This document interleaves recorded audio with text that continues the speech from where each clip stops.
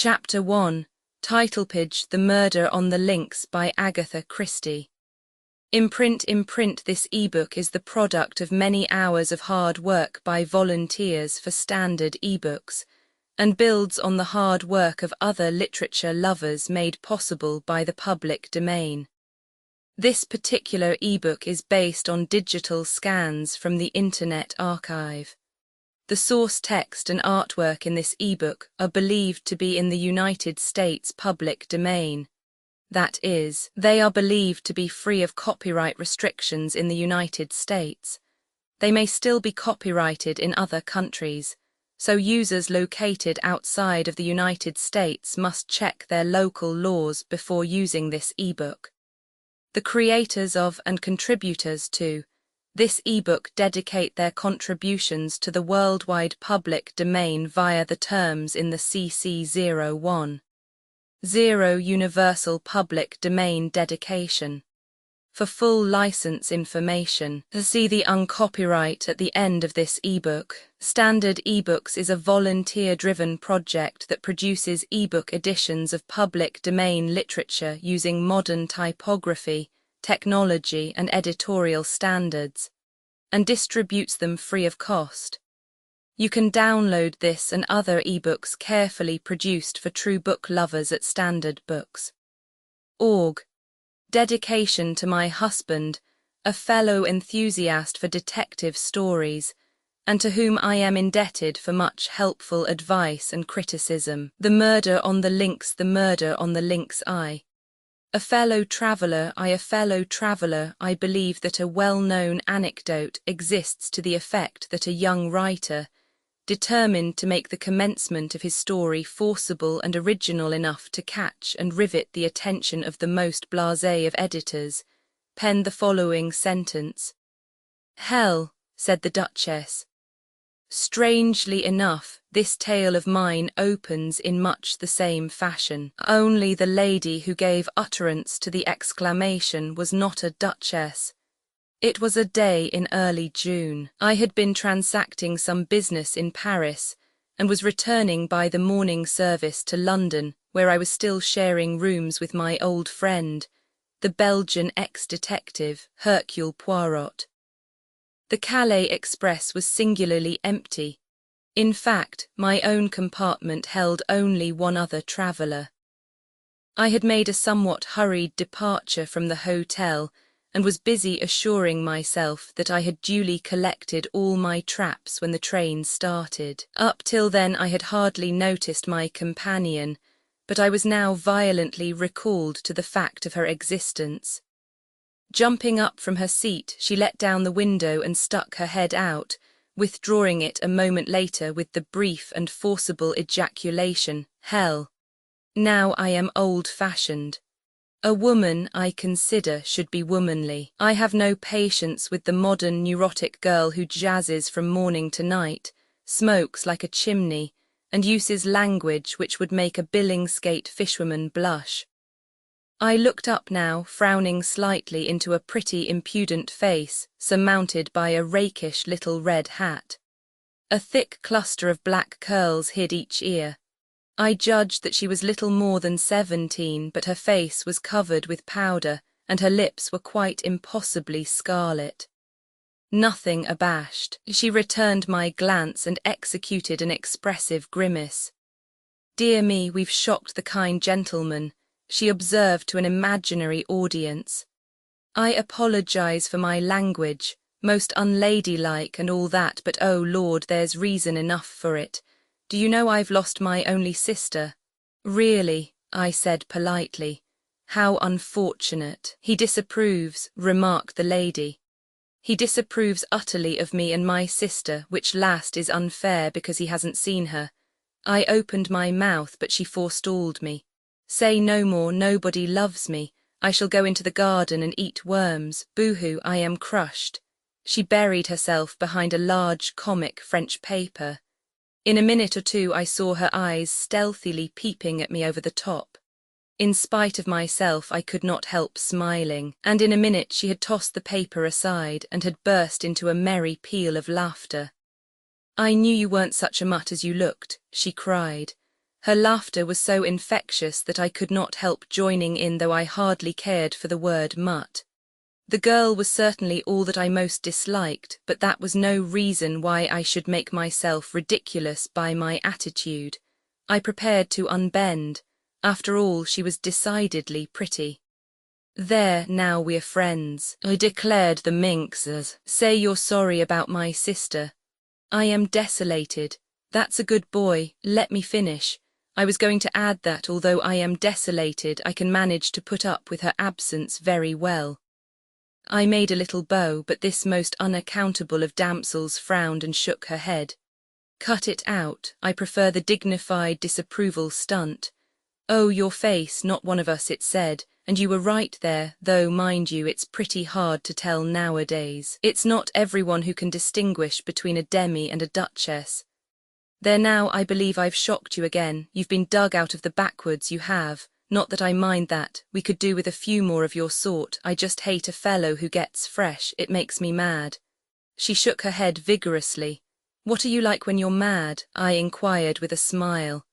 "A regular little devil, don't care what I say or what I do either. I nearly did a chap in once." "Yes, really. He'd have deserved it too. Italian blood I've got. I shall get into trouble one of these days." "Well," I begged, "don't get mad with me." "I shan't. I like you, did the first moment I set eyes on you. But you looked so disapproving that I never thought we should make friends." "Well, we have. Tell me something about yourself." "I'm an actress." "No, not the kind you're thinking of, lunching at the Savoy covered with jewellery and with their photograph in every paper saying how much they love Madame So-and-so's face cream. I've been on the board since I was a kid of 6 tumbling." "I beg your pardon," I said, puzzled. "Haven't you seen Child Acrobats?" "Oh, I understand. I'm American born, but I've spent most of my life in England. We got a new show now. My sister and I, sort of song and dance and a bit of patter and a dash of the old business thrown in. It's quite a new idea and it hits them every time. There's to be money in it." My new acquaintance leaned forward and discoursed volubly, a great many of her terms being quite unintelligible to me. Yet I found myself evincing an increasing interest in her. She seemed such a curious mixture of child and woman. Though perfectly worldly wise and able, as she expressed it, to take care of herself, there was yet something curiously ingenuous in her single-minded attitude towards life and her whole-hearted determination to make good. This glimpse of a world unknown to me was not without its charm, and I enjoyed seeing her vivid little face light up as she talked. We passed through Amiens. The name awakened many memories. My companion seemed to have an intuitive knowledge of what was in my mind. "Thinking of the war," I nodded. "You were through it, I suppose." "Pretty well. I was wounded once, and after the Somme they invalided me out altogether. I had a half-fledged army job for a bit. I'm a sort of private secretary now to an MP.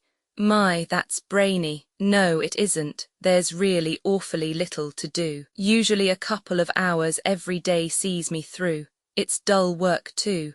In fact, I don't know what I should do if I hadn't got something to fall back upon." "Don't say you collect bugs." "No, I share rooms with a very interesting man. He's a Belgian, an ex-detective. He's set up as a private detective in London and he's doing extraordinarily well. He's really a very marvellous little man. Time and again he has proved to be right where the official police have failed." My companion listened with widening eyes. "Isn't that interesting now? I just adore crime. I go to all the mysteries on the movies, and when there's a murder on I just devour the papers." "Do you remember the Styles case?" I asked. "Let me see, was that the old lady who was poisoned, somewhere down in Essex?" I nodded. "That was Poirot's first big case. Undoubtedly, but for him the murderer would have escaped scot-free. It was a most wonderful bit of detective work." Warming to my subject, I ran over the heads of the affair, working up to the triumphant and unexpected denouement. The girl listened spellbound. In fact, we were so absorbed that the train drew into Calais station before we realized it. "My goodness gracious me," cried my companion. "Where's my powder puff?" She proceeded to bedaub her face liberally, and then applied a stick of lip salve to her lips, observing the effect in a small pocket glass and betraying not the faintest sign of self-consciousness. I say, I hesitated. I dare say it's cheek on my part, but why do all that sort of thing? The girl paused in her operations and stared at me with undisguised surprise. "It isn't as though you weren't so pretty that you can afford to do without it," I said stammeringly. "My dear boy, I've got to do it, all the girls do. Think I want to look like a little frump-up from the country?" She took one last look in the mirror, smiled approval, and put it and her vanity box away in her bag. "That's better. Keeping up appearances is a bit of a fag, I grant, but if a girl respects herself, it's up to her not to let herself get slack." To this essentially moral sentiment I had no reply. A point of view makes a great difference. I secured a couple of porters and we alighted on the platform. My companion held out her hand. "Goodbye, and I'll mind my language better in future." "Oh, but surely you'll let me look after you on the boat." "Mayn't be on the boat. I've got to see whether that sister of mine got aboard after all anywhere, but thanks all the same." "Oh, but we are going to meet again, surely." I hesitated. "I want to meet your sister." We both laughed. "That's real nice of you. I'll tell her what you say, but I don't fancy we'll meet again. You've been very good to me on the journey, especially after I cheeked you as I did. But what your face expressed first thing is quite true. I'm not your kind. And that brings trouble. I know that well enough." Her face changed. For the moment all the light-hearted gaiety died out of it. It looked angry, revengeful. "So goodbye," she finished in a lighter tone. "Aren't you even going to tell me your name?" I cried as she turned away. She looked over her shoulder. A dimple appeared in each cheek. She was like a lovely picture by Greuze. "Cinderella," she said and laughed. But little did I think when and how I should see Cinderella again. II, an appeal for help. II, an appeal for help. It was 5 minutes past 9 when I entered our joint sitting room for breakfast on the following morning. My friend Poirot, exact to the minute as usual, was just tapping the shell of his second egg. He beamed upon me as I entered. "You have slept well, yes. You have recovered from the crossing so terrible. It is a marvel, almost you are exact this morning. Pardon, but your tie is not symmetrical. Permit that I rearrange him." Elsewhere I have described Hercule Poirot, an extraordinary little man. Height 5 feet 4 inches, egg-shaped head carried a little to one side, eyes that shone green when he was excited, stiff military moustache, air of dignity immense. He was neat and dandified in appearance. For neatness of any kind he had an absolute passion. To see an ornament set crooked, or a speck of dust, or a slight disarray in one's attire, was torture to the little man until he could ease his feelings by remedying the matter. Order and method were his gods. He had a certain disdain for tangible evidence, such as footprints and cigarette ash, and would maintain that, taken by themselves, they would never enable a detective to solve a problem. Then he would tap his egg-shaped head with absurd complacency, and remark with great satisfaction, "The true work, it is done from within. The little grey cells. Remember always the little grey cells, mon ami." I slipped into my seat, and remarked idly, in answer to Poirot's greeting, that an hour's sea passage from Calais to Dover could hardly be dignified by the epithet terrible. Poirot waved his egg spoon in vigorous refutation of my remark. "Do tout. If for an hour one experiences sensations and emotions of the most terrible, one has lived many hours. Does not one of your English poets say that time is counted not by hours but by heartbeats?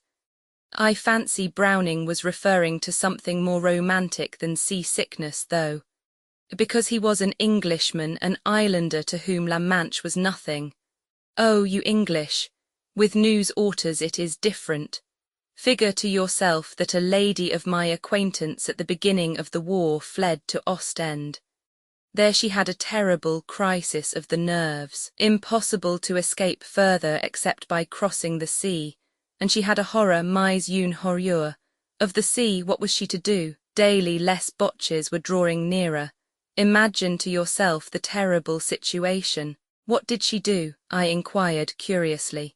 Fortunately her husband was homme pratique. He was also very calm. The crises of the nerves, they affected him not. Il a emporté simplement. Naturally, when she reached England she was prostrate, but she still breathed. Poirot shook his head seriously. I composed my face as best I could.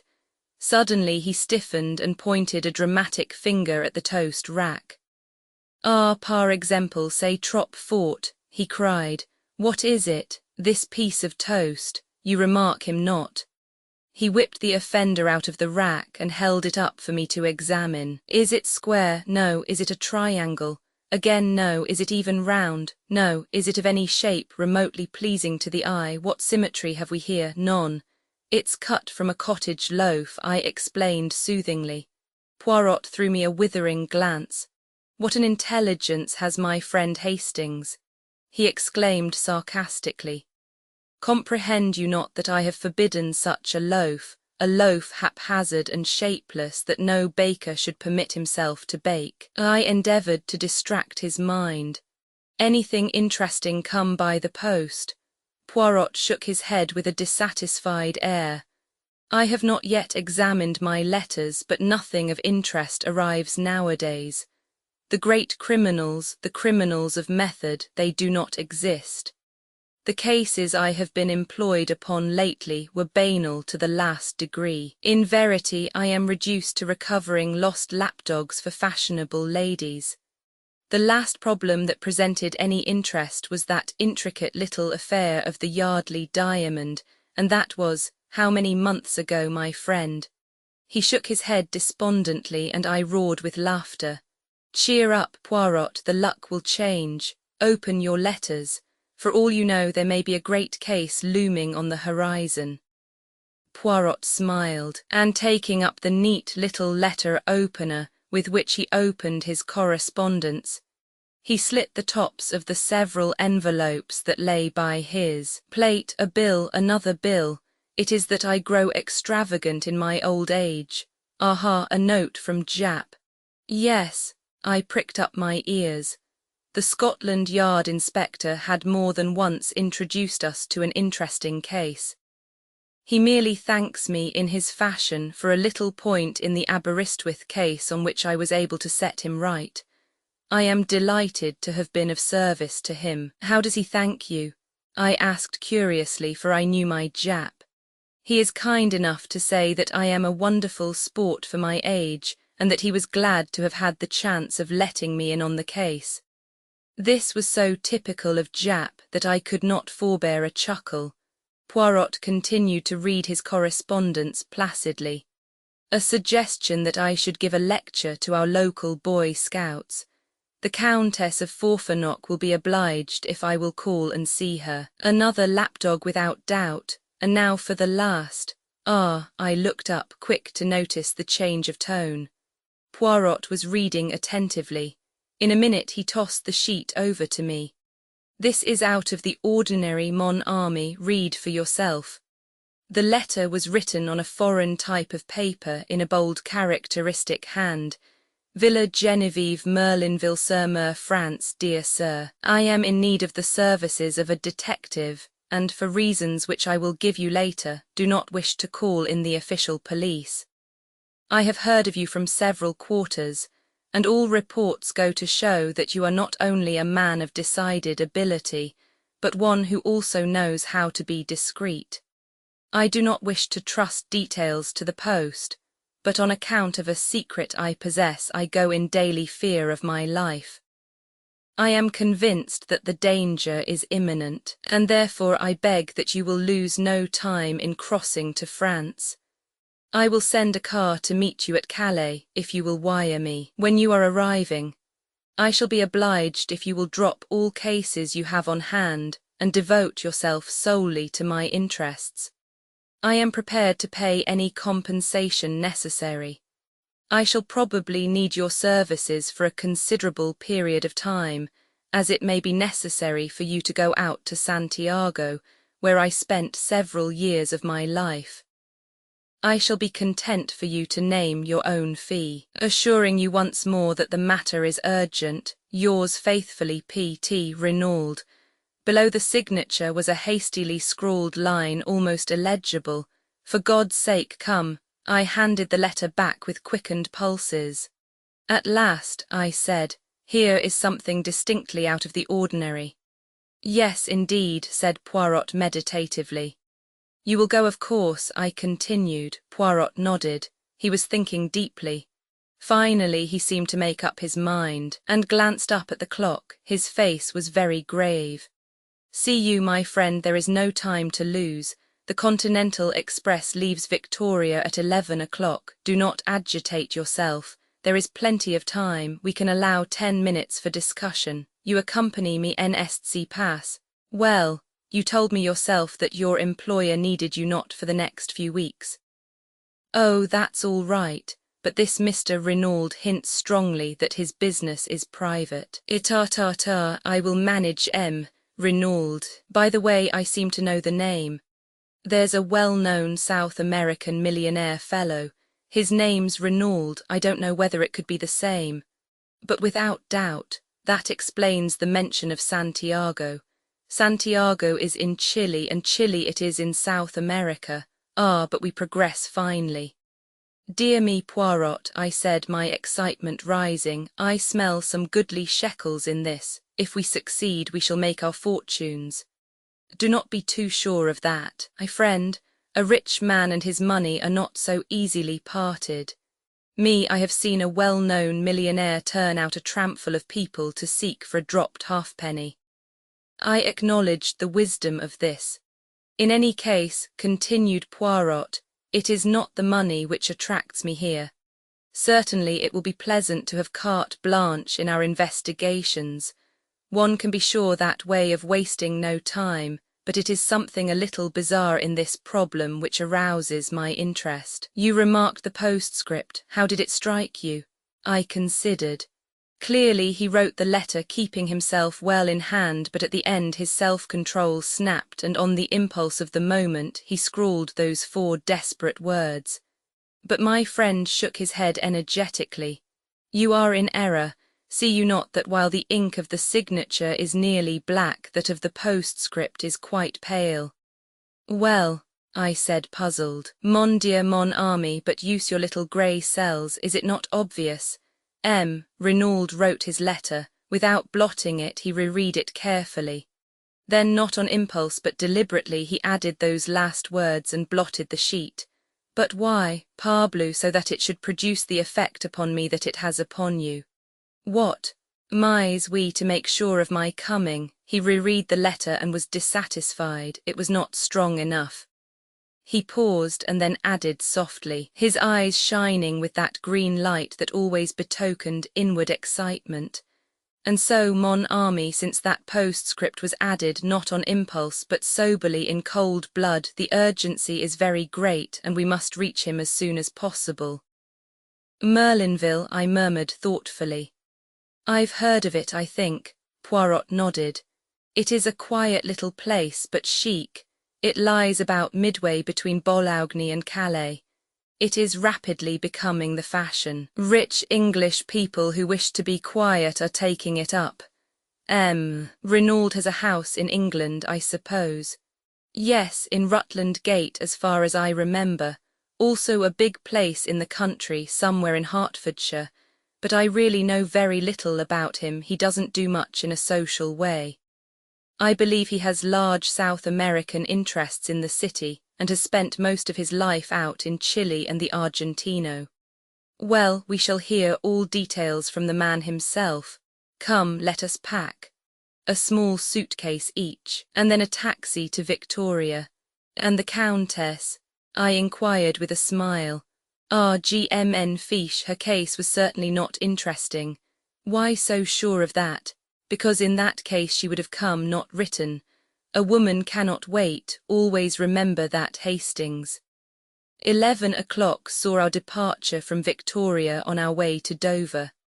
Before starting, Poirot had dispatched a telegram to Mr. Renauld giving the time of our arrival at Calais. "I'm surprised you haven't invested in a few bottles of some sea-sick remedy, Poirot," I observed maliciously as I recalled our conversation at breakfast. My friend, who was anxiously scanning the weather, turned a reproachful face upon me. "Is it that you have forgotten the method most excellent of Lavagaya? His system, I practice it always. One balances oneself, if you remember, turning the head from left to right, breathing in and out, counting 6 between each breath." I demurred. "You'll be rather tired of balancing yourself and counting 6 by the time you get to Santiago or Buenos Aires or wherever it is you land." "Quelle idée, you do not figure to yourself that I shall go to Santiago. Mr. Renauld suggests it in his letter. He did not know the methods of Hercule Poirot. I do not run to and fro making journeys and agitating myself. My work is done from within here."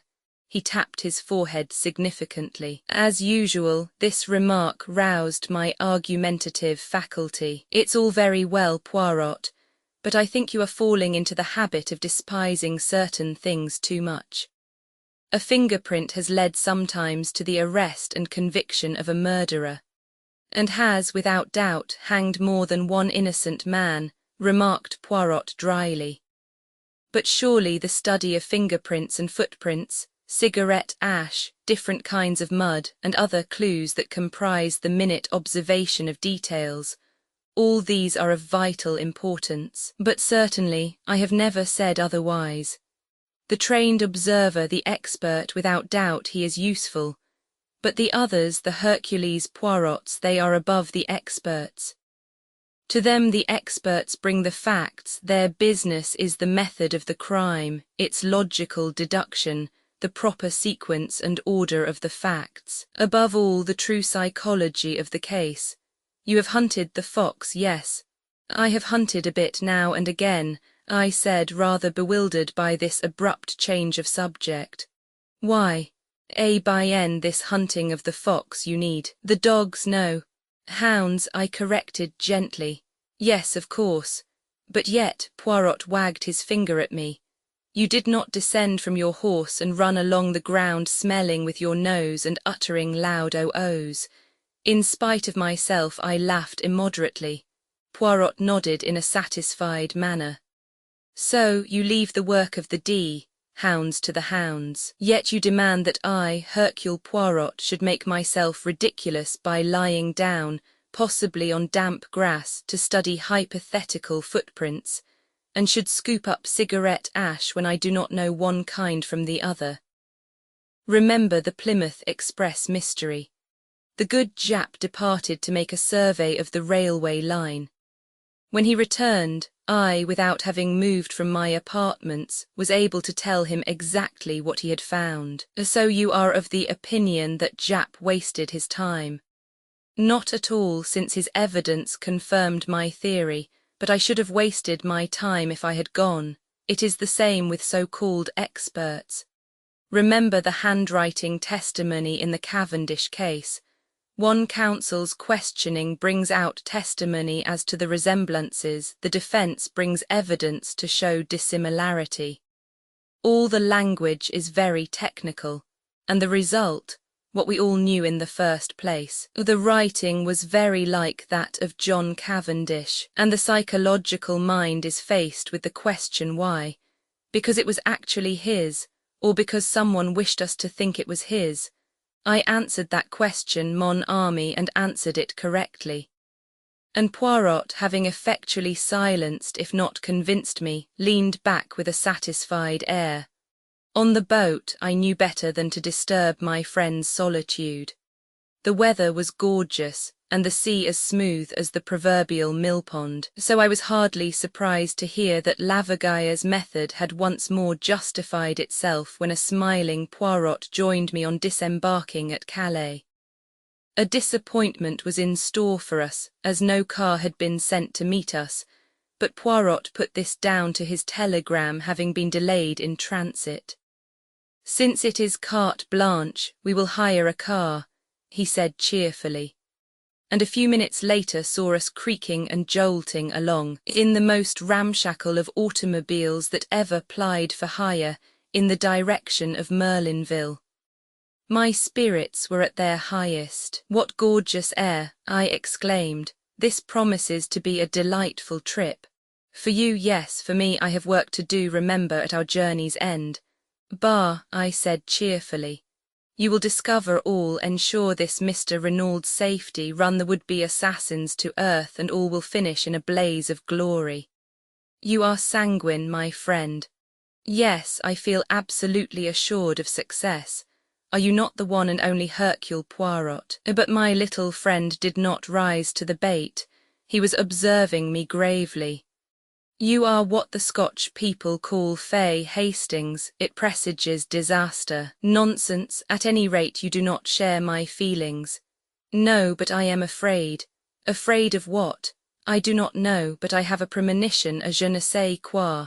He spoke so gravely that I was impressed in spite of myself. "I have a feeling," he said slowly, "that this is going to be a big affair, a long, troublesome problem that will not be easy to work out." I would have questioned him further, but we were just coming into the little town of Merlinville, and we slowed up to inquire the way to the Villa Genevieve. "Straight on, monsieur, through the town. The Villa Genevieve is about half a mile the other side. You cannot miss it, a big villa overlooking the sea." We thanked our informant and drove on, leaving the town behind. A fork in the road brought us to a second halt. A peasant was trudging towards us, and we waited for him to come up to us in order to ask the way again. There was a tiny villa standing right by the road, but it was too small and dilapidated to be the one we wanted. As we waited, the gate of it swung open and a girl came out. The peasant was passing us now, and the driver leaned forward from his seat and asked for direction. "The Villa Genevieve, just a few steps up this road to the right, monsieur. You could see it if it were not for the curve." The chauffeur thanked him and started the car again. My eyes were fascinated by the girl who still stood, with one hand on the gate, watching us. I am an admirer of beauty, and here was one whom nobody could have passed without remark. Very tall, with the proportions of a young goddess, her uncovered golden head gleaming in the sunlight, I swore to myself that she was one of the most beautiful girls I had ever seen. As we swung up the rough road, I turned my head to look after her. "By Jove, Poirot," I exclaimed, "did you see that young goddess?" Poirot raised his eyebrows. "Ça commence," he murmured. "Already you have seen a goddess. But hang it all, wasn't she?" "Possibly. I did not remark the fact." "Surely you noticed her?" "Mon ami, two people rarely see the same thing. You, for instance, saw a goddess." He hesitated. "Yes, I saw only a girl with anxious eyes," said Poirot gravely. But at that moment we drew up at a big green gate, and simultaneously we both uttered an exclamation. Before it stood an imposing Sergeant de Ville. He held up his hand to bar our way.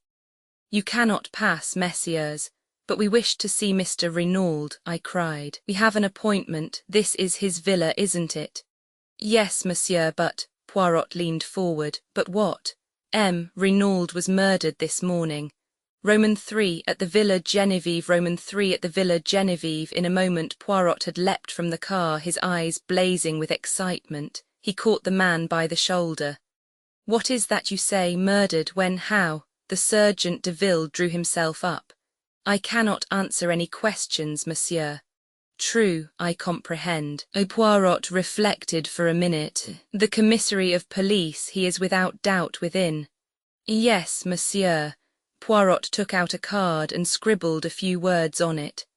"Voila. Will you have the goodness to see that this card is sent in to the commissary at once?" The man took it and, turning his head over his shoulder, whistled. In a few seconds a comrade joined him and was handed Poirot's message. There was a wait of some minutes, and then a short, stout man with a huge moustache came bustling down to the gate. The Sergeant de Ville saluted and stood aside. "My dear M. Poirot," cried the newcomer, "I am delighted to see you. Your arrival is most opportune." Poirot's face had lighted up. "M. Bex, this is indeed a pleasure." He turned to me. "This is an English friend of mine, Captain Hastings, M. Lucian Bex."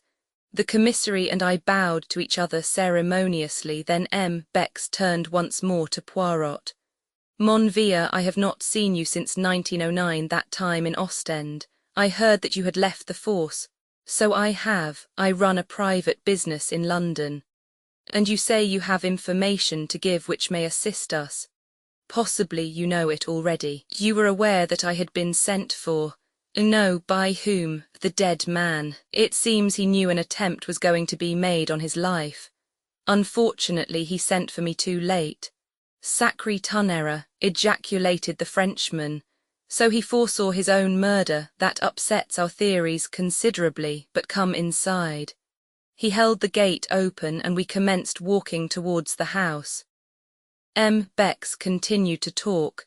"The examining magistrate, M. Hortet, must hear of this at once. He has just finished examining the scene of the crime and is about to begin his interrogations.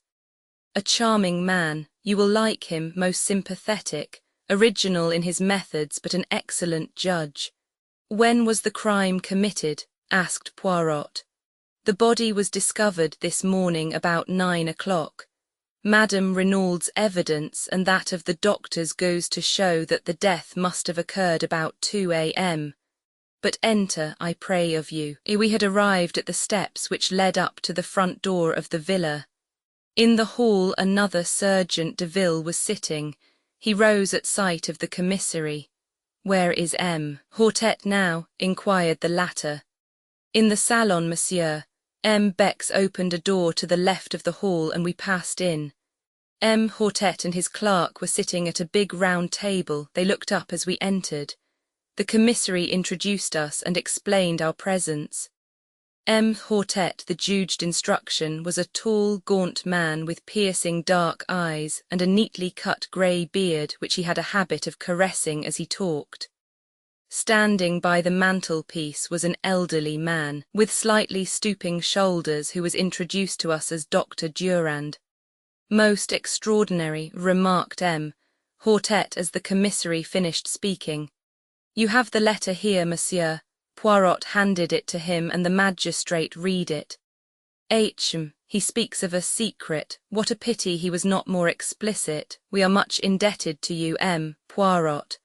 I hope you will do us the honour of assisting us in our investigations, or are you obliged to return to London? Le juge, I propose to remain. I did not arrive in time to prevent my client's death, but I feel myself bound in honour to discover the assassin." The magistrate bowed. "These sentiments do you honour. Also, without doubt, Madame Renaud will wish to retain your services. We are expecting M. Giraud from the Sûreté in Paris any moment, and I am sure that you and he will be able to give each other mutual assistance in your investigations.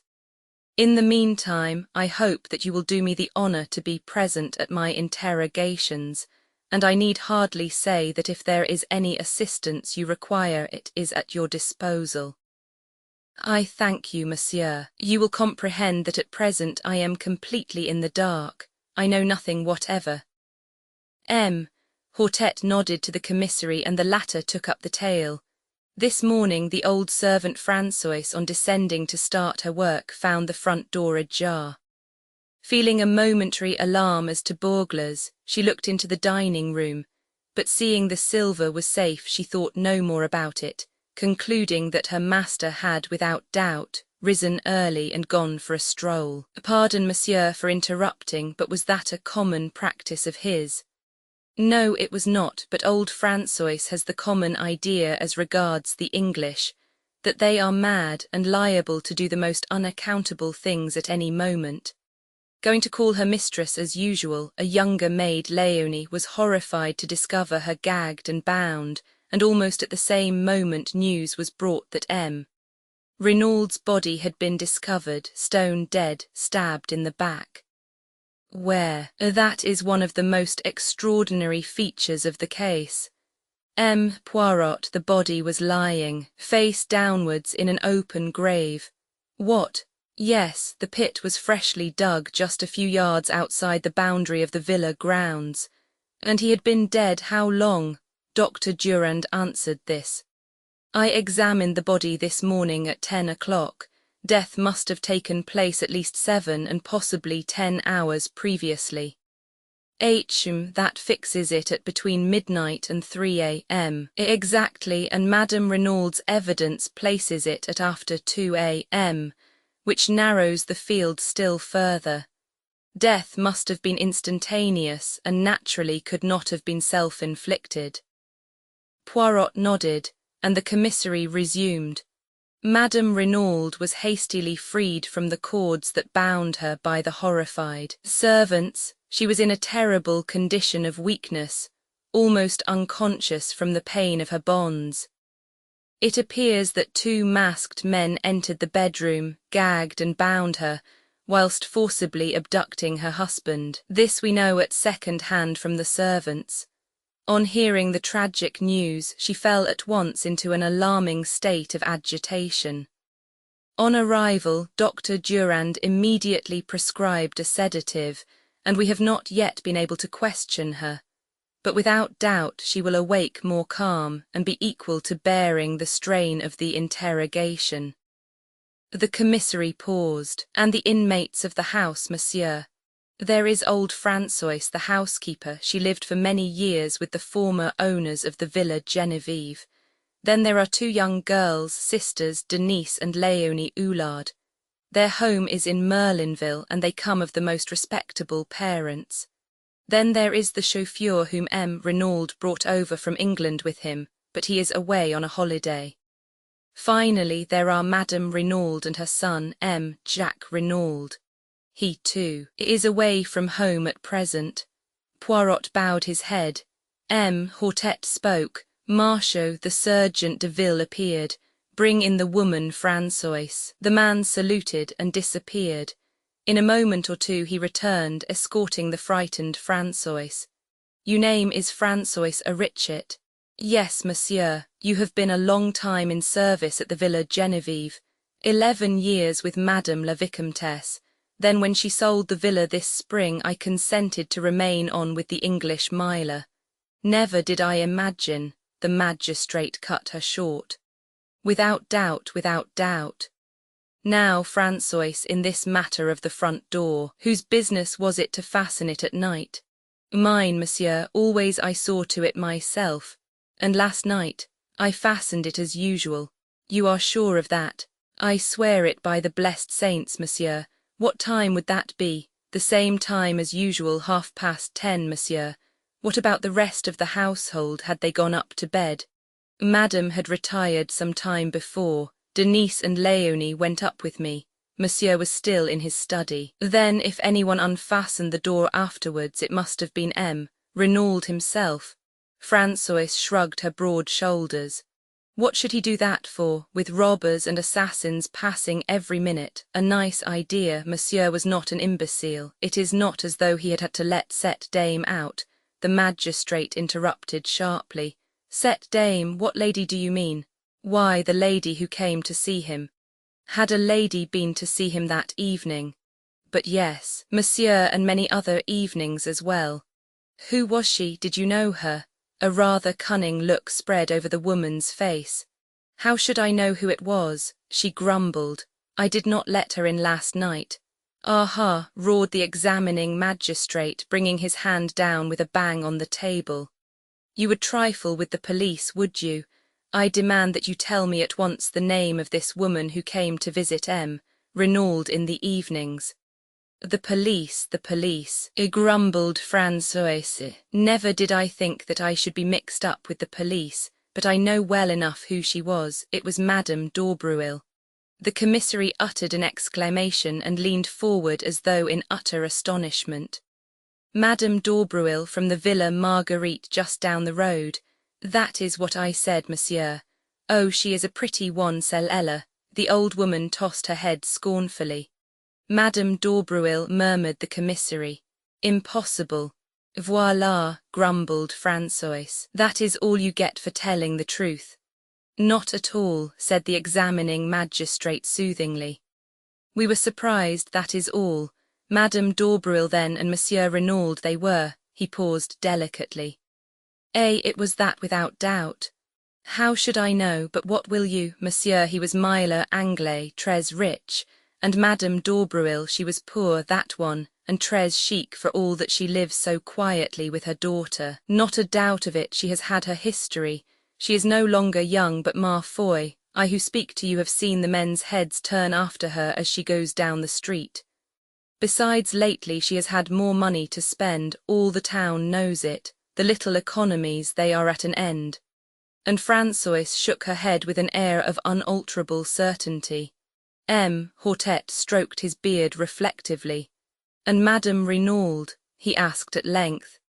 How did she take this friendship? François shrugged her shoulders. She was always most amiable, most polite.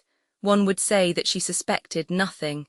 But all the same, is it not so, the heart suffers, monsieur. Day by day I have watched Madame grow paler and thinner.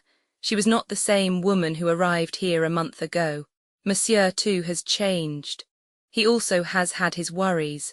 One could see that he was on the brink of a crisis of the nerves. And who could wonder with an affair conducted in such a fashion? No reticence, no discretion. Style anglais without doubt. I bounded indignantly in my seat, but the examining magistrate was continuing his questions, undistracted by side issues. You say that Renaud had not to let Madame d'Aubruil out, had she left then? Yes, monsieur, I heard them come out of the study and go to the door. Monsieur said good night and shut the door after her. What time was that? About 25 minutes after 10, monsieur. Do you know when Renaud went to bed? I heard him come up about 10 minutes after we did. The stair creaks so that one hears everyone who goes up and down. And that is all, you heard no sound of disturbance during the night? Nothing whatever, monsieur. Which of the servants came down the first in the morning? I did, monsieur. At once I saw the door swinging open. What about the other downstairs windows, were they all fastened? Every one of them. There was nothing suspicious or out of place anywhere. Good, François, you can go. The old woman shuffled towards the door. On the threshold she looked back. I will tell you one thing, monsieur, that Madame d'Aubruil, she is a bad one. Oh yes, one woman knows about another. She is a bad one, remember that. And shaking her head sagely, François left the room. Léonie Hulard called the magistrate. Léonie appeared dissolved in tears and inclined to be hysterical. Hortense dealt with her adroitly. Her evidence was mainly concerned with the discovery of her mistress gagged and bound, of which she gave rather an exaggerated account. She, like François, had heard nothing during the night. Her sister Denise succeeded her. She agreed that her master had changed greatly of late. Every day he became more and more morose. He ate less, he was always depressed. But Denise had her own theory. Without doubt it was the mafia he had on his track. 2 masked men, who else could it be? A terrible society, that. It is, of course, possible, said the magistrate smoothly. Now, my girl, was it you who admitted Madame d'Aubruil to the house last night? Not last night, monsieur, the night before. But François has just told us that Madame d'Aubruil was here last night. No, monsieur, a lady did come to see Renaud last night, but it was not Madame d'Aubruil. Surprised, the magistrate insisted, but the girl held firm. She knew Madame d'Aubruil perfectly by sight. This lady was dark also, but shorter and much younger. Nothing could shake her statement. Had you ever seen this lady before? Never, monsieur. And then the girl added diffidently, but I think she was English. English? Yes, monsieur, she asked for Renaud in quite good French, but the accent, one can always tell it NSC pass. Besides, when they came out of the study they were speaking in English. Did you hear what they said? Could you understand it, I mean? Me, I speak the English very well, said Denise with pride. The lady was speaking too fast for me to catch what she said, but I heard Monsieur's last words as he opened the door for her. She paused and then repeated carefully and laboriously, "Yes, yes, but for God's sake go now." "Yes, yes, but for God's sake go now," repeated the magistrate. He dismissed Denise and after a moment or two for consideration recalled Françoise. To her he propounded the question as to whether she had not made a mistake in fixing the night of Madame d'Aubruil's visit. Françoise, however, proved unexpectedly obstinate. It was last night that Madame d'Aubruil had come. Without a doubt it was she. Denise wished to make herself interesting, voilà tout, so she had cooked up this fine tale about a strange lady, airing her knowledge of English too. Probably Monsieur had never spoken that sentence in English at all, and even if he had, it proved nothing, for Madame d'Aubruil spoke English perfectly and generally used that language when talking to M. and Madame Renaud. You see, Jacques, the son of Monsieur, was usually here, and he spoke the French very badly. The magistrate did not insist. Instead, he inquired about the chauffeur and learned that only yesterday Renaud had declared that he was not likely to use the car and that Masters might just as well take a holiday. A perplexed frown was beginning to gather between Poirot's eyes. "What is it?" I whispered. He shook his head impatiently and asked a question. "Pardon, Bex, but without doubt, Renaud could drive the car himself." The commissary looked over at Françoise and the old woman replied promptly, "No, Monsieur did not drive himself."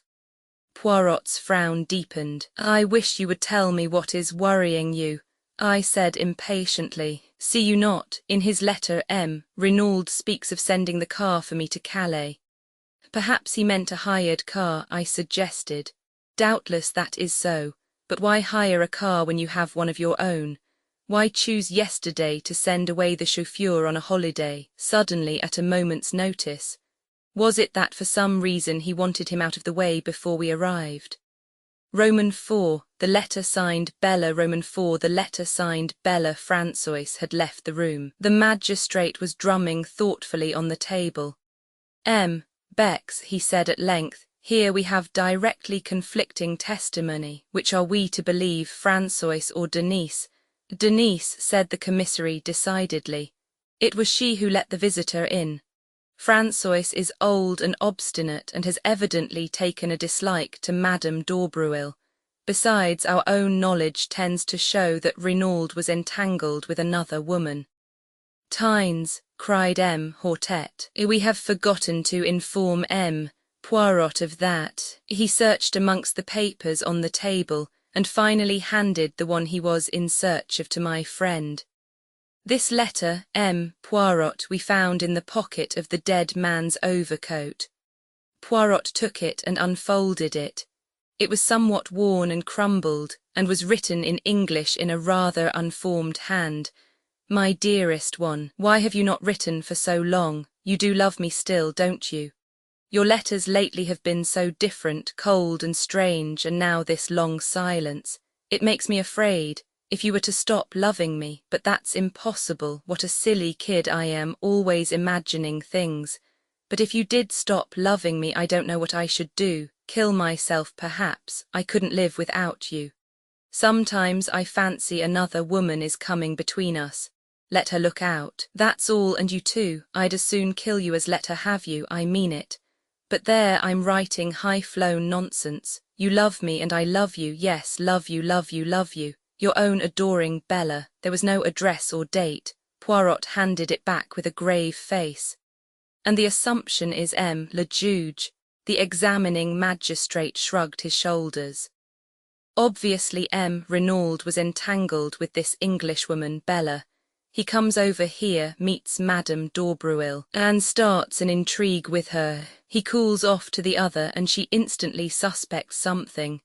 This letter contains a distinct threat. Poirot, at first sight the case seemed simplicity itself, Jealousy, the fact that M. Renaud was stabbed in the back seemed to point distinctly to its being a woman's crime. Poirot nodded. The stab in the back, yes, but not the grave. That was laborious work, hard work. No woman dug that grave, monsieur. That was a man's doing. The commissary exclaimed excitedly. Yes, yes, you are right, we did not think of that. As I said, continued M. Hortet, at first sight the case seemed simple, but the masked men and the letter you received from M. Renaud complicate matters.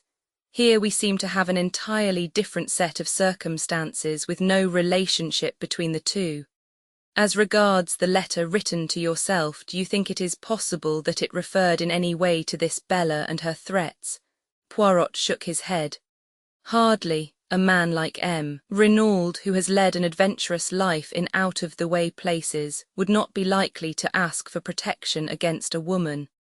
The examining magistrate nodded his head emphatically. My view exactly. Then we must look for the explanation of the letter. In Santiago, finished the commissary.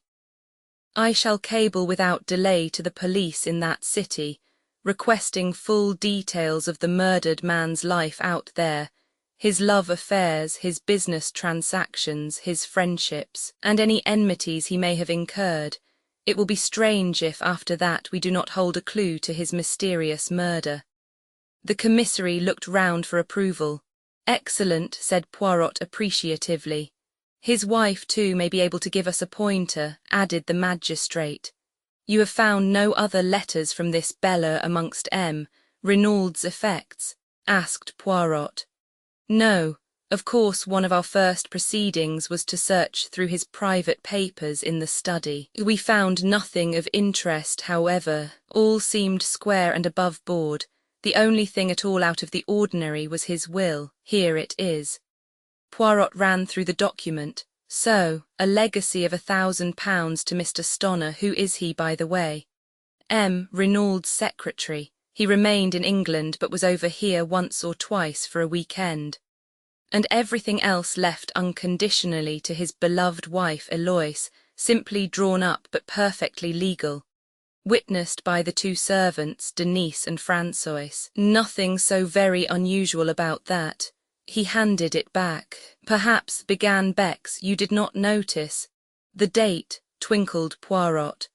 But yes, I noticed it, a fortnight ago. Possibly it marks his first intimation of danger. Many rich men die intestate through never considering the likelihood of their demise. But it is dangerous to draw conclusions prematurely. It points, however, to his having a real liking and fondness for his wife in spite of his amorous intrigues. Yes, said M. Hortet doubtfully, but it is possibly a little unfair on his son, since it leaves him entirely dependent on his mother. If she were to marry again, and her second husband obtained an ascendancy over her, this boy might never touch a penny of his father's money. Poirot shrugged his shoulders. Man is a vain animal. M. Renaud figured to himself without doubt that his widow would never marry again. As to the son, it may have been a wise precaution to leave the money in his mother's hands. The sons of rich men are proverbially wild. It may be as you say. Now, M. Poirot, you would without doubt like to visit the scene of the crime. I am sorry that the body has been removed, but of course photographs have been taken from every conceivable angle and will be at your disposal as soon as they are available. I thank you, monsieur, for all your courtesy. The commissary rose. Come with me, messieurs. He opened the door and bowed ceremoniously to Poirot to precede him. Poirot, with equal politeness, drew back and bowed to the commissary. Monsieur, at last they got out into the hall. That room there, it is the study, Hein? Asked Poirot suddenly, nodding towards the door opposite. Yes, you would like to see it. He threw the door open as he spoke, and we entered. The room which M. Renaud had chosen for his own particular use was small, but furnished with great taste and comfort. A business-like writing desk with many pigeon-holes stood in the window. Two large leather-covered armchairs faced the fireplace, and between them was a round table covered with the latest books and magazines. Bookshelves lined two of the walls, and at the end of the room opposite the window there was a handsome oak sideboard with a tantalus on top. The curtains and portiere were of a soft, dull green, and the carpet matched them in tone. Poirot stood a moment taking in the room, then he stepped forward, passed his hand lightly over the backs of the leather chairs, picked up a magazine from the table and drew a finger gingerly over the surface of the oak sideboard. His face expressed complete approval. "No dust?" I asked with a smile. He beamed on me, appreciative of my knowledge of his peculiarities. "Not a particle, mon ami, and for once perhaps it is a pity." His sharp, bird-like eyes darted here and there. "Ah," he remarked suddenly with an intonation of relief. "The hearthrug is crooked," and he bent down to straighten it. Suddenly he uttered an exclamation and rose. In his hand he held a small fragment of paper. "In France, as in England," he remarked, "the domestics omit to sweep under the mats." Bex took the fragment from him and I came closer to examine it. "You recognize it, Hastings?" I shook my head, puzzled, and yet that particular shade of pink paper was very familiar. The commissary's mental processes were quicker than mine. "A fragment of a cheque," he exclaimed. The piece of paper was roughly about 2 inches square. On it was written in ink the word Duveen. "By N," said Bex. "This cheque was payable to or drawn by one named Duveen." "The former, I fancy," said Poirot, "for if I am not mistaken the handwriting is that of M. Renauld. That was soon established by comparing it with a memorandum from the desk." "Dear me," murmured the commissary with a crestfallen air, "I really cannot imagine how I came to overlook this." Poirot laughed. "The moral of that is, always look under the mats. My friend Hastings here will tell you that anything in the least crooked is a torment to me. As soon as I saw that the hearthrug was out of the straight, I said to myself, 'Tynes, the leg of the chair caught it in being pushed back. Possibly there may be something beneath it which the good François overlooked.' François, or Denise, or Léonie, whoever did this room, since there is no dust the room must have been done this morning. I reconstruct the incident like this. Yesterday, possibly last night, M. Renauld drew a cheque to the order of someone named Duveen. Afterwards it was torn up and scattered on the floor. This morning, but M. Bex was already pulling impatiently at the bell. François answered it. Yes, there had been a lot of pieces of paper on the floor. What had she done with them? Put them in the kitchen stove, of course. What else? With a gesture of despair, Bex dismissed her. Then, his face lightening, he ran to the desk. In a minute he was hunting through the dead man's cheque book. Then he repeated his former gesture. The last counterfoil was blank. "Courage," cried Poirot, clapping him on the back. "Without doubt, Madame Renauld will be able to tell us all about this mysterious person named Duveen." The commissary's face cleared. "That is true, let us proceed." As we turned to leave the room, Poirot remarked casually, "It was here that M. Renauld received his guest last night, eh?" "It was, but how did you know?" "By this. I found it on the back of the leather chair." And he held up between his finger and thumb a long black hair, a woman's hair.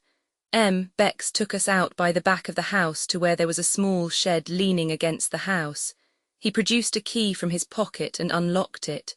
"The body is here. We moved it from the scene of the crime just before you arrived, as the photographers had done with it."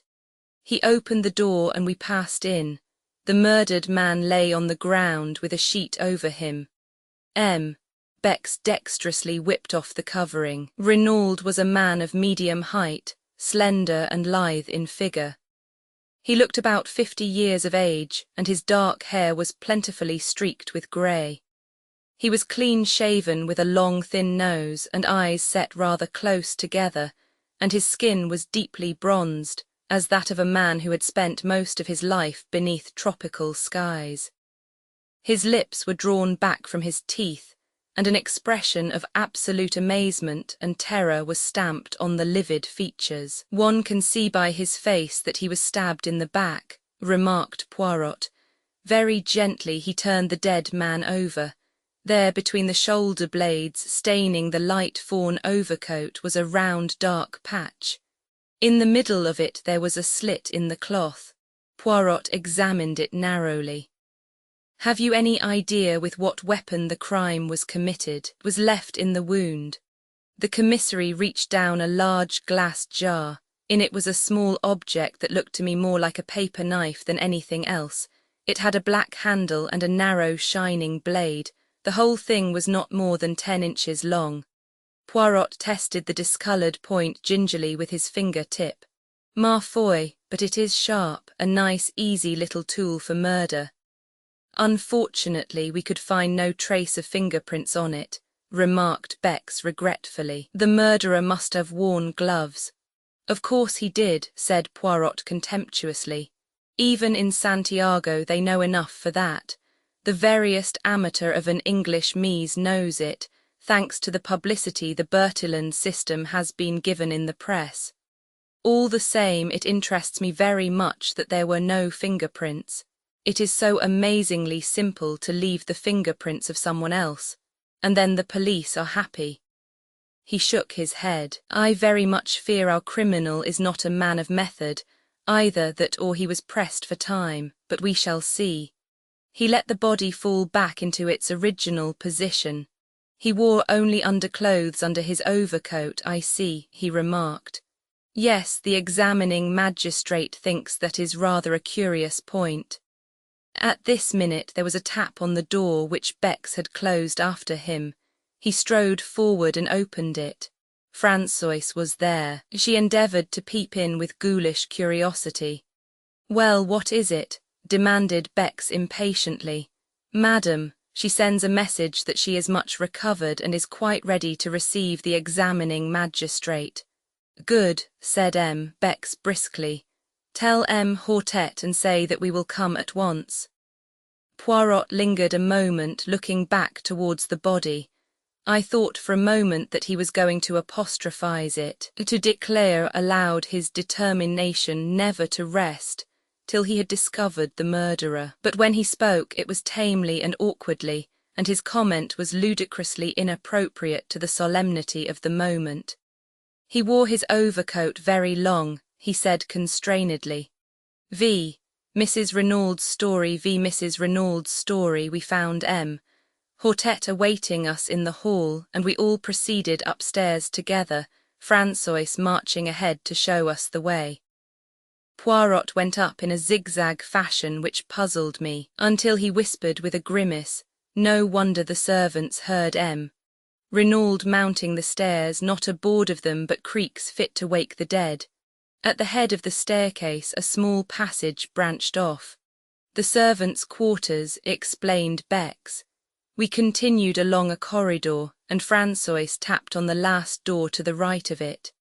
A faint voice bade us enter, and we passed into a large sunny apartment looking out towards the sea, which showed blue and sparkling about a quarter of a mile distant. On a couch, propped up with cushions, and attended by Dr. Durand, lay a tall, striking-looking woman. She was middle-aged, and her once dark hair was now almost entirely silvered, but the intense vitality and strength of her personality would have made itself felt anywhere. You knew at once that you were in the presence of what the French call une maîtresse femme. She greeted us with a dignified inclination of the head. "Pray be seated, messieurs." We took chairs, and the magistrate's clerk established himself at a round table. "I hope, madam," began Hortet, "that it will not distress you unduly to relate to us what occurred last night." "Not at all, monsieur. I know the value of time if these scoundrelly assassins are to be caught and punished." "Very well, madam. It will fatigue you less, I think, if I ask you questions and you confine yourself to answering them. At what time did you go to bed last night?" "At 9:30, monsieur. I was tired." "And your husband?" "About an hour later, I fancy." "Did he seem disturbed, upset in any way?" No, not more than usual. What happened then? We slept. I was awakened by a hand being pressed over my mouth. I tried to scream out, but the hand prevented me. There were 2 men in the room. They were both masked. Can you describe them at all, madam? One was very tall and had a long black beard, the other was short and stout. His beard was reddish. They both wore hats pulled down over their eyes. Said the magistrate thoughtfully, too much beard, I fear. You mean they were false? Yes, madam, but continue your story. It was the short man who was holding me. He forced a gag into my mouth and then bound me with rope hand and foot. The other man was standing over my husband. He had caught up my little dagger paper knife from the dressing table and was holding it with the point just over his heart. When the short man had finished with me, he joined the other, and they forced my husband to get up and accompany them into the dressing room next door. I was nearly fainting with terror. Nevertheless, I listened desperately. They were speaking in too low a tone for me to hear what they said, but I recognized the language, a bastard Spanish such as is spoken in some parts of South America. They seemed to be demanding something from my husband, and presently they grew angry and their voices rose a little. I think the tall man was speaking. You know what we want, he said. The secret, where is it? I do not know what my husband answered, but the other replied fiercely, You lie. Oh, we know you have it. Where are your keys? Then I heard sounds of drawers being pulled out. There is a safe on the wall of my husband's dressing room in which he always keeps a fairly large amount of ready money. Leonie tells me this has been rifled and the money taken, but evidently what they were looking for was not there, for presently I heard the tall man, with an oath, command my husband to dress himself. Soon after that, I think some noise in the house must have disturbed them, for they hustled my husband out into my room only half-dressed.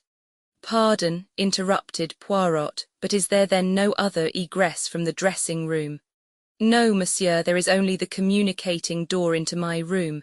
They hurried my husband through, the short man in front and the tall man behind him with the dagger still in his hand.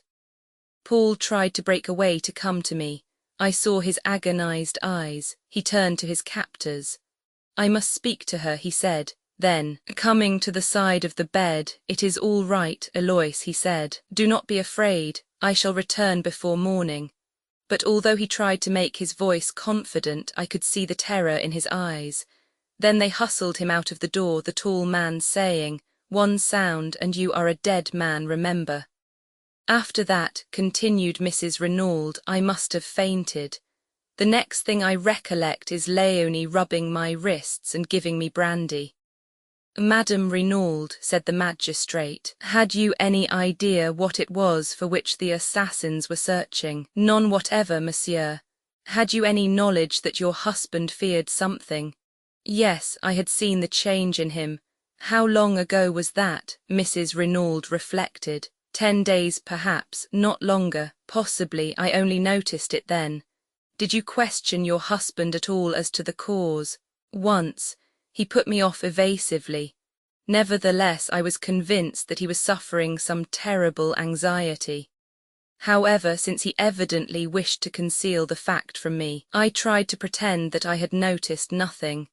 Were you aware that he had called in the services of a detective? A detective? Exclaimed Mrs. Renauld, very much surprised. Yes, this gentleman, Hercule Poirot. Poirot bowed. He arrived today in response to a summons from your husband. And taking the letter written by Renauld from his pocket, he handed it to the lady. She read it with apparently genuine astonishment. I had no idea of this. Evidently, he was fully cognizant of the danger. Now, madam, I will beg of you to be frank with me. Is there any incident in your husband's past life in South America which might throw light on his murder? Mrs. Renauld reflected deeply, but at last shook her head. I can think of none. Certainly my husband had many enemies, people he had got the better of in some way or another, but I can think of no one distinctive case. I do not say there is no such incident. only that I am not aware of it." The examining magistrate stroked his beard disconsolately. "And you can fix the time of this outrage?" "Yes, I distinctly remember hearing the clock on the mantelpiece strike too." She nodded towards an 8-day travelling clock in a leather case which stood in the centre of the chimney-piece. Poirot rose from his seat, scrutinised the clock carefully and nodded, satisfied. "And here too," exclaimed Bex, "is a wrist watch knocked off the dressing table by the assassins, without doubt, and smashed to atoms. Little did they know it would testify against them." Gently he picked away the fragments of broken glass. Suddenly his face changed to one of utter stupefaction. "Mon Dieu," he ejaculated, "what is it? The hands of the watch point to 7 o'clock. "What?" cried the examining magistrate, astonished. But Poirot, deft as ever, took the broken trinket from the startled commissary and held it to his ear. Then he smiled. "The glass is broken, yes, but the watch itself is still going." The explanation of the mystery was greeted with a relieved smile, but the magistrate bethought him of another point. "But surely it is not 7 o'clock now." "No," said Poirot gently, "it is a few minutes after 5. Possibly the watch gains, is that so, madam?" Mrs. Renauld was frowning perplexedly. "It does gain," she admitted, "but I've never known it to gain quite so much as that." With a gesture of impatience, the magistrate left the matter of the watch and proceeded with his interrogatory. "Madam, the front door was found ajar. It seems almost certain that the murderers entered that way, yet it has not been forced at all. Can you suggest any explanation? Possibly my husband went out for a stroll the last thing and forgot to latch it when he came in. Is that a likely thing to happen? Very. My husband was the most absent-minded of men." There was a slight frown on her brow as she spoke, as though this trait in the dead man's character had at times vexed her. "There is one inference I think we might draw," remarked the commissary suddenly. "Since the men insisted on Renauld dressing himself, it looks as though the place they were taking him to, the place where the secret was concealed, lay some distance away." The magistrate nodded. "Yes, far, and yet not too far, since he spoke of being back by morning." "What times does the last train leave the station of Merlinville?" asked Poirot. 11:50 one way, and 12:17 the other, but it is more probable that they had a motor waiting." "Of course," agreed Poirot, looking somewhat crestfallen. "Indeed, that might be one way of tracing them," continued the magistrate, brightening. "A motor containing 2 foreigners is quite likely to have been noticed. That is an excellent point, Bex." He smiled to himself, and then, becoming grave once more, he said to Mrs. Renauld, "There is another question. Do you know anyone of the name of Duveen?" "Duveen," Mrs. Renauld repeated thoughtfully. "No, for the moment I cannot say I do." "You have never heard your husband mention anyone of that name?" "Never." "Do you know anyone whose Christian name is Bella?" He watched Mrs. Renauld narrowly as he spoke, seeking to surprise any signs of anger or consciousness, but she merely shook her head in quite a natural manner. He continued his questions. "Are you aware that your husband had a visitor last night?" Now he saw the red mount slightly in her cheeks, but she replied composedly. "No, who was that?" "A lady." "Indeed." But for the moment the magistrate was content to say no more. It seemed unlikely that Madame d'Aubreuil had any connection with the crime, and he was anxious not to upset Mrs. Renauld more than necessary. He made a sign to the commissary, and the latter replied with a nod. Then, rising, he went across the room, and returned with the glass jar we had seen in the outhouse in his hand. From this he took the dagger. "Madam," he said gently, "do you recognize this?" She gave a little cry. "Yes, that is my little dagger." Then she saw the stained point, and she drew back, her eyes widening with horror. "Is that blood?" "Yes, madam, your husband was killed with this weapon." He removed it hastily from sight. "You are quite sure about its being the one that was on your dressing table last night?" "Oh, yes, it was a present from my son. He was in the Air Force during the war. He gave his age as older than it was. There was a touch of the proud mother in her voice. This was made from a streamline aeroplane wire and was given to me by my son as a souvenir of the war. I see, madam, that brings us to another matter. Your son, where is he now? It is necessary that he should be telegraphed to without delay.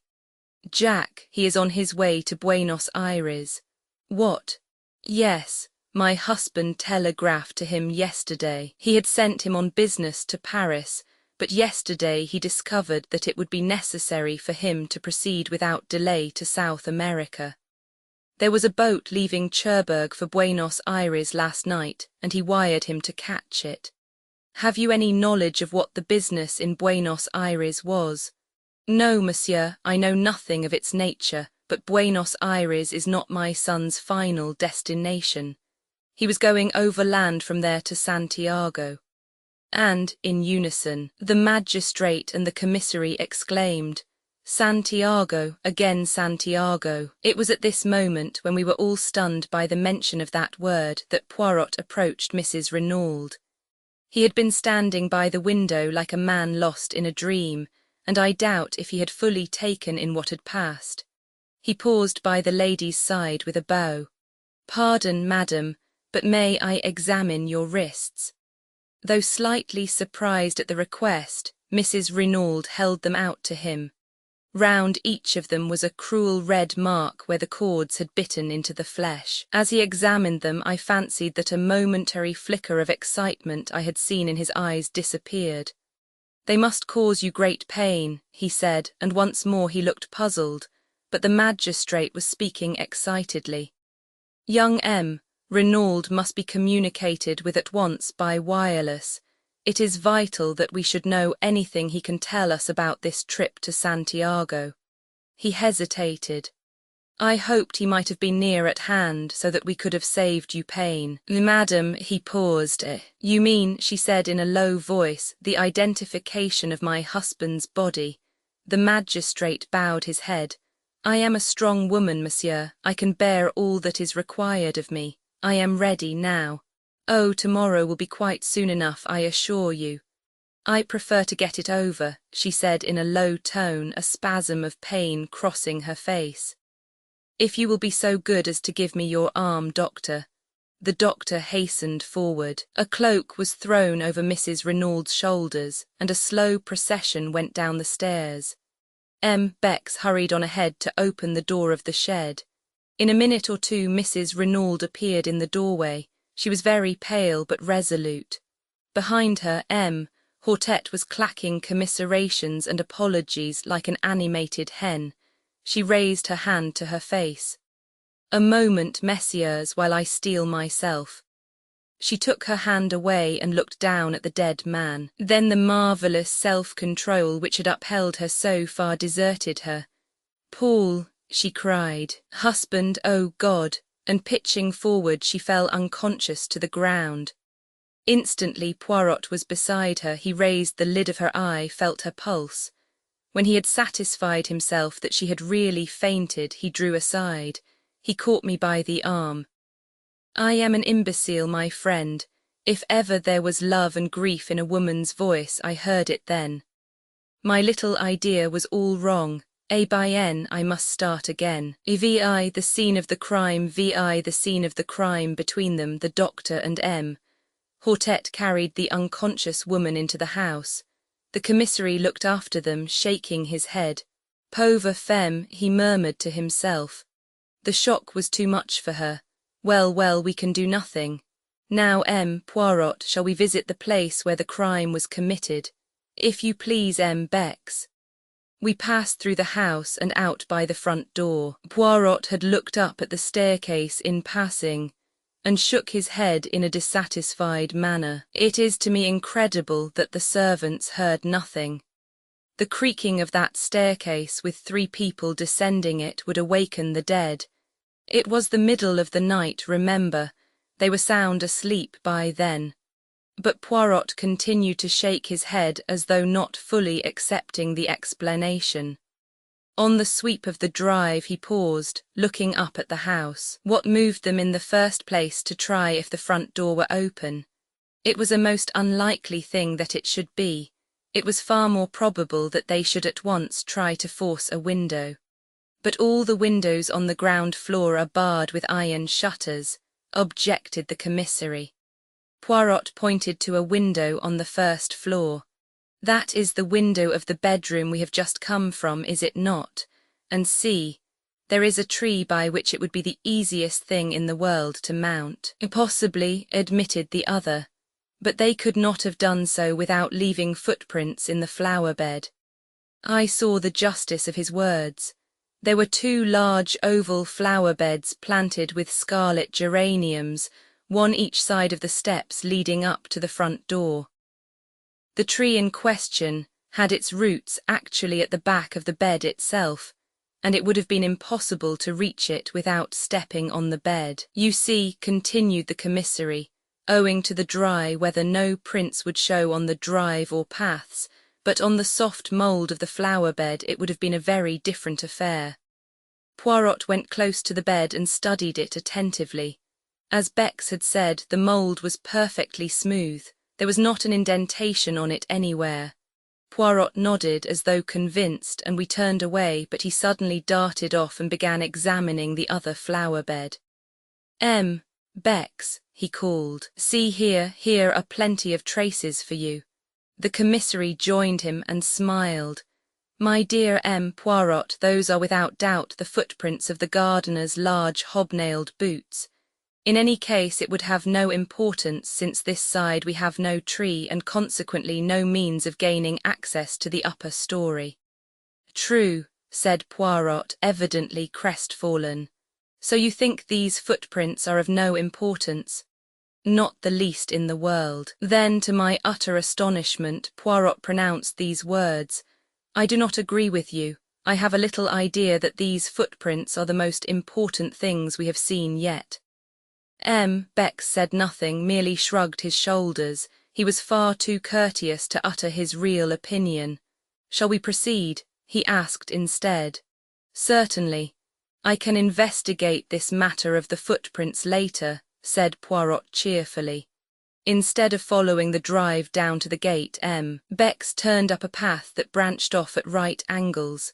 It led up a slight incline round to the right of the house and was bordered on either side by a kind of shrubbery. Suddenly it emerged into a little clearing from which one obtained a view of the sea. A seat had been placed here, and not far from it was a rather ramshackle shed. A few steps further on, a neat line of small bushes marked the boundary of the villa grounds. Bex pushed his way through these, and we found ourselves on a wide stretch of open downs. I looked round and saw something that filled me with astonishment. Why, this is a golf course, I cried. Bex nodded. The limits are not completed yet, he explained. It is hoped to be able to open them sometime next month. It was some of the men working on them who discovered the body early this morning. I gave a gasp.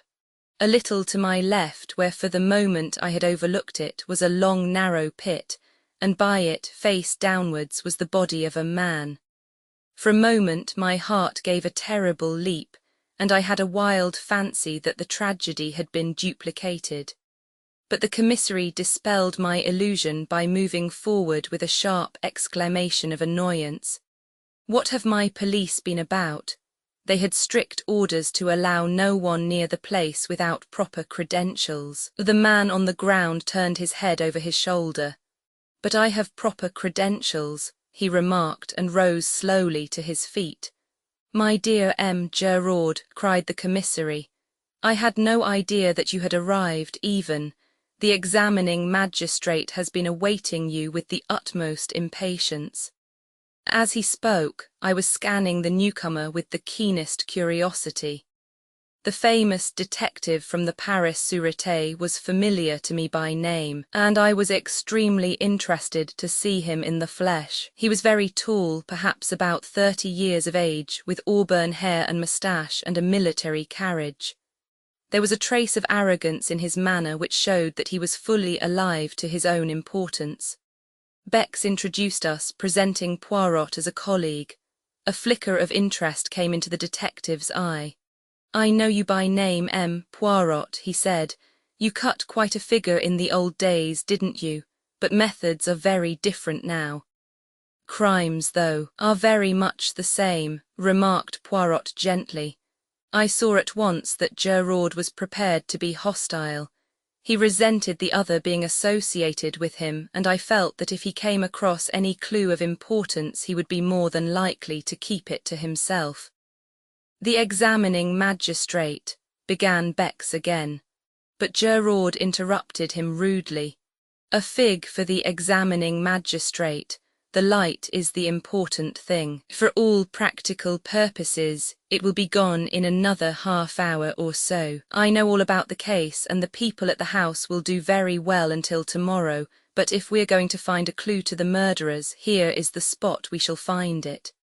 "Is it your police who have been trampling all over the place? I thought they knew better nowadays." "Assuredly they do. The marks you complain of were made by the workmen who discovered the body." The other grunted disgustedly. "I can see the tracks where the three of them came through the hedge, but they were cunning. You can just recognize the center footmarks as those of M. Renaud, but those on either side have been carefully obliterated. Not that there would really be much to see anyway on this hard ground, but they weren't taking any chances." "The external sign," said Poirot. "That is what you seek, eh?" The other detective stared. "Of course." A very faint smile came to Poirot's lips. He seemed about to speak, but checked himself. He bent down to where a spade was lying. "That's what the grave was dug with, right enough," said Gerard. "But you'll get nothing from it. It was Renaud's own spade, and the man who used it wore gloves. Here they are." He gesticulated with his foot to where two soiled, earth-stained gloves were lying. "And they are Renaud's too, or at least his gardener's. I tell you, the men who planned out this crime were taking no chances. The man was stabbed with his own dagger and would have been buried with his own spade. They counted on leaving no traces, but I'll beat them. There's always something, and I mean to find it." But Poirot was now apparently interested in something else, a short discoloured piece of lead piping which lay beside the spade. He touched it delicately with his finger. "And does this too belong to the murdered man?" he asked, and I thought I detected a subtle flavour of irony in the question. Gerard shrugged his shoulders to indicate that he neither knew nor cared. "May have been lying around here for weeks. Anyway, it doesn't interest me." "I, on the contrary, find it very interesting," said Poirot sweetly. I guessed that he was merely bent on annoying the Paris detective, and if so, he succeeded. The other turned away rudely, remarking that he had no time to waste, and bending down, he resumed his minute search of the ground. Meanwhile, Poirot, as though struck by a sudden idea, stepped back over the boundary and tried the door of the little shed. "That's locked," said Gerard over his shoulder. "But it's only a place where the gardener keeps his rubbish. The spade didn't come from there, but from the tool shed up by the house." "Marvellous," murmured M. Bex to me ecstatically. "He has been here but half an hour and he already knows everything. What a man! Undoubtedly Gerard is the greatest detective alive today." Although I disliked the detective heartily, I nevertheless was secretly impressed. Efficiency seemed to radiate from the man. I could not help feeling that, so far, Poirot had not greatly distinguished himself, and it vexed me. He seemed to be directing his attention to all sorts of silly, puerile points that had nothing to do with the case.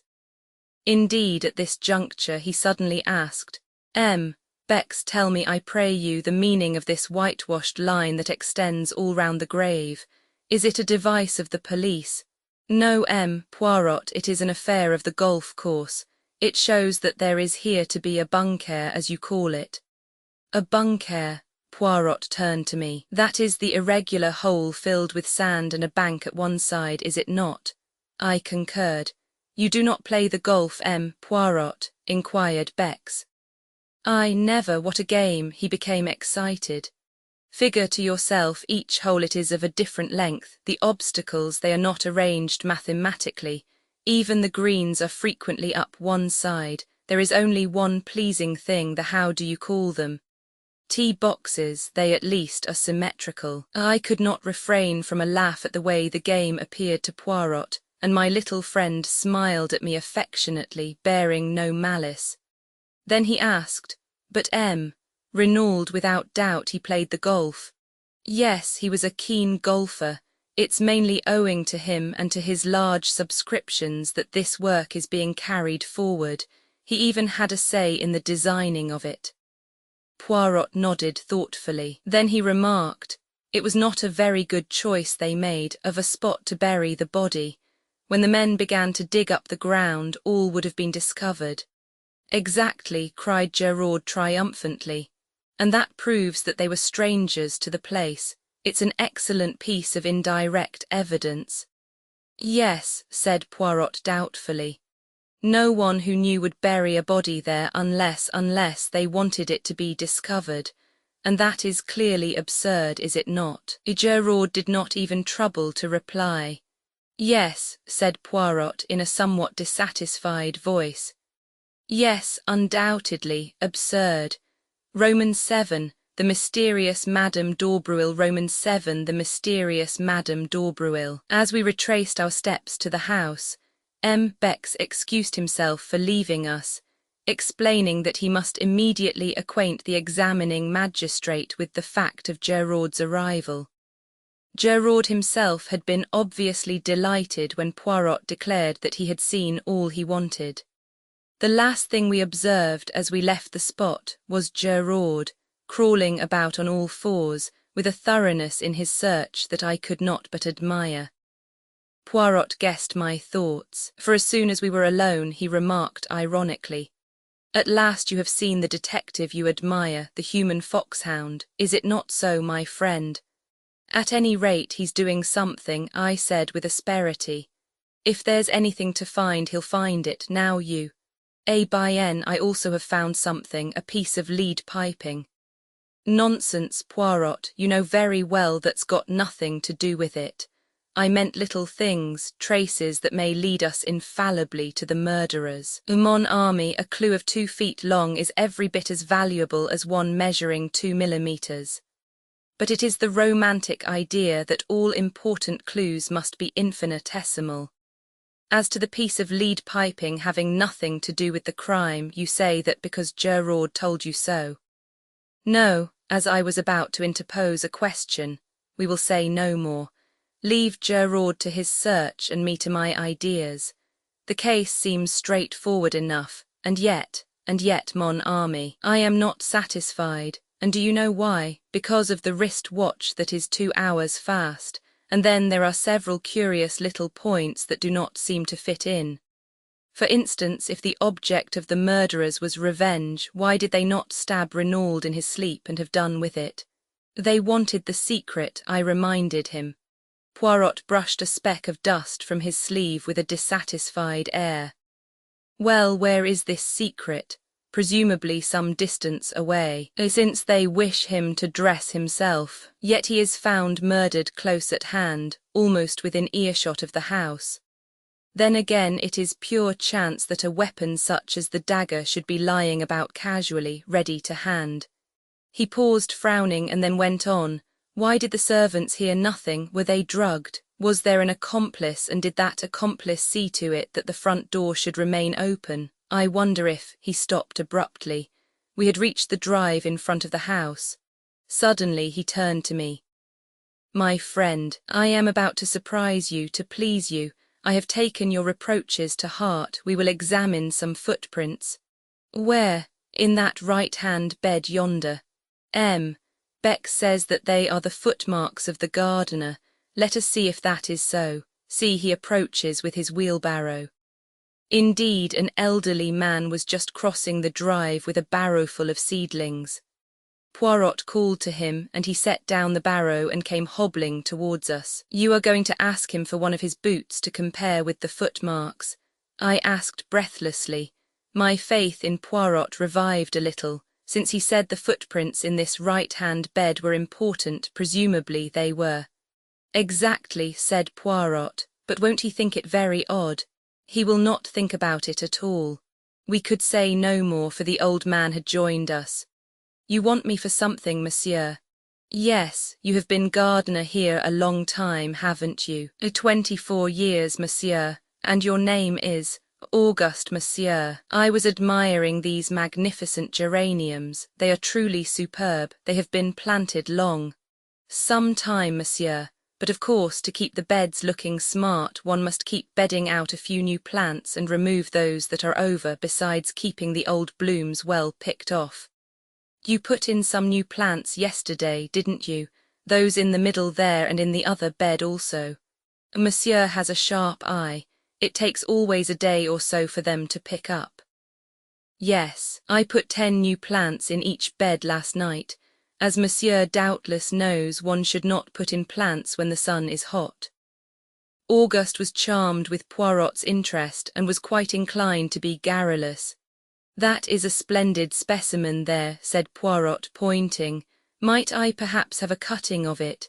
But certainly, monsieur.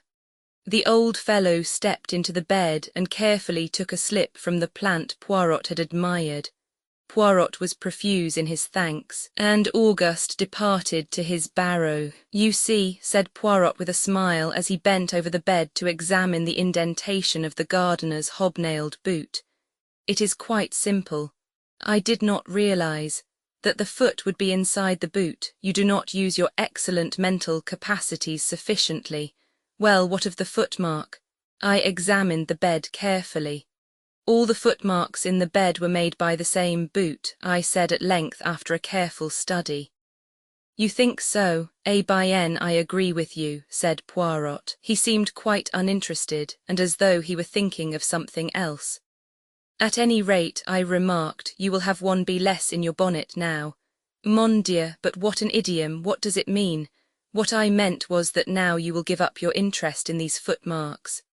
But to my surprise Poirot shook his head. No, no, mon ami, at last I am on the right track. I am still in the dark, but as I hinted just now to M. Bex, these footmarks are the most important and interesting things in the case. That poor Giraud, I should not be surprised if he took no notice of them whatever.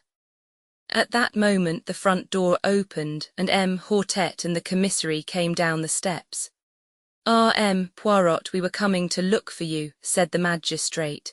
It is getting late, but I wish to pay a visit to Madame d'Aubreuil. Without doubt she will be very much upset by M. Renaud's death, and we may be fortunate enough to get a clue from her. The secret that he did not confide to his wife, it is possible that he may have told it to the woman whose love held him enslaved. We know where our Samsons are weak, don't we?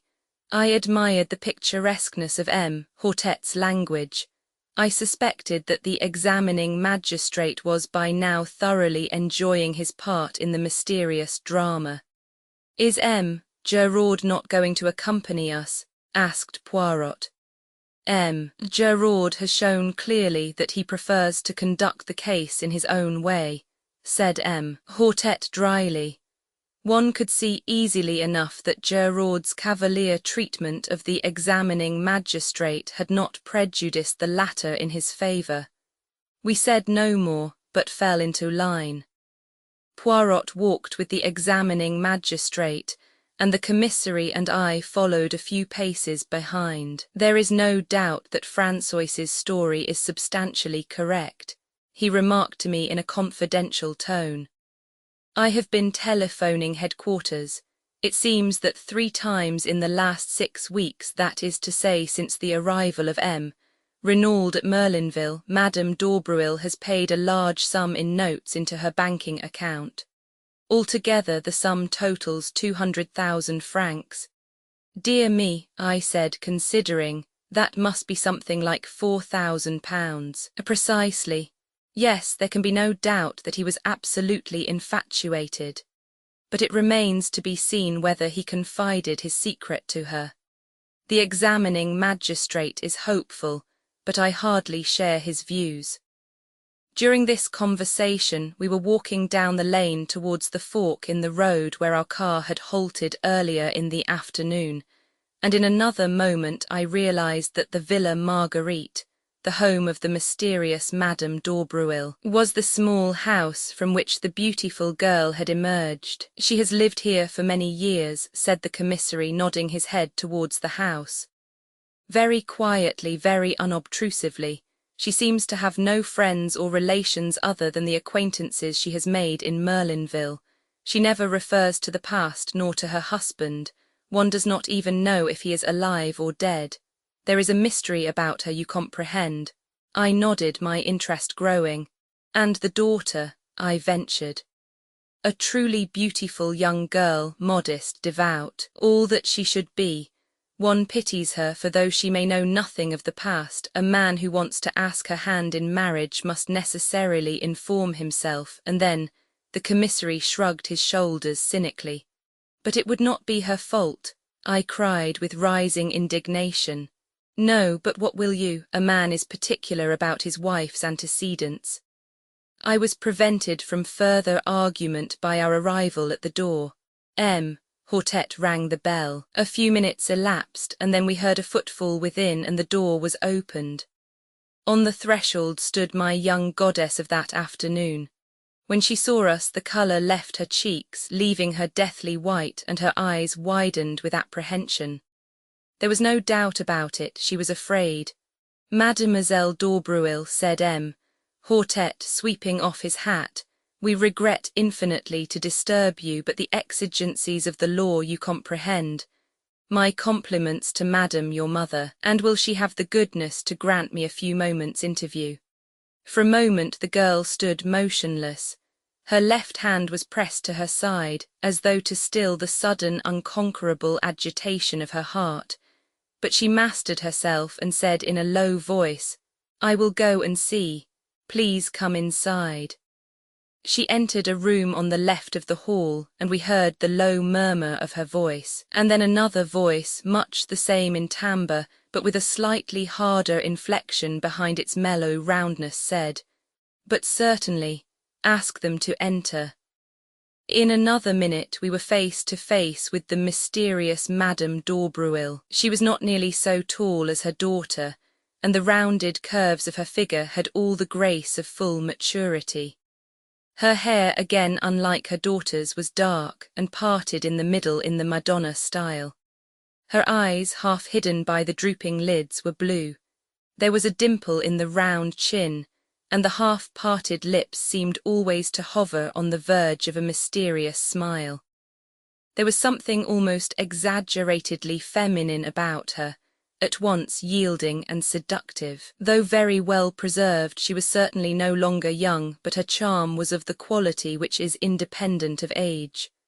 Standing there in her black dress with the fresh white collar and cuffs, her hands clasped together, she looked subtly appealing and helpless.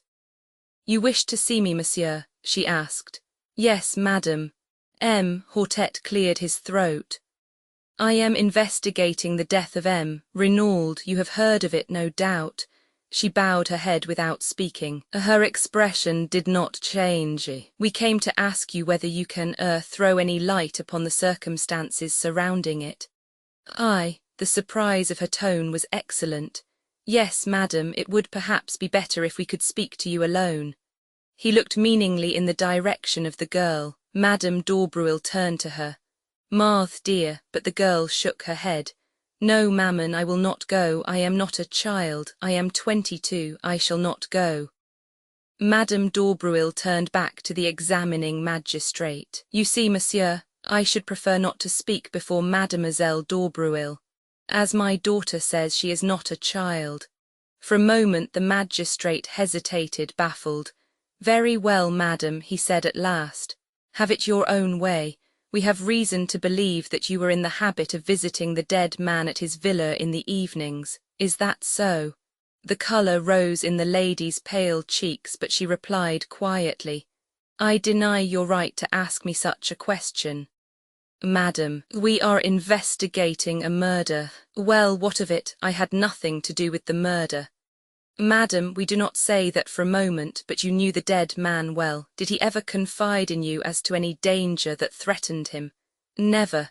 Did he ever mention his life in Santiago and any enemies he may have made there? No. Then you can give us no help at all.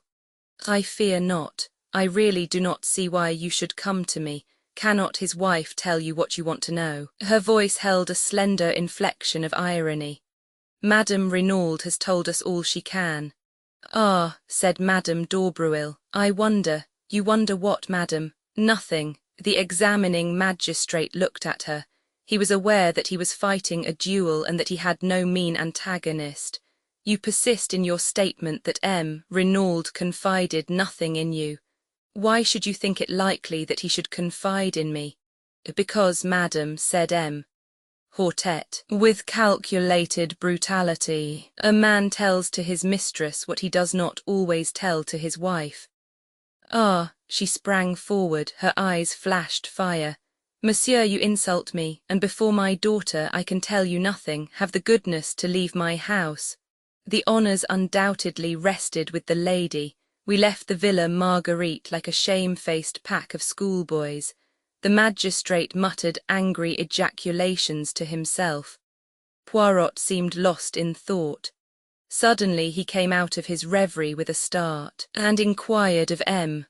Hortet if there was a good hotel near at hand. There is a small place, the Hotel des Bains, on this side of town, a few 100 yards down the road. It will be handy for your investigations. We shall see you in the morning then, I presume. Yes, I thank you, M. Hortet. With mutual civilities we parted company, Poirot and I going towards Merlinville and the others returning to the Villa Genevieve. The French police system is very marvellous, said Poirot, looking after them. The information they possess about everyone's life, down to the most commonplace detail, is extraordinary. Though he has only been here a little over 6 weeks, they are perfectly well acquainted with M. Renaud's tastes and pursuits, and at a moment's notice they can produce information as to Madame d'Aubreuil's banking account and the sums that have lately been paid in. Undoubtedly the dossier is a great institution. But what is that? He turned sharply. A figure was running hatless down the road after us. It was Marthe d'Aubreuil. I beg your pardon, she cried breathlessly as she reached us. I should not do this, I know. You must not tell my mother, but is it true what the people say that M. Renaud called in a detective before he died, and that you are he? Yes, mademoiselle, said Poirot gently. It is quite true, but how did you learn it? François told our Amélie, explained Marthe with a blush. Poirot made a grimace. The secrecy, it is impossible in an affair of this kind. Not that it matters. Well, mademoiselle, what is it you want to know? The girl hesitated. She seemed longing yet fearing to speak. At last, almost in a whisper, she asked, Is anyone suspected? Poirot eyed her keenly. Then he replied evasively, Suspicion is in the air at present, mademoiselle. Yes, I know, but anyone in particular? Why do you want to know? The girl seemed frightened by the question. All at once Poirot's words about her earlier in the day recurred to me. The girl with the anxious eyes. M. Renaud was always very kind to me, she replied at last. It is natural that I should be interested. I see, said Poirot. Well, mademoiselle, suspicion at present is hovering round 2 persons. 2. I could have sworn there was a note of surprise and relief in her voice. Their names are unknown, but they are presumed to be Chileans from Santiago. And now, mademoiselle, you see what comes of being young and beautiful. I have betrayed professional secrets for you. The girl laughed merrily, and then rather shyly she thanked him. I must run back now. Maman will miss me. And she turned and ran back up the road looking like a modern Atalanta. I stared after her. Mon ami, said Poirot in his gentle, ironical voice, is it that we are to remain planted here all night, just because you have seen a beautiful young woman and your head is in a whirl? I laughed and apologized. But she is beautiful, Poirot. Anyone might be excused for being bowled over by her. Poirot groaned. Mon Dieu, but it is that you have the susceptible heart. Poirot, I said, do you remember after the Styles case when you were in love with two charming women at once and neither of them were for you? Yes, I remember. You consoled me by saying that perhaps some day we should hunt together again and that then, well, we are hunting together again and I paused and laughed rather self-consciously. But to my surprise Poirot shook his head very earnestly. Ah, mon ami, do not set your heart on Marthe d'Aubruil. She is not for you, that one. Take it from Papa Poirot. Why, I cried, the commissary assured me that she was as good as she is beautiful, a perfect angel. Some of the greatest criminals I have known had the faces of angels, remarked Poirot cheerfully. A malformation of the grey cells may coincide quite easily with the face of a Madonna. Poirot, I cried, horrified, you cannot mean that you suspect an innocent child like this. Ta, do not excite yourself. I have not said that I suspected her, but you must admit that her anxiety to know about the case is somewhat unusual. For once I see further than you do, I said. Her anxiety is not for herself, but for her mother. My friend, said Poirot, as usual you see nothing at all. Madame d'Aubruil is very well able to look after herself without her daughter worrying about her. I admit I was teasing you just now, but all the same I repeat what I said before. Do not set your heart on that girl, she is not for you. I, Hercule Poirot, know it, sacré, if only I could remember where I had seen that face. What face? I asked, surprised. The daughter's, no, the mother's. Noting my surprise, he nodded emphatically. But yes, it is as I tell you. It was a long time ago when I was still with the police in Belgium. I have never actually seen the woman before, but I have seen her picture, and in connection with some case. I rather fancy. Yes, I may be mistaken, but I rather fancy that it was a murder case. Roman 8, an unexpected meeting. Roman 8, an unexpected meeting. We were up at the Villa betimes next morning. The man on guard at the gate did not bar our way this time. Instead, he respectfully saluted us, and we passed on to the house. The maid Léonie was just coming down the stairs, and seemed not averse to the prospect of a little conversation. Poirot inquired after the health of Mrs. Renauld. Léonie shook her head. She is terribly upset, la pauvre dame. She will eat nothing, but nothing. And she is as pale as a ghost. It is heartrending to see her. Ah, par exemple, it is not I who would grieve like that for a man who had deceived me with another woman. Poirot nodded sympathetically. What you say is very just, but what will you? The heart of a woman who loves will forgive many blows. Still, undoubtedly there must have been many scenes of recrimination between them in the last few months. Again Léonie shook her head. Never, monsieur, never have I heard Madame utter a word of protest, of reproach even. She had the temper and disposition of an angel, quite different to monsieur. Monsieur Renauld had not the temper of an angel. Far from it. When he enraged himself, the whole house knew of it, the day that he quarrelled with M. Jacques Marfoy, they might have been heard in the market-place, they shouted so loud. Indeed, said Poirot. And when did this quarrel take place? Oh, it was just before M. Jacques went to Paris, almost he missed his train. He came out of the library and caught up his bag which he had left in the hall. The automobile, it was being repaired and he had to run for the station.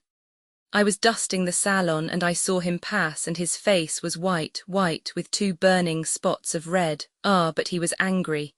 Léonie was enjoying her narrative thoroughly. And the dispute, what was it about? Ah, that I do not know, confessed Léonie.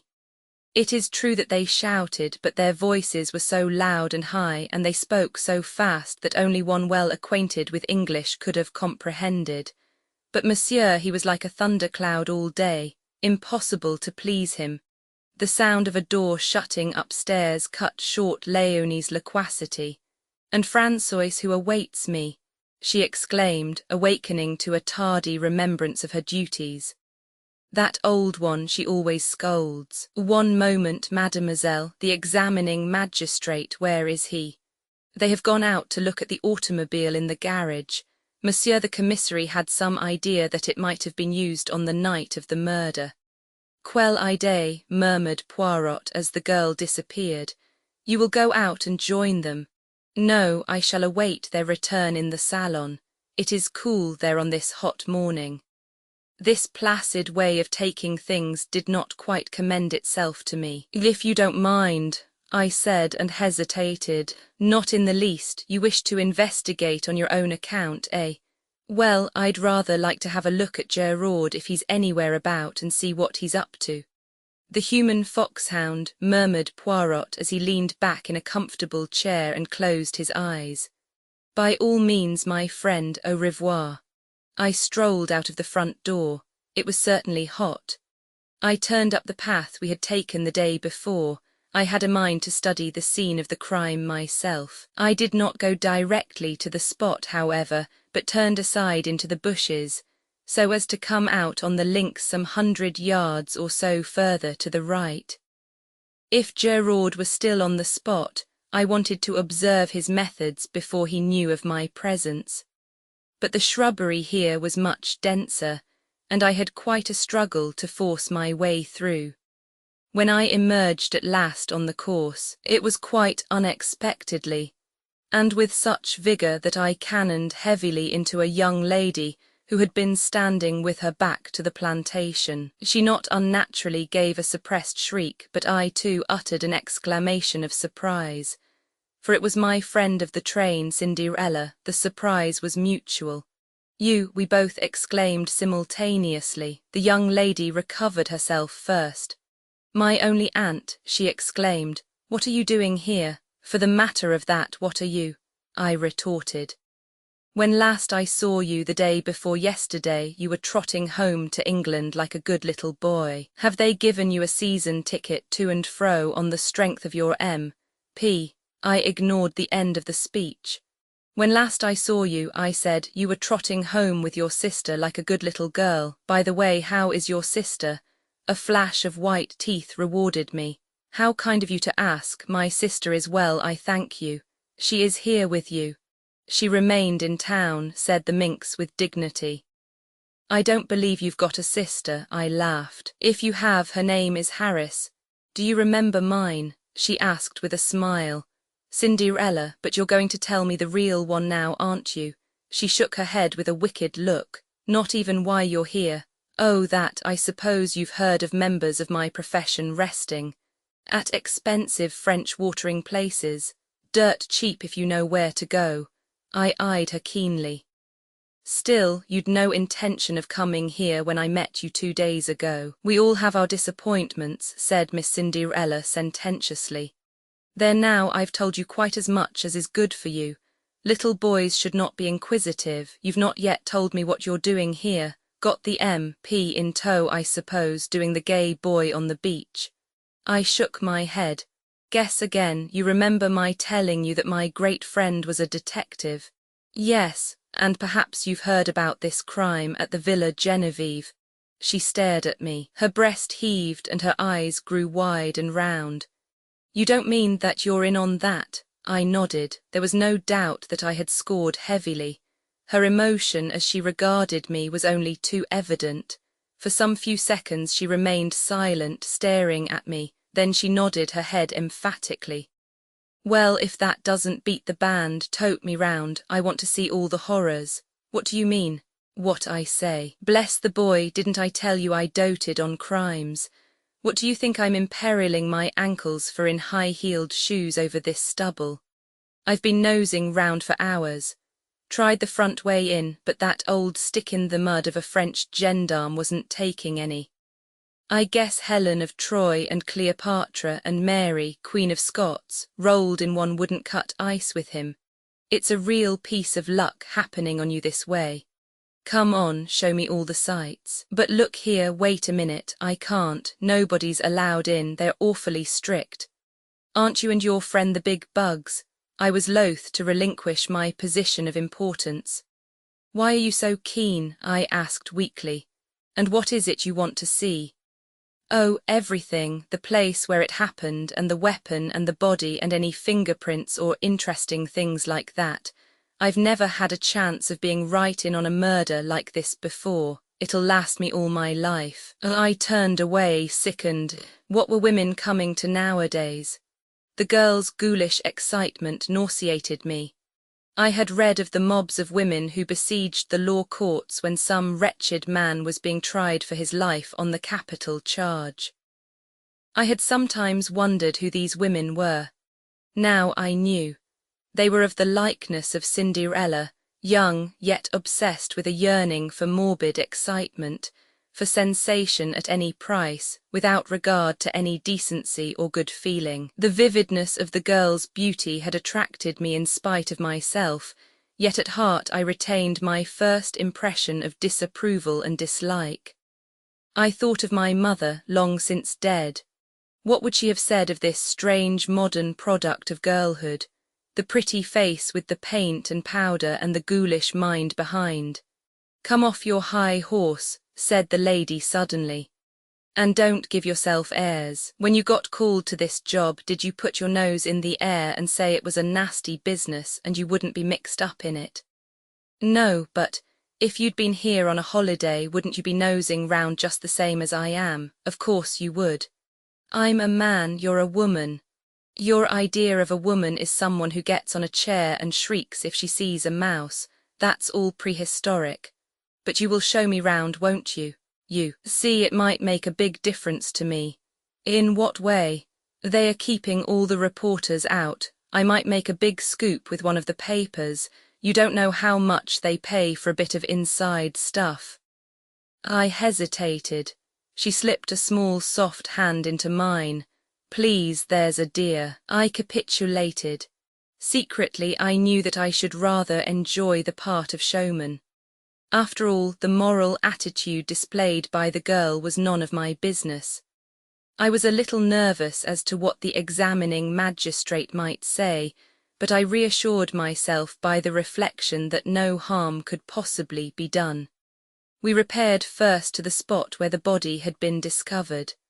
A man was on guard there, who saluted respectfully, knowing me by sight, and raised no question as to my companion. Presumably he regarded her as vouched for by me. I explained to Cinderella just how the discovery had been made, and she listened attentively, sometimes putting an intelligent question. Then we turned our steps in the direction of the villa. I proceeded rather cautiously, for truth to tell, I was not at all anxious to meet anyone. I took the girl through the shrubbery round to the back of the house where the small shed was. I recollected that yesterday evening, after relocking the door, Bex had left the key with the Sergeant de Ville-Marchot, in case Gerard should require it while we are upstairs. I thought it quite likely that the Sûreté detective, after using it, had returned it to Marchot again. Leaving the girl out of sight in the shrubbery, I entered the house. Marchot was on duty outside the door of the salon. From within came the murmur of voices. "Monsieur desires Hortet. He is within. He is again interrogating François." "No," I said hastily. "I don't want him, but I should very much like the key of the shed outside if it is not against regulations." "But certainly, monsieur." He produced it. "Here it is. Le juge gave orders that all facilities were to be placed at your disposal. You will return it to me when you have finished out there, that is all." "Of course." I felt a thrill of satisfaction as I realized that in Marchot's eyes at least I ranked equally in importance with Poirot. The girl was waiting for me. She gave an exclamation of delight as she saw the key in my hand. "You've got it then?" "Of course," I said coolly. "All the same, you know, what I'm doing is highly irregular. You've been a perfect duck and I shan't forget it. Come along, they can't see us from the house, can they?" "Wait a minute." I arrested her eager advance. "I won't stop you if you really wish to go in, but do you? You've seen the grave and the grounds and you've heard all the details of the affair. Isn't that enough for you? This is going to be gruesome, you know, and unpleasant."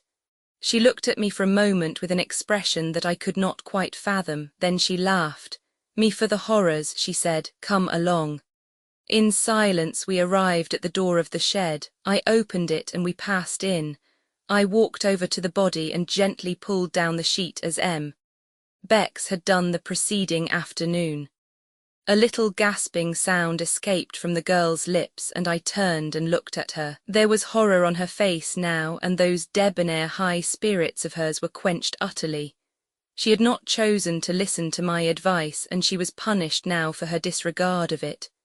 I felt singularly merciless towards her. She should go through with it now. I turned the corpse gently over. "You see," I said, "he was stabbed in the back." Her voice was almost soundless. "With what?" I nodded towards the glass jar. "That dagger." Suddenly the girl reeled, and then sank down in a heap.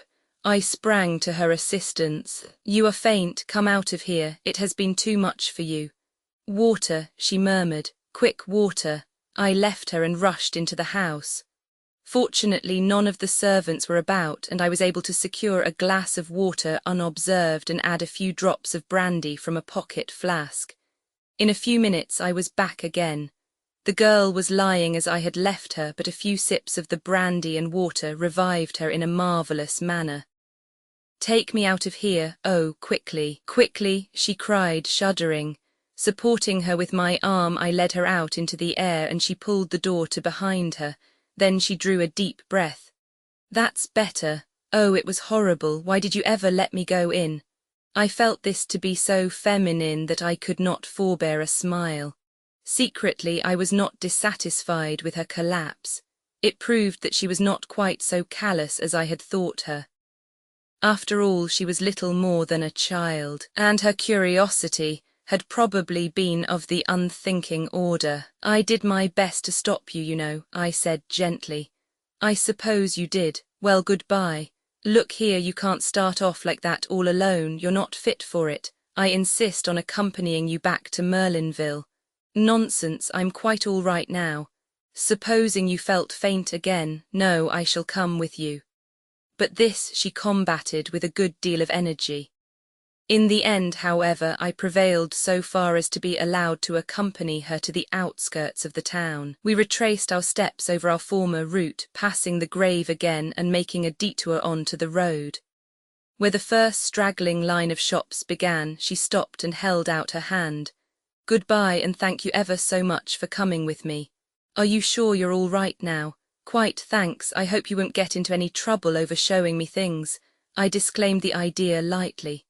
"Well, goodbye. Au revoir," I corrected.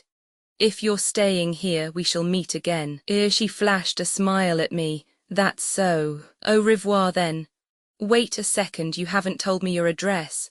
"Oh, I'm staying at the Hotel du Fer. It's a little place, but quite good. Come and look me up tomorrow." "I will," I said with perhaps rather unnecessary empressement. I watched her out of sight, then turned and retraced my steps to the villa. I remembered that I had not relocked the door of the shed. Fortunately, no one had noticed the oversight, and turning the key I removed it and returned it to the Sergeant de Ville. And as I did so, it came upon me suddenly that though Cinderella had given me her address, I still did not know her name. Roman 9, M. Gerard finds some clues. Roman 9M. Gerard finds some clues in the salon. I found the examining magistrate busily interrogating the old gardener Auguste. Poirot and the commissary, who were both present, greeted me respectively with a smile and a polite bow. I slipped quietly into a seat. Hortet was painstaking and meticulous in the extreme, but did not succeed in eliciting anything of importance. The gardening gloves Auguste admitted to be his. He wore them when handling a certain species of primula plant which was poisonous to some people. He could not say when he had worn them last. Certainly he had not missed them. Where were they kept? Sometimes in one place, sometimes in another. The spade was usually to be found in the small tool shed. Was it locked? Of course it was locked. Where was the key kept? Parbleu, it was in the door, of course. There was nothing of value to steal. Who would have expected a party of bandits, of assassins? Such things did not happen in Madame la Vicomtesse's time. Hortet signifying that he had finished with him, the old man withdrew, grumbling to the last. Remembering Poirot's unaccountable insistence on the footprints in the flower beds, I scrutinized him narrowly as he gave his evidence. Either he had nothing to do with the crime or he was a consummate actor. Suddenly, just as he was going out of the door, an idea struck me. "Pardon, Hortet," I cried, "but will you permit me to ask him one question?" "But certainly, monsieur." Thus encouraged, I turned to Auguste. "Where do you keep your boots?" "Sac à papier," growled the old man. "On my feet, where else? But when you go to bed at night?" "Under my bed. But who cleans them? Nobody. Why should they be cleaned? Is it that I promenade myself on the front like a young man? On Sunday I wear the Sunday boots, bien entendu. But otherwise?" He shrugged his shoulders. I shook my head, discouraged. "Well, well," said the magistrate, "we do not advance very much. Undoubtedly we are held up until we get the return cable from Santiago. Has anyone seen Geraud? In verity that one lacks politeness. I have a very good mind to send for him, and you will not have to send far, le juge." The quiet voice startled us. Geraud was standing outside looking in through the open window. He leaped lightly into the room and advanced to the table. "Here I am, le juge, at your service. Accept my excuses for not presenting myself sooner." "Not at all, not at all," said the magistrate, rather confused. "Of course I am only a detective," continued the other. "I know nothing of interrogatories. Were I conducting one, I should be inclined to do so without an open window. Anyone standing outside can so easily hear all that passes. But no matter." Hortet flushed angrily. There was evidently going to be no love lost between the examining magistrate and the detective in charge of the case. They had fallen foul of each other at the start. Perhaps in any event it would have been much the same. To Geraud, all examining magistrates were fools, and to Hortet, who took himself seriously, the casual manner of the Paris detective could not fail to give offence. Bien, Geraud," said the magistrate rather sharply. "Without doubt you have been employing your time to a marvel. You have the names of the assassins for us, have you not? And also the precise spot where they find themselves now." Unmoved by this irony, Geraud replied, "I know at least where they have come from." Comment. Geraud took two small objects from his pocket and laid them down on the table. We crowded round. The objects were very simple ones, the stub of a cigarette and an unlighted match. The detective wheeled round on Poirot. "What do you see there?" he asked. There was something almost brutal in his tone. It made my cheeks flush, but Poirot remained unmoved. He shrugged his shoulders. "A cigarette end and a match. And what does that tell you?" Poirot spread out his hands. "It tells me nothing." "Ah," said Geraud in a satisfied voice. "You haven't made a study of these things. That's not an ordinary match, not in this country at least. It's common enough in South America. Luckily it's unlighted. I mightn't have recognized it otherwise." Evidently one of the men threw away his cigarette end and lit another, spilling one match out of the box as he did so.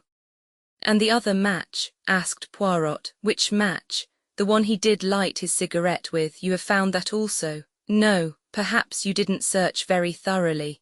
"Not search thoroughly." For a moment it seemed as though the detective were going to break out angrily, but with an effort he controlled himself.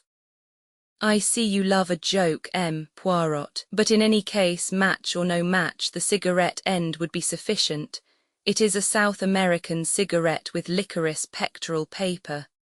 Poirot bowed. The commissary spoke. "The cigarette end and match might have belonged to Renaud. Remember, it is only 2 years since he returned from South America." "No," replied the other confidently. "I have already searched among the effects of Renaud. The cigarettes he smoked and the matches he used are quite different. You do not think it odd, asked Poirot, that these strangers should come unprovided with a weapon, with gloves, with a spade, and that they should so conveniently find all these things? Gerard smiled in a rather superior manner.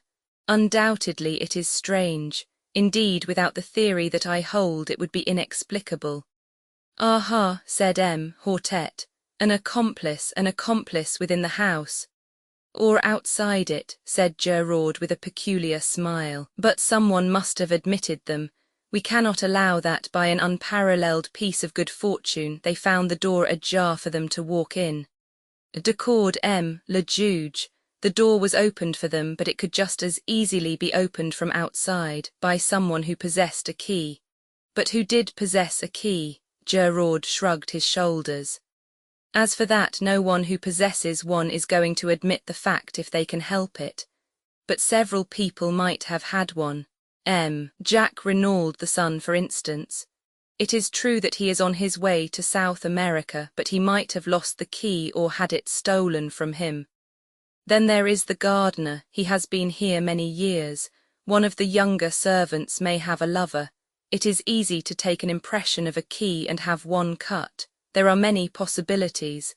Then there is another person who, I should judge, is exceedingly likely to have such a thing in her keeping.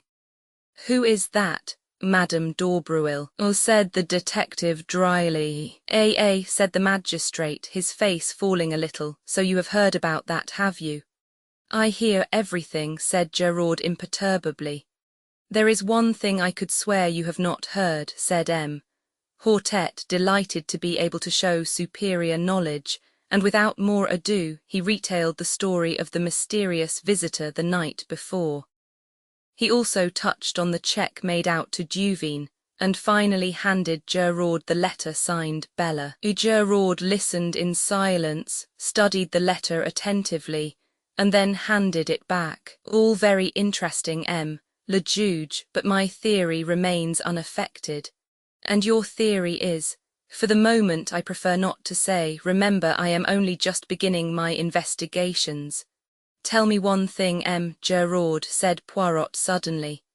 Your theory allows for the door being opened. It does not explain why it was left open. When they departed, would it not have been natural for them to close it behind them? If a Sergeant de Ville had chanced to come up to the house, as is sometimes done to see that all is well, they might have been discovered and overtaken almost at once. Bah, they forgot it, a mistake, I grant you. Then, to my surprise, Poirot uttered almost the same words as he had uttered to Bex the previous evening. I do not agree with you. The door being left open was the result of either design or necessity, and any theory that does not admit that fact is bound to prove vain. We all regarded the little man with a good deal of astonishment. The confession of ignorance drawn from him over the match end had, I thought, been bound to humiliate him, but here he was self-satisfied as ever, laying down the law to the great Gerard without a tremor. The detective twisted his moustache, eyeing my friend in a somewhat bantering fashion. You don't agree with me, eh? Well, what strikes you particularly about the case? Let's hear your views. One thing presents itself to me as being significant. Tell me, M. Gerard, does nothing strike you as familiar about this case? Is there nothing it reminds you of? Familiar, reminds me of, I can't say offhand, I don't think so, though. You are wrong, said Poirot quietly. A crime almost precisely similar has been committed before. When and where? Ah, that unfortunately I cannot for the moment remember, but I shall do so. I had hoped you might be able to assist me. Gerard snorted incredulously. There have been many affairs of masked men. I cannot remember the details of them all. These crimes all resemble each other more or less. There is such a thing as the individual touch. Poirot suddenly assumed his lecturing manner and addressed us collectively. I am speaking to you now of the psychology of crime. M. Gerard knows quite well that each criminal has his particular method, and that the police, when called in to investigate, say, a case of burglary, can often make a shrewd guess at the offender simply by the peculiar method he has employed. Japp would tell you the same, Hastings. Man is an unoriginal animal, unoriginal within the law in his daily respectable life, equally unoriginal outside the law. If a man commits a crime, any other crime he commits will resemble it closely. The English murderer who disposed of his wives in succession by drowning them in their baths was a case in point. Had he varied his methods, he might have escaped detection to this day, but he obeyed the common dictates of human nature, arguing that what had once succeeded would succeed again, and he paid the penalty of his lack of originality. And the point of all this, sneered Geraud, that when you have two crimes precisely similar in design and execution, you find the same brain behind them both. I am looking for that brain, M. Geraud, and I shall find it. Here we have a true clue, a psychological clue. You may know all about cigarettes and match ends, M. Geraud, but I, Hercule Poirot, know the mind of man. And the ridiculous little fellow tapped his forehead with emphasis. Geraud remained singularly unimpressed. For your guidance, continued Poirot, I will also advise you of one fact which might fail to be brought to your notice. The wrist watch of Madame Renaud on the day following the tragedy had gained 2 hours. It might interest you to examine it. Geraud stared. Perhaps it was in the habit of gaining. As a matter of fact, I am told it did. Bien then. All the same, 2 hours is a good deal, said Poirot softly. Then there is the matter of the footprints in the flower bed. He nodded his head towards the open window. Geraud took 2 eager strides and looked out. This bed here? Yes, but I see no footprints. No, said Poirot, straightening a little pile of books on a table. There are none. For a moment an almost murderous rage obscured Geraud's face. He took 2 strides towards his tormentor, but at that moment the salon door was opened and Marchot announced.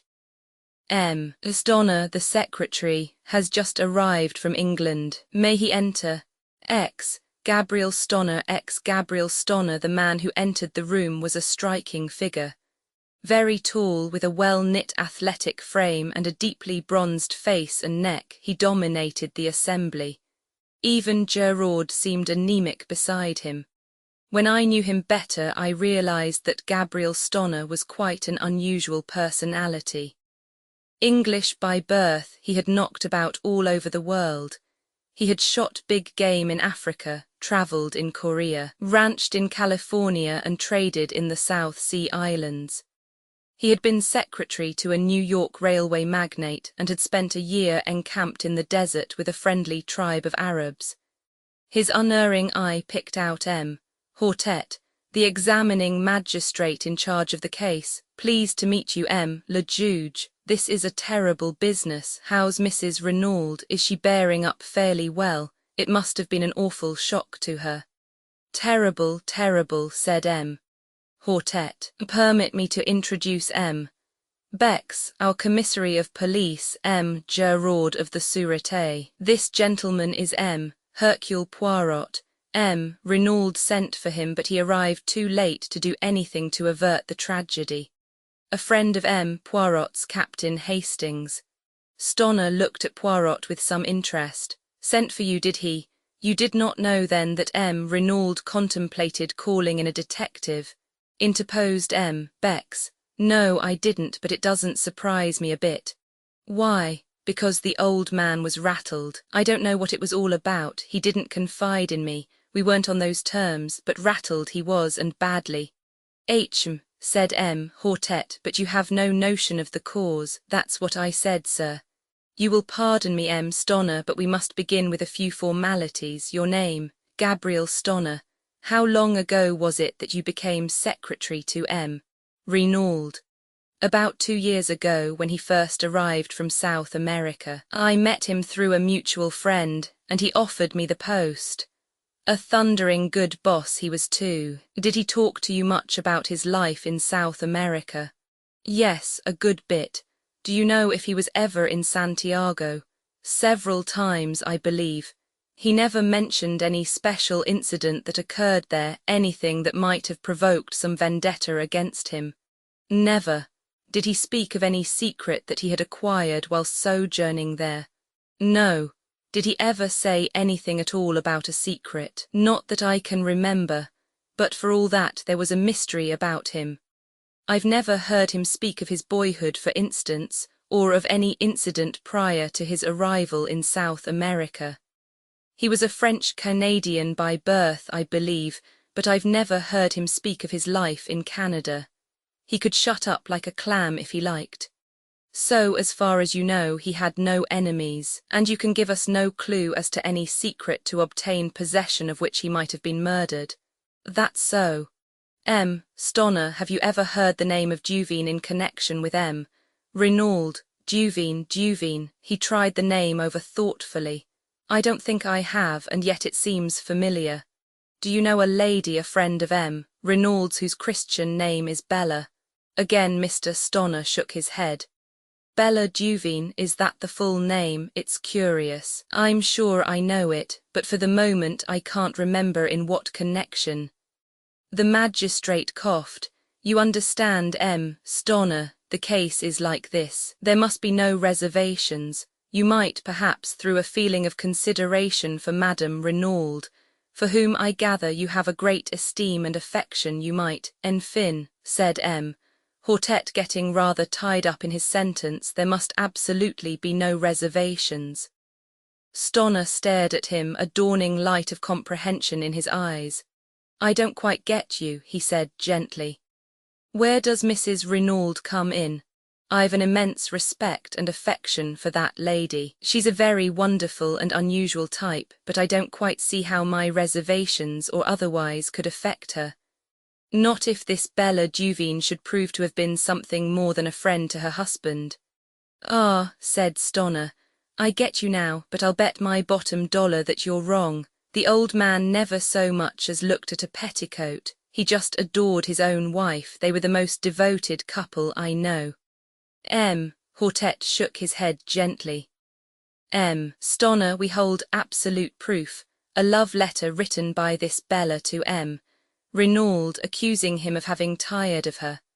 Moreover, we have further proof that at the time of his death he was carrying on an intrigue with a Frenchwoman, a Madame d'Aubreuil, who rents the adjoining villa. And this is the man who, according to you, never looked at a petticoat. The secretary's eyes narrowed. Hold on, Le Juge, you're barking up the wrong tree. I knew Paul Renauld. What you've just been saying is utterly impossible. There's some other explanation. The magistrate shrugged his shoulders. What other explanation could there be? What leads you to think it was a love affair? Madame d'Aubreuil was in the habit of visiting him here in the evenings. Also, since Renauld came to the Villa Genevieve, Madame d'Aubreuil has paid large sums of money into the bank in notes. In all, the amount totals £4,000 of your English money. I guess that's right, said Stoner quietly. I transmitted him those sums at his request, but it wasn't an intrigue. Mon Dieu, what else could it be? Blackmail, said Stoner sharply, bringing down his hand with a slam on the table. That's what it was. Ah, voilà une idée, cried the magistrate, shaken in spite of himself. Blackmail, repeated Stoner. The old man was being bled, and at a good rate too.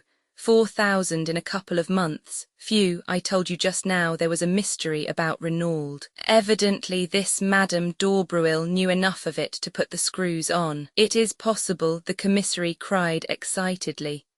Decidedly it is possible.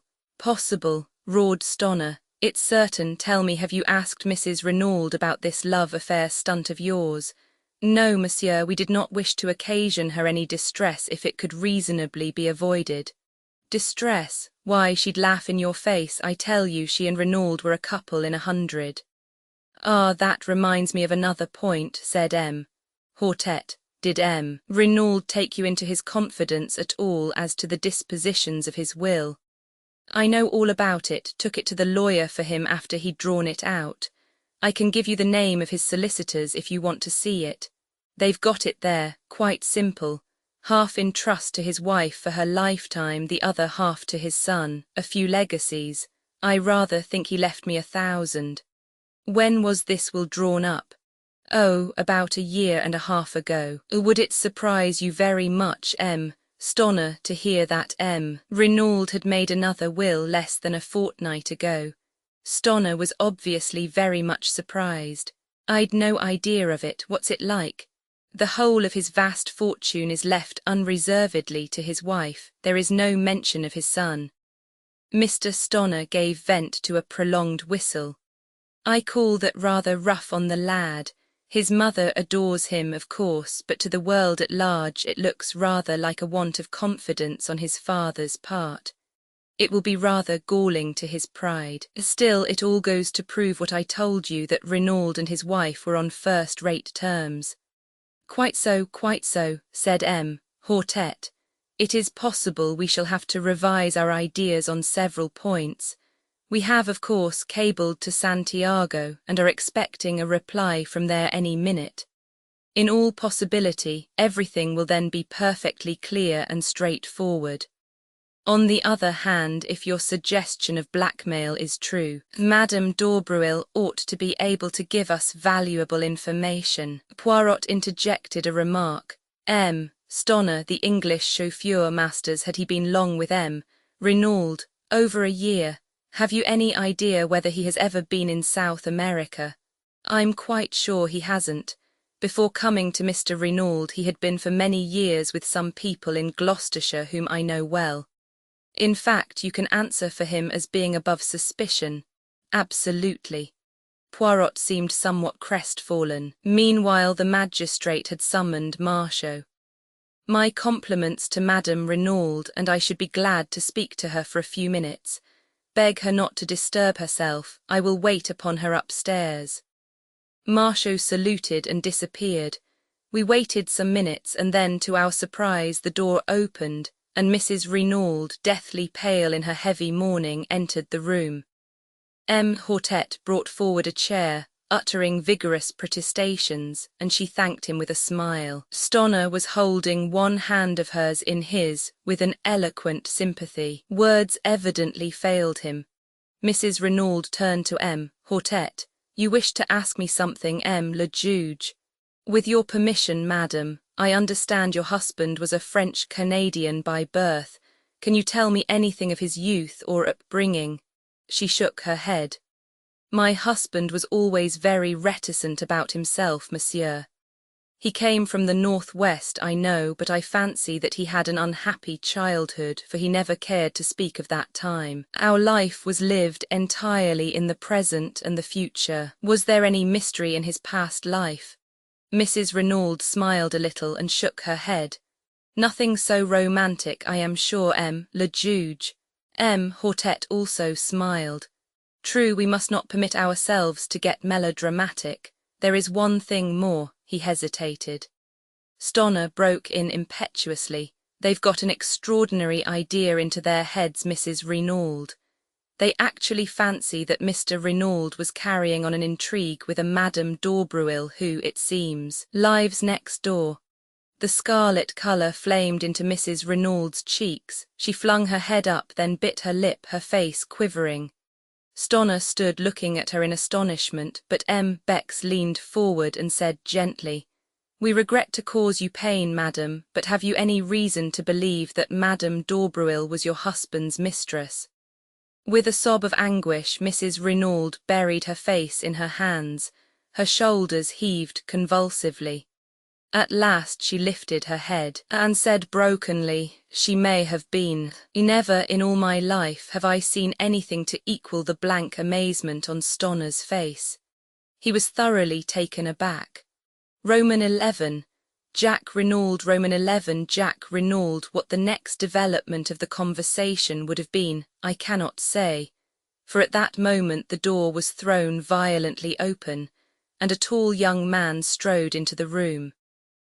Just for a moment I had the uncanny sensation that the dead man had come to life again. Then I realized that this dark head was untouched with grey, and that in point of fact it was a mere boy who now burst in among us with so little ceremony. He went straight to Mrs. Renauld with an impetuosity that took no heed of the presence of others. "Mother, Jack," with a cry she folded him in her arms. "My dearest, but what brings you here? You were to sail on the Anzora from Cherbourg 2 days ago." Then, suddenly recalling to herself the presence of others, she turned with a certain dignity. "My son, messieurs." "Ah-ha," said Hortet, acknowledging the young man's bow. "So you did not sail on the Anzora?" "No, monsieur. As I was about to explain, the Anzora was detained 24 hours through engine trouble. I should have sailed last night instead of the night before, but happening to buy an evening paper, I saw in it an account of the awful tragedy that had befallen us." His voice broke and the tears came into his eyes. "My poor father, my poor, poor father." Staring at him like one in a dream, Mrs. Renauld repeated, "So you did not sail?" And then with a gesture of infinite weariness she murmured as though to herself, "After all, it does not matter now." "Sit down, Renauld, I beg of you," said Hortet, indicating a chair. "My sympathy for you is profound. It must have been a terrible shock to you to learn the news as you did. However, it is most fortunate that you were prevented from sailing. I am in hopes that you may be able to give us just the information we need to clear up this mystery. I am at your disposal, Le Juge. Ask me any questions you please. To begin with, I understand that this journey was being undertaken at your father's request." "Quite so, Le Juge. I received a telegram bidding me to proceed without delay to Buenos Aires and from thence via the Andes to Valparaiso and on to Santiago." "Ah, and the object of this journey?" "I have no idea, Le Juge." "What?" "No. See, here is the telegram." The magistrate took it and read it aloud. "Proceed immediately Cherbourg, embark Anzora, sailing tonight Buenos Aires. Ultimate destination Santiago. Further instructions will await you Buenos Aires. Do not fail. Matter is of utmost importance. Renauld." And there had been no previous correspondence on the matter. Jack Renauld shook his head. "That is the only intimation of any kind. I knew, of course, that my father, having lived so long out there, had necessarily many interests in South America, but he had never mooted any suggestion of sending me out. You have, of course, been a good deal in South America, Renauld. I was there as a child, but I was educated in England and spent most of my holidays in that country, so I really know far less of South America than might be supposed. You see, the war broke out when I was 17. You served in the English Flying Corps, did you not?" "Yes, Le Juge." Hortet nodded his head, and proceeded with his inquiries along the, by now, well-known lines. In response, Jack Renauld declared definitely that he knew nothing of any enmity his father might have incurred in the city of Santiago, or elsewhere in the South American continent, that he had noticed no change in his father's manner of late, and that he had never heard him refer to a secret. He had regarded the mission to South America as connected with business interests. As Hortet paused for a minute, the quiet voice of Geraud broke in. "I should like to put a few questions on my own account, Le Juge." "By all means, Geraud, if you wish," said the magistrate coldly. Geraud edged his chair a little nearer to the table. "Were you on good terms with your father, Renauld?" "Certainly I was," returned the lad haughtily. "You assert that positively?" "Yes, no little disputes, eh?" Jack shrugged his shoulders. "Everyone may have a difference of opinion now and then." "Quite so, quite so. But if anyone were to assert that you had a violent quarrel with your father on the eve of your departure for Paris, that person without doubt would be lying." I could not but admire the ingenuity of Geraud. His boast, "I know everything," had been no idle one. Jack Renauld was clearly disconcerted by the question. We did have an argument," he admitted. "Ah, an argument. In the course of that argument did you use this phrase, When you are dead, I can do as I please. As I may have done, muttered the other. I don't know. In response to that did your father say, but I am not dead yet, to which you responded, I wish you were. The boy made no answer. His hands fiddled nervously with the things on the table in front of him. I must request an answer, please, M. Renaud, said Gerard sharply. With an angry exclamation, the boy swept a heavy paper knife on to the floor. What does it matter? You might as well know. Yes, I did quarrel with my father. I dare say I said all those things. I was so angry I cannot even remember what I said. I was furious. I could almost have killed him at that moment. There, make the most of that. He leant back in his chair, flushed and defiant. Gerard smiled, then, moving his chair back a little, said, That is all. You would, without doubt, prefer to continue the interrogatory, M. Le Juge. Ah, yes, exactly, said M. Hortet. And what was the subject of your quarrel? I decline to state. M. Hortet sat up in his chair. M. Renaud, it is not permitted to trifle with the law, he thundered. What was the subject of the quarrel? Young Renaud remained silent, his boyish face sullen and overcast, but another voice spoke, imperturbable and calm, the voice of Hercule Poirot. I will inform you if you like, M. Le Juge. You know, certainly I know, the subject of the quarrel was Mademoiselle Marthe d'Aubruil. Renaud sprang round, startled. The magistrate leaned forward. Is this so, monsieur? Renaud bowed his head. Yes, he admitted.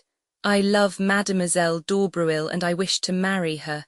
When I informed my father of the fact, he flew at once into a violent rage. Naturally, I could not stand hearing the girl I loved insulted, and I too lost my temper. M. Hortet looked across at Mrs. Renaud. You were aware of this attachment, madam? I feared it, she replied simply. Mother, cried the boy, you too, Marthe is as good as she is beautiful. What can you have against her? I have nothing against Mademoiselle d'Aubruil in any way, but I should prefer you to marry an Englishwoman, or if a Frenchwoman, not one who has a mother of doubtful antecedents. Her rancour against the older woman showed plainly in her voice, and I could well understand that it must have been a bitter blow to her when her only son showed signs of falling in love with the daughter of her rival. Mrs. Renaud continued, addressing the magistrate. I ought, perhaps, to have spoken to my husband on the subject, but I hoped that it was only a boy and girl flirtation which would blow over all the quicker if no notice was taken of it. I blame myself now for my silence, but my husband, as I told you, had seemed so anxious and careworn, different altogether from his normal self, that I was chiefly concerned not to give him any additional worry. M. Hortet nodded. When you informed your father of your intentions towards Mademoiselle d'Aubruil, he resumed, he was surprised. He seemed completely taken aback. Then he ordered me peremptorily to dismiss any such idea from my mind. He would never give his consent to such a marriage. Nettled, I demanded what he had against Mademoiselle d'Aubruil. To that he could give no satisfactory reply, but spoke in slighting terms of the mystery surrounding the lives of the mother and daughter. I answered that I was marrying Marthe and not her antecedents, but he shouted me down with a peremptory refusal to discuss the matter in any way. The whole thing must be given up.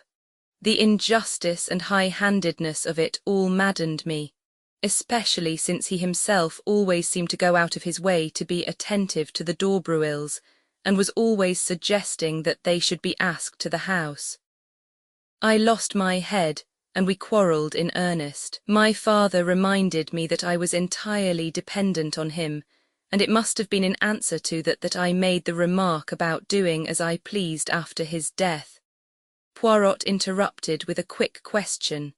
You were aware, then, of the terms of your father's will? I knew that he had left half his fortune to me, the other half in trust for my mother to come to me at her death, replied the lad. Proceed with your story, said the magistrate. After that we shouted at each other in sheer rage, until I suddenly realized that I was in danger of missing my train to Paris. I had to run for the station, still in a white heat of fury. However, once well away, I calmed down. I wrote to Marthe, telling her what had happened, and her reply soothed me still further.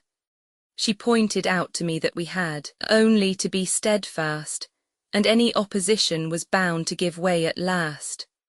Our affection for each other must be tried and proved, and when my parents realized that it was no light infatuation on my part, they would doubtless relent towards us. Of course, to her I had not dwelt on my father's principal objection to the match. I soon saw that I should do my cause no good by violence. My father wrote me several letters to Paris, affectionate in tone and which did not refer to our disagreement or its cause, and I replied in the same strain. "You can produce those letters, eh?" said Gerard. "I did not keep them." "No matter," said the detective. Renaud looked at him for a moment, but the magistrate was continuing his questions. "To pass to another matter, are you acquainted with the name of Duveen M. Renaud?" "Duveen," said Jack. "Duveen." He leant forward and slowly picked up the paper knife he had swept from the table. As he lifted his head, his eyes met the watching ones of Gerard. "Duveen, no, I can't say I am." "Will you read this letter, M. Renaud, and tell me if you have any idea as to who the person was who addressed it to your father?"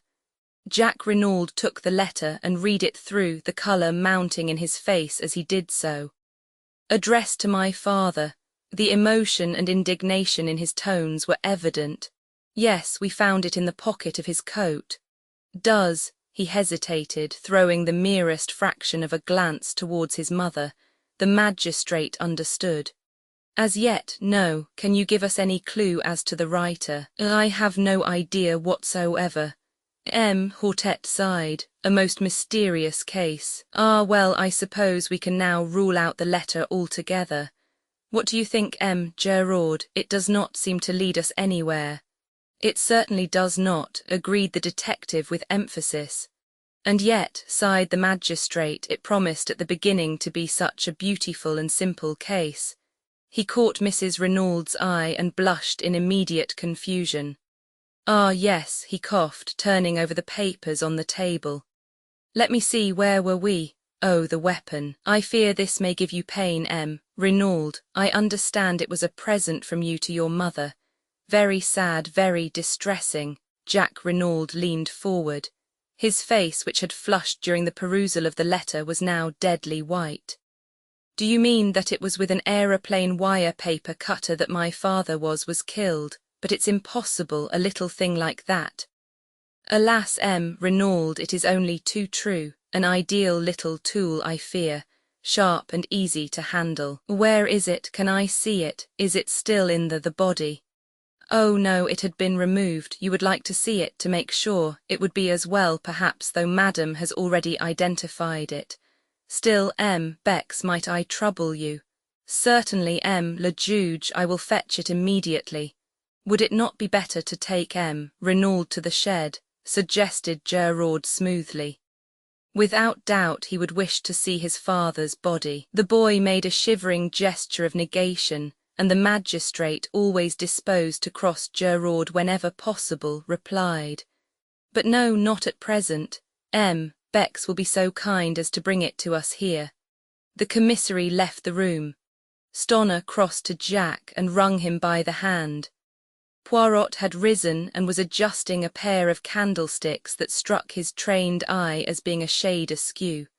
The magistrate was reading the mysterious love letter through a last time, clinging desperately to his first theory of jealousy and a stab in the back. Suddenly the door burst open and the commissary rushed in. M. le Juge, M. le Juge. But yes, what is it? The dagger, it is gone. Comment gone, vanished, disappeared. The glass jar that contained it is empty. What? I cried. Impossible. Why, only this morning I saw. The words died on my tongue, but the attention of the entire room was diverted to me. "What is that you say?" cried the commissary. This morning, I saw it there this morning, I said slowly. About an hour and a half ago, to be accurate. You went to the shed then, how did you get the key? I asked the Sergeant de Ville for it. And you went there, why? I hesitated, but in the end I decided that the only thing to do was to make a clean breast of it. Le Juge, I said, I have committed a grave fault for which I must crave your indulgence.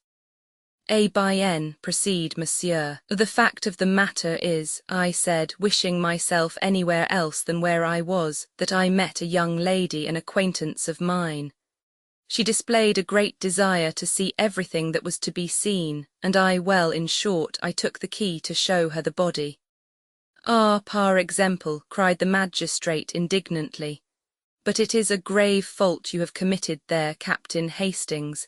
It is altogether most irregular. You should not have permitted yourself this folly.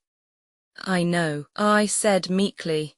Nothing that you can say could be too severe, Le Juge, you did not invite this lady to come here. Certainly not. I met her quite by accident.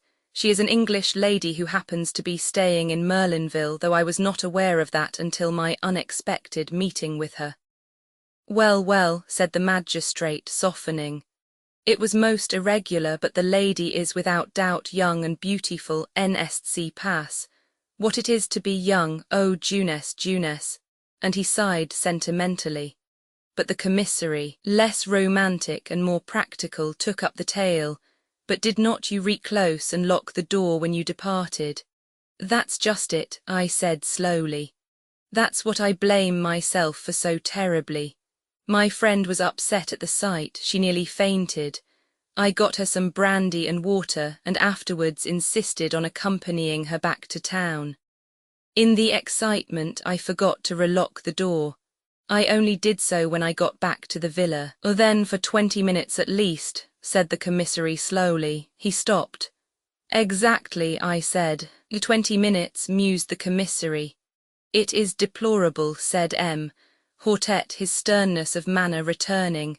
Without precedent. Suddenly another voice spoke. You find it deplorable, Le Juge? Asked Giraud. Certainly I do. I find it admirable, said the other imperturbably. This unexpected ally quite bewildered me. Admirable, Giraud? Asked the magistrate, studying him cautiously out of the corner of his eye. Precisely. And why? Because we know now that the assassin, or an accomplice of the assassin, has been near the villa only an hour ago. It will be strange if, with that knowledge, we do not shortly lay hands upon him. There was a note of menace in his voice. He continued. He risked a good deal to gain possession of that dagger. Perhaps he feared that fingerprints might be discovered on it. Poirot turned to Bex. You said there were none. Giraud shrugged his shoulders. Perhaps he could not be sure. Poirot looked at him. You are wrong, Giraud. The assassin wore gloves, so he must have been sure. I do not say it was the assassin himself. It may have been an accomplice who was not aware of that fact. Ils sont mal renseignés, les accomplices, muttered Poirot, but he said no more. The magistrate's clerk was gathering up the papers on the table. Hortet addressed us. Our work here is finished. Perhaps, Renaud, you will listen whilst your evidence is read over to you. I have purposely kept all the proceedings as informal as possible. I have been called original in my methods, but I maintain that there is much to be said for originality. The case is now in the clever hands of the renowned Giraud. He will without doubt distinguish himself. Indeed, I wonder that he has not already laid his hands upon the murderers. Madam, again let me assure you of my heartfelt sympathy. Messieurs, I wish you all good day. And, accompanied by his clerk and the commissary, he took his departure. Poirot tugged out that large turnip of a watch of his and observed the time. Let us return to the hotel for lunch, my friend, he said, and you shall recount to me in full the indiscretions of this morning. No one is observing us, we need make no adieus. We went quietly out of the room. The examining magistrate had just driven off in his car. I was going down the steps when Poirot's voice arrested me. "One little moment, my friend." Dexterously he whipped out his yard measure and proceeded quite solemnly to measure an overcoat hanging in the hall from the collar to the hem. I had not seen it hanging there before, and guessed that it belonged to either Mr. Stoner or Jack Renauld. Then, with a little satisfied grunt, Poirot returned the measure to his pocket and followed me out into the open air. Roman 12, Poirot elucidates certain points. Roman 12, Poirot elucidates certain points. Why did you measure that overcoat? I asked with some curiosity as we walked down the hot white road at a leisurely pace. "Parbleu, to see how long it was," replied my friend imperturbably. I was vexed. Poirot's incurable habit of making a mystery out of nothing never failed to irritate me. I relapsed into silence and followed a train of thought of my own. Although I had not noticed them specially at the time, certain words Mrs. Renauld had addressed to her son now recurred to me, fraught with a new significance. "So you did not sail," she had said, and then had added, "After all, it does not matter now." What had she meant by that? The words were enigmatical, significant. Was it possible that she knew more than we supposed? She had denied all knowledge of the mysterious mission with which her husband was to have entrusted his son. But was she really less ignorant than she pretended? Could she enlighten us if she chose, and was her silence part of a carefully thought-out and preconceived plan? The more I thought about it, the more I was convinced that I was right. Mrs. Renauld knew more than she chose to tell. In her surprise at seeing her son, she had momentarily betrayed herself. I felt convinced that she knew, if not the assassins, at least the motive for the assassination. But some very powerful considerations must keep her silent. "You think profoundly, my friend," remarked Poirot, breaking in upon my reflections. "What is it that intrigues you so?" I told him, sure of my ground, though feeling expectant that he would ridicule my suspicions. But to my surprise he nodded thoughtfully. "You are quite right, Hastings. From the beginning I have been sure that she was keeping something back. At first I suspected her, if not of inspiring, at least of conniving at the crime." "You suspected her?" I cried. "But certainly. She benefits enormously. In fact, by this new will she is the only person to benefit. So from the start she was singled out for attention. You may have noticed that I took an early opportunity of examining her wrists. I wished to see whether there was any possibility that she had gagged and bound herself. I saw at once that there was no fake. The cords had actually been drawn so tight as to cut into the flesh. That ruled out the possibility of her having committed the crime single-handed, but it was still possible for her to have connived at it, or to have been the instigator with an accomplice. Moreover, the story, as she told it, was singularly familiar to me. The masked men that she could not recognize, the mention of the secret, I had heard or read all these things before. Another little detail confirmed my belief that she was not speaking the truth. The wrist-watch, Hastings, the wrist-watch. Again that wrist-watch. Poirot was eyeing me curiously. "You see, mon ami, you comprehend." "No," I replied with some ill humour. "I neither see nor comprehend. You make all these confounded mysteries, and it's useless asking you to explain. You always like keeping everything up your sleeve to the last minute." "Do not enrage yourself, my friend," said Poirot with a smile. "I will explain if you wish, but not a word to Gerard, say entendu. He treats me as an old one of no importance, we shall see." In common fairness I gave him a hint.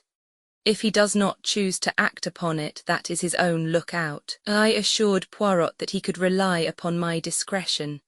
"C'est bien, let us then employ our little grey cells. Tell me, my friend, at what time, according to you, did the tragedy take place?" "Why, at 2 o'clock or thereabouts," I said, astonished.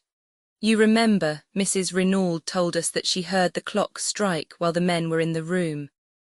Exactly, and on the strength of that, you, the examining magistrate, Bex, and everyone else, accept the time without further question. But I, Hercule Poirot, say that Madame Renauld lied. The crime took place at least 2 hours earlier. But the doctors, they declared after examination of the body that death had taken place between 10 and 7 hours previously. Mon ami, for some reason, it was imperative that the crime should seem to have taken place later than it actually did.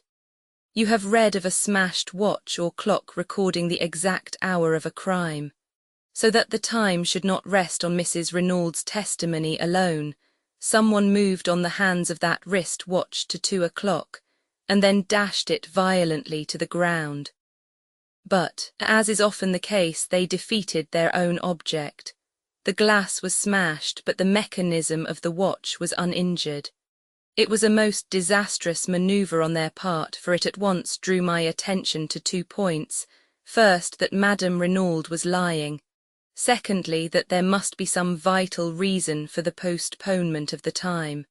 But what reason could there be? Ah, that is the question. There we have the whole mystery. As yet I cannot explain it. There is only one idea that presents itself to me as having a possible connection. And that is, the last train left Merlinville at 17 minutes past 12. I followed it out slowly. So that the crime apparently taking place some 2 hours later, anyone leaving by that train would have an unimpeachable alibi. Perfect, Hastings, you have it. I sprang up. But we must inquire at the station. Surely they cannot have failed to notice 2 foreigners who left by that train. We must go there at once. You think so, Hastings? Of course, let us go there now. Poirot restrained my ardour with a light touch upon the arm. Go by all means if you wish, mon ami, but if you go I should not ask for particulars of 2 foreigners. I stared, and he said rather impatiently, La, you do not believe all that rigmarole, do you? The masked men and all the rest of cette histoire-là. His words took me so much aback that I hardly knew how to respond. He went on serenely. You heard me say to Gerard, did you not, that all the details of this crime were familiar to me? Eh bien, that presupposes one of 2 things. Either the brain that planned the first crime also planned this one, or else an account read of a cause célèbre unconsciously remained in our assassin's memory and prompted the details. I shall be able to pronounce definitely on that after. He broke off. I was revolving sundry matters in my mind, but Mr. Renauld's letter, it distinctly mentions a secret in Santiago. Undoubtedly there was a secret in M. Renauld's life, there can be no doubt of that. On the other hand, the word Santiago to my mind is a red herring, dragged continually across the track to put us off the scent. It is possible that it was used in the same way on M. Renauld to keep him from directing his suspicions into a quarter nearer at hand. Oh, be assured, Hastings, the danger that threatened him was not in Santiago.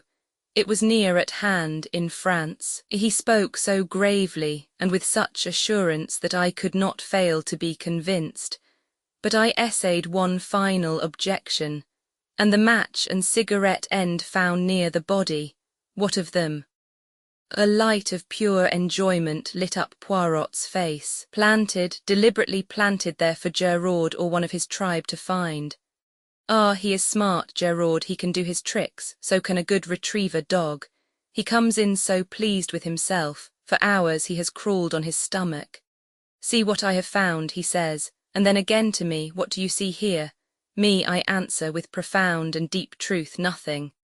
And Gerard, the great Gerard, he laughs, he thinks to himself, oh, that he is imbecile, this old one, but we shall see. But my mind had reverted to the main facts. Then all this story of the masked men is false. What really happened? Poirot shrugged his shoulders. One person could tell us Madame Renauld, but she will not speak. Threats and entreaties would not move her. A remarkable woman that, Hastings, I recognized as soon as I saw her that I had to deal with a woman of unusual character. At first, as I told you, I was inclined to suspect her of being concerned in the crime. Afterwards, I altered my opinion. What made you do that? Her spontaneous and genuine grief at the sight of her husband's body. I could swear that the agony in that cry of hers was genuine. Yes, I said thoughtfully, one cannot mistake these things. I beg your pardon, my friend, one can always be mistaken. Regard a great actress, does not her acting of grief carry you away and impress you with its reality? No, however strong my own impression and belief, I needed other evidence before I allowed myself to be satisfied. The great criminal can be a great actor. I base my certainty in this case not upon my own impression, but upon the undeniable fact that Mrs. Renauld actually fainted. I turned up her eyelids and felt her pulse. There was no deception, the swoon was genuine. Therefore I was satisfied that her anguish was real and not assumed. Besides, a small additional point not without interest, it was unnecessary for Mrs. Renauld to exhibit unrestrained grief. She had had one paroxysm on learning of her husband's death, and there would be no need for her to simulate another such a violent one on beholding his body. No, Mrs. Renauld was not her husband's murderess. But why has she lied? She lied about the wrist watch, she lied about the masked men, she lied about a third thing. Tell me, Hastings, what is your explanation of the open door? Well, I said, rather embarrassed, I suppose it was an oversight. They forgot to shut it. Poirot shook his head and sighed. That is the explanation of Giraud. It does not satisfy me. There is a meaning behind that open door which for a moment I cannot fathom. I have an idea, I cried suddenly. À la bonne heure, let us hear it. Listen, we are agreed that Mrs. Renauld's story is a fabrication. Is it not possible, then, that Mr. Renauld left the house to keep an appointment, possibly with the murderer, leaving the front door open for his return? But he did not return, and the next morning he is found, stabbed in the back. An admirable theory, Hastings, but for two facts which you have characteristically overlooked. In the first place, who gagged and bound Madame Renauld, and why on earth should they return to the house to do so? In the second place, no man on earth would go out to keep an appointment wearing his underclothes and an overcoat. There are circumstances in which a man might wear pyjamas and an overcoat, but the other never.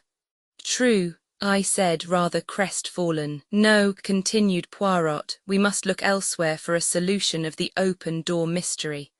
One thing I am fairly sure of, they did not leave through the door, they left by the window. What, precisely? But there were no footmarks in the flower bed underneath. No, and there ought to have been. Listen, Hastings, the gardener, August, as you heard him say, planted both those beds the preceding afternoon. In the one there are plentiful impressions of his big hobnailed boots, in the other none. You see, someone had passed that way, someone who, to obliterate their footprints, smoothed over the surface of the bed with a rake. Where did they get a rake? Where they got the spade and the gardening gloves, said Poirot impatiently. There is no difficulty about that. What makes you think that they left that way, though? Surely it is more probable that they entered by the window and left by the door. That is possible, of course, yet I have a strong idea that they left by the window. I think you are wrong. Perhaps mon ami. I mused, thinking over the new field of conjecture that Poirot's deductions had opened up to me. I recalled my wonder at his cryptic allusions to the flower bed and the wrist watch. His remarks had seemed so meaningless at the moment, and now, for the first time, I realized how remarkably, from a few slight incidents, he had unravelled much of the mystery that surrounded the case. I paid a belated homage to my friend. As though he read my thoughts, he nodded sagely. Method, you comprehend, method, arrange your facts, arrange your ideas, and if some little fact will not fit in, do not reject it but consider it closely. Though its significance escapes you, be sure that it is significant. In the meantime, I said, considering, although we know a great deal more than we did, we are no nearer to solving the mystery of who killed Mr. Renauld. No, said Poirot cheerfully. In fact, we are a great deal further off. The fact seemed to afford him such peculiar satisfaction that I gazed at him in wonder. He met my eye and smiled. But yes, it is better so. Before, there was at all events a clear theory as to how and by whose hands he met his death. Now that is all gone, we are in darkness. 100 conflicting points confuse and worry us. That is well, that is excellent. Out of confusion comes forth order. But if you find order to start with, if a crime seems simple and above board, a bien méfiez vous. It is, how do you say it? Cooked, the great criminal is simple, but very few criminals are great. In trying to cover up their tracks, they invariably betray themselves. Ah, mon ami, I would that some day I could meet a really great criminal, one who commits his crime and then does nothing. Even I, Hercule Poirot, might fail to catch such a one. But I had not followed his words. A light had burst upon me. Poirot, Mrs. Renauld, I see it now. She must be shielding somebody. From the quietness with which Poirot received my remark, I could see that the idea had already occurred to him. Yes, he said thoughtfully, shielding someone or screening someone, one of the two. I saw very little difference between the two words, but I developed my theme with a good deal of earnestness. Poirot maintained a strictly non-committal attitude, repeating, "It may be, yes, it may be, but as yet I do not know. There is something very deep underneath all this. You will see, something very deep." Then, as we entered our hotel, he enjoined silence on me with a gesture. Roman 13. The girl with the anxious eyes. Roman 13. The girl with the anxious eyes. We lunched with an excellent appetite. I understood well enough that Poirot did not wish to discuss the tragedy where we could so easily be overheard. But, as is usual when one topic fills the mind to the exclusion of everything else, no other subject of interest seemed to present itself. For a while we ate in silence, and then Poirot observed maliciously, "Eh bien, and your indiscretions, you recount them not." I felt myself blushing. "Oh, you mean this morning." I endeavoured to adopt a tone of absolute nonchalance, but I was no match for Poirot. In a very few minutes he had extracted the whole story from me, his eyes twinkling as he did so. Tynes, a story of the most romantic. What is her name, this charming young lady? I had to confess that I did not know. Still more romantic. The first rencontre in the train from Paris, the second here. Journeys end in lovers' meetings, is not that the saying? Don't be an ass, Poirot. Yesterday it was Mademoiselle d'Aubreuil, today it is Mademoiselle Cinderella. Decidedly you have the heart of a Turk, Hastings. You should establish a harem. It's all very well to rag me. Mademoiselle d'Aubreuil is a very beautiful girl, and I do admire her immensely. I don't mind admitting it. The others nothing, don't suppose I shall ever see her again. She was quite amusing to talk to just for a railway journey, but she's not the kind of girl I should ever get keen on. Why? Well, it sounds snobbish perhaps, but she's not a lady, not in any sense of the word. Poirot nodded thoughtfully. There was less raillery in his voice as he asked, "You believe, then, in birth and breeding?" I may be old-fashioned, but I certainly don't believe in marrying out of one's class. It never answers. I agree with you, mon ami. 99 times out of 100, it is as you say, but there is always the 100th time. Still, that does not arise, as you do not propose to see the lady again. His last words were almost a question, and I was aware of the sharpness with which he darted a glance at me. And before my eyes, writ large in letters of fire, I saw the words Hotel du Fer, and I heard again her voice saying, "Come and look me up," and my own answering with empressement, "I will." Well, what of it? I had meant to go at the time. But since then, I had had time to reflect. I did not like the girl. Thinking it over in cold blood, I came definitely to the conclusion that I disliked her intensely.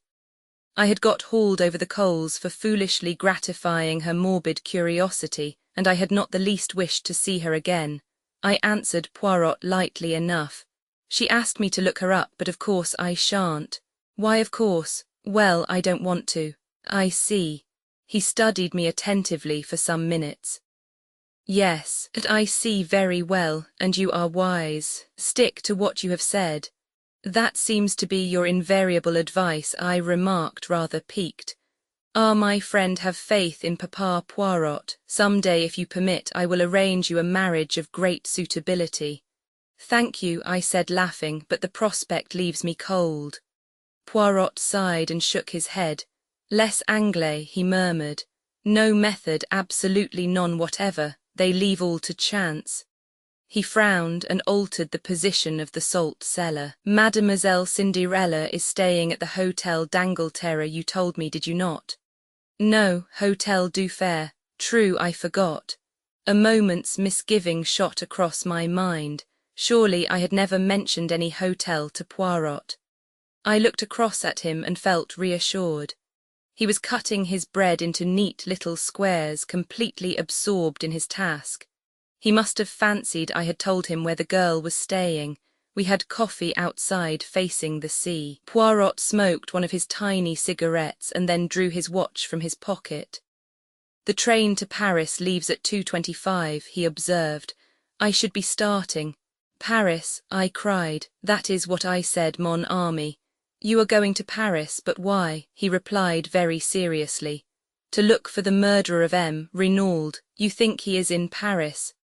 I am quite certain that he is not. Nevertheless, it is there that I must look for him. You do not understand. But I will explain it all to you in good time. Believe me, this journey to Paris is necessary. I shall not be away long. In all probability I shall return tomorrow. I do not propose that you should accompany me. Remain here and keep an eye on Gerard. Also cultivate the society of M. Renauld Fils. And thirdly, if you wish, endeavour to cut him out with Mademoiselle Marthe, but I fear you will not have great success. I did not quite relish the last remark. That reminds me, I said. I meant to ask you how you knew about those two. Mon ami, I know human nature. Throw together a boy like young Renauld and a beautiful girl like Mademoiselle Marthe, and the result is almost inevitable. Then the quarrel. It was money or a woman, and remembering Léonie's description of the lad's anger, I decided on the latter, so I made my guess and I was right. And that was why you warned me against setting my heart on the lady.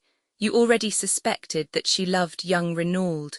Poirot smiled. At any rate, I saw that she had anxious eyes. That is how I always think of Mademoiselle d'Aubreuil, as the girl with the anxious eyes. His voice was so grave that it impressed me uncomfortably. What do you mean by that, Poirot? I fancy, my friend, that we shall see before very long, but I must start. You've oceans of time. Perhaps, but I like plenty of leisure at the station. I do not wish to rush, to hurry, to excite myself. At all events, I said, rising, I will come and see you off. You will do nothing of the sort, I forbid it. He was so peremptory that I stared at him in surprise. He nodded emphatically. I mean it, mon ami. Au revoir, you permit that I embrace you. Ah, no, I forget that it is not the English custom. Une poignée de main alors. I felt rather at a loose end after Poirot had left me. I strolled down the beach and watched the bathers, without feeling energetic enough to join them. I rather fancied that Cinderella might be disporting herself amongst them in some wonderful costume, but I saw no signs of her. I strolled aimlessly along the sands towards the further end of the town. It occurred to me that, after all, it would only be decent feeling on my part to inquire after the girl, and it would save trouble in the end. The matter would then be finished with. There would be no need for me to trouble about her any further. But if I did not go at all, she might quite possibly come and look me up at the villa. And that would be annoying in every way. Decidedly it would be better to pay a short call, in the course of which I could make it quite clear that I could do nothing further for her in my capacity of showman. Accordingly, I left the beach and walked inland. I soon found the Hotel du Fer, a very unpretentious building. It was annoying in the extreme not to know the lady's name, and to save my dignity I decided to stroll inside and look around. Probably I should find her in the lounge. Merlinville was a small place. You left your hotel to go to the beach, and you left the beach to return to the hotel. There were no other attractions. There was a casino being built, but it was not yet completed. I had walked the length of the beach without seeing her, therefore she must be in the hotel. I went in. Several people were sitting in the tiny lounge, but my quarry was not amongst them. I looked into some other rooms, but there was no sign of her. I waited for some time till my impatience got the better of me. I took the concierge aside and slipped 5 francs into his hand. I wish to see a lady who is staying here, a young English lady, small and dark. I am not sure of her name. The man shook his head and seemed to be suppressing a grin. There is no such lady as you describe staying here. She is American, possibly, I suggested. These fellows are so stupid, but the man continued to shake his head. No, monsieur, there are only 6 or 7 English and American ladies altogether, and they are all much older than the lady you are seeking. It is not here that you will find her, monsieur. He was so positive that I felt doubts. But the lady told me she was staying here. Monsieur must have made a mistake, or it is more likely the lady did, since there has been another gentleman here inquiring for her. What is that you say? I cried, surprised. But yes, monsieur, a gentleman who described her just as you have done. What was he like? He was a small gentleman, well dressed, very neat, very spotless, the moustache very stiff, the head of a peculiar shape, and the eyes green. Poirot, so that was why he refused to let me accompany him to the station. The impertinence of it. I would thank him not to meddle in my concerns. Did he fancy I needed a nurse to look after me? Thanking the man, I departed, somewhat at a loss and still much incensed with my meddlesome friend. I regretted that he was, for the moment, out of reach. I should have enjoyed telling him what I thought of his unwarranted interference. Had I not distinctly told him that I had no intention of seeing the girl? Decidedly, one's friends can be too zealous. But where was the lady? I set aside my wrath and tried to puzzle it out. Evidently, through inadvertence, she had named the wrong hotel. Then another thought struck me. Was it inadvertence? Or had she deliberately withheld her name and given me the wrong address? The more I thought about it, the more I felt convinced that this last surmise of mine was right. For some reason or other she did not wish to let the acquaintance ripen into friendship, and though half an hour earlier this had been precisely my own view, I did not enjoy having the tables turned upon me. The whole affair was profoundly unsatisfactory, and I went up to the Villa Genevieve in a condition of distinct ill humour. I did not go to the house, but went up the path to the little bench by the shed, and sat there moodily enough. I was distracted from my thoughts by the sound of voices close at hand. In a second or two I realized that they came, not from the garden I was in, but from the adjoining garden of the Villa Marguerite, and that they were approaching rapidly. A girl's voice was speaking, a voice that I recognized as that of the beautiful Marthe. "Chérie," she was saying, "is it really true? Are all our troubles over?" "You know it, Marthe," Jack Renaud replied. "Nothing can part us now, beloved. The last obstacle to our union is removed. Nothing can take you from me." "Nothing," the girl murmured. "Oh, Jack, Jack, I am afraid." I had moved to depart, realizing that I was quite unintentionally eavesdropping. As I rose to my feet, I caught sight of them through a gap in the hedge. They stood together facing me, the man's arm round the girl, his eyes looking into hers. They were a splendid-looking couple, the dark, well-knit boy and the fair young goddess. They seemed made for each other as they stood there, happy in spite of the terrible tragedy that overshadowed their young lives. But the girl's face was troubled, and Jack Renaud seemed to recognize it as he held her closer to him and asked, "But what are you afraid of, darling? What is there to fear, now?" And then I saw the look in her eyes, the look Poirot had spoken of as she murmured, so that I almost guessed at the words. "I am afraid for you." I did not hear young Renaud's answer, for my attention was distracted by an unusual appearance a little further down the hedge. There appeared to be a brown bush there which seemed odd, to say the least of it, so early in the summer. I stepped along to investigate, but at my advance the brown bush withdrew itself precipitately and faced me with a finger to its lips. It was Geraud. Enjoining caution, he led the way round the shed until we were out of earshot. "What were you doing there?" I asked. "Exactly what you were doing, listening. But I was not there on purpose." "Ah," said Geraud, "I was. As always, I admired the man whilst disliking him. He looked me up and down with a sort of contemptuous disfavour. You didn't help matters by butting in. I might have heard something useful in a minute. What have you done with your old fossil?" Poirot has gone to Paris," I replied coldly. "And I can tell you, Geraud, that he is anything but an old fossil. He has solved many cases that have completely baffled the English police." "Bar the English police," Geraud snapped his fingers disdainfully. "They must be on a level with our examining magistrates, so he has gone to Paris, has he? Well, a good thing. The longer he stays there, the better. But what does he think he will find there?" I thought I read in the question a tinge of uneasiness. I drew myself up. "That I am not at liberty to say," I said quietly. Geraud subjected me to a piercing stare. "He has probably enough sense not to tell you," he remarked rudely. "Good afternoon, I'm busy." And with that he turned on his heel and left me without ceremony. Matters seemed at a standstill at the Villa Genevieve. Geraud evidently did not desire my company, and from what I had seen it seemed fairly certain that Jack Renaud did not either. I went back to the town, had an enjoyable bath and returned to the hotel.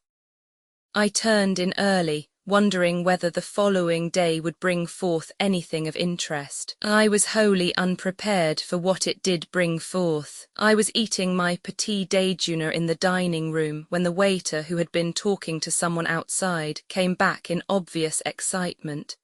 He hesitated for a minute, fidgeting with his napkin, and then burst out. "Monsieur will pardon me, but he is connected, is he not, with the affair at the Villa Genevieve?" "Yes," I said eagerly. "Why, Monsieur has not heard the news, though." "What news?"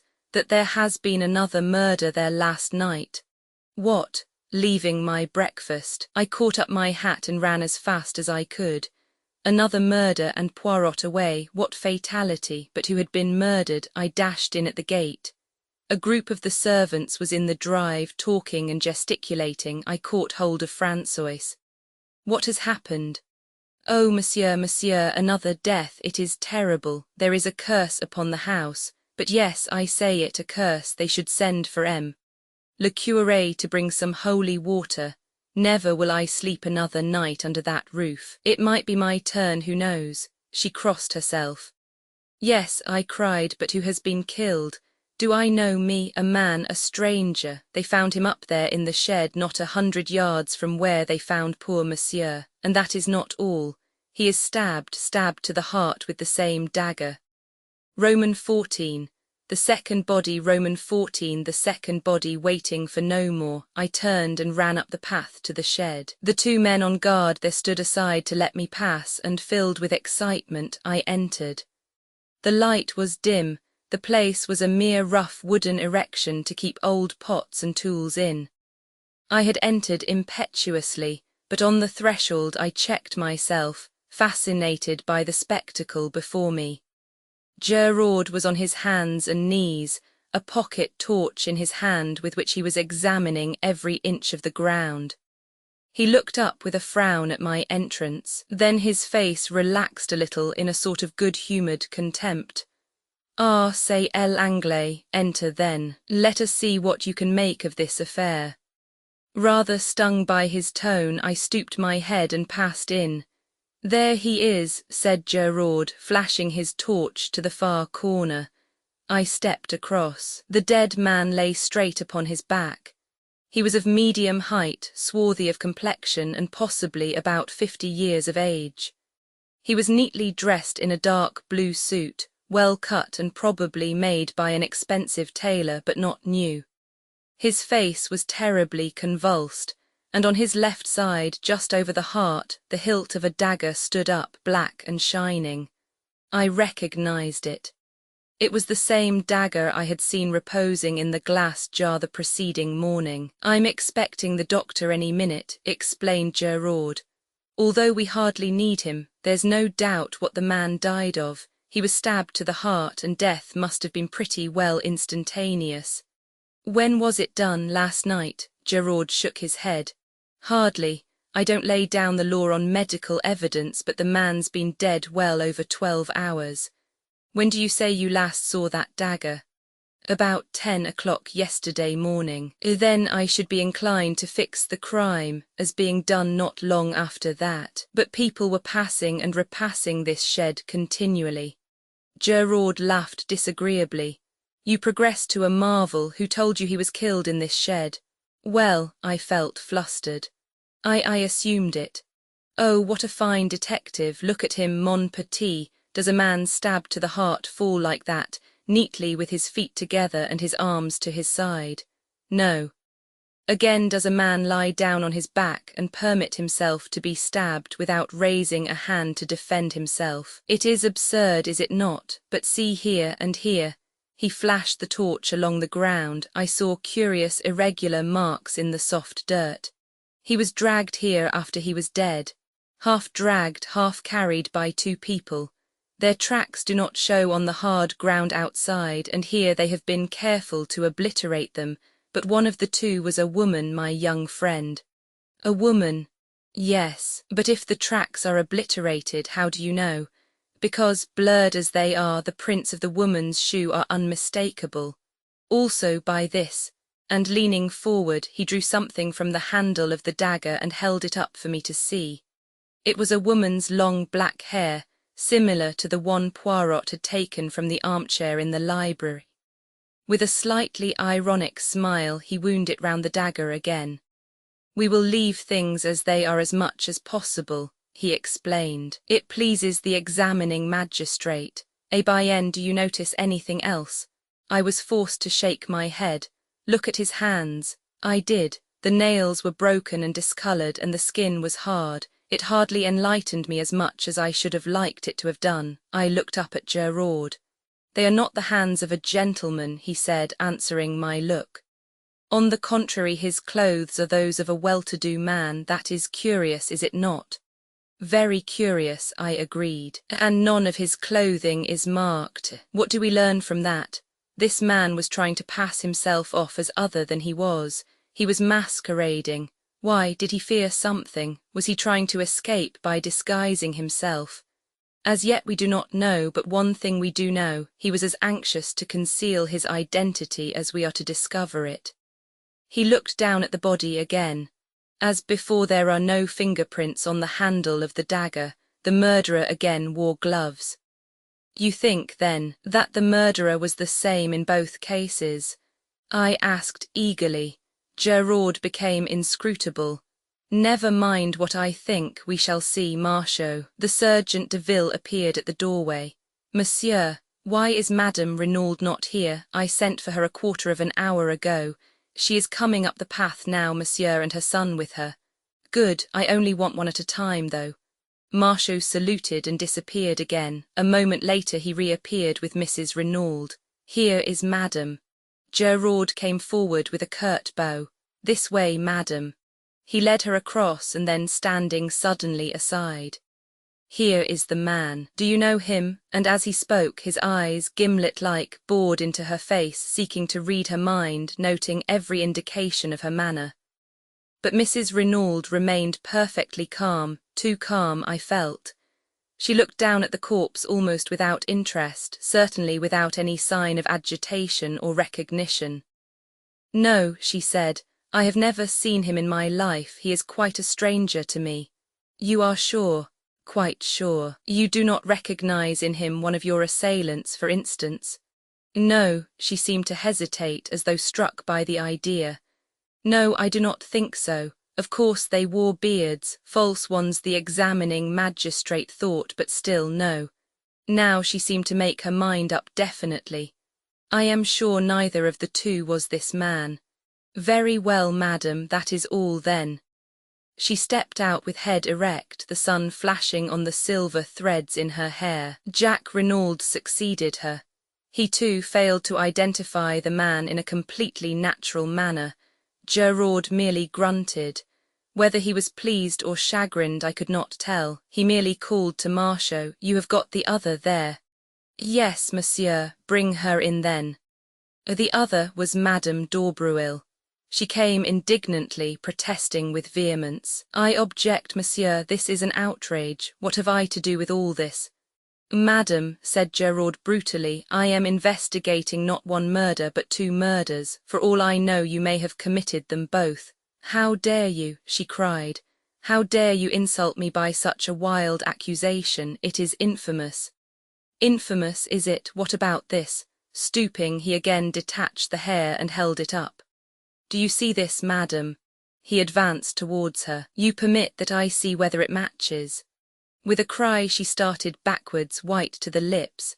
"It is false, I swear it. I know nothing of the crime, of either crime. Anyone who says I do lies. Ah, mon Dieu, what shall I do?" "Calm yourself, madam," said Geraud coldly. "No one has accused you as yet, but you will do well to answer my questions without more ado." "Anything you wish, monsieur. Look at the dead man. Have you ever seen him before?" Drawing nearer, a little of the colour creeping back to her face, Madame d'Aubreuil looked down at the victim with a certain amount of interest and curiosity. Then she shook her head. "I do not know him." It seemed impossible to doubt her, the words came so naturally. Geraud dismissed her with a nod of the head. "You are letting her go?" I asked in a low voice. "Is that wise? Surely that black hair is from her head." "I do not need teaching my business," said Geraud dryly. "She is under surveillance. I have no wish to arrest her as yet." Then, frowning, he gazed down at the body. "Should you say that was a Spanish type at all?" he asked suddenly. I considered the face carefully. "No," I said at last. "I should put him down as a Frenchman most decidedly." Geraud gave a grunt of dissatisfaction. "Same here." He stood there for a moment, then with an imperative gesture he waved me aside, and once more on hands and knees he continued his search of the floor of the shed.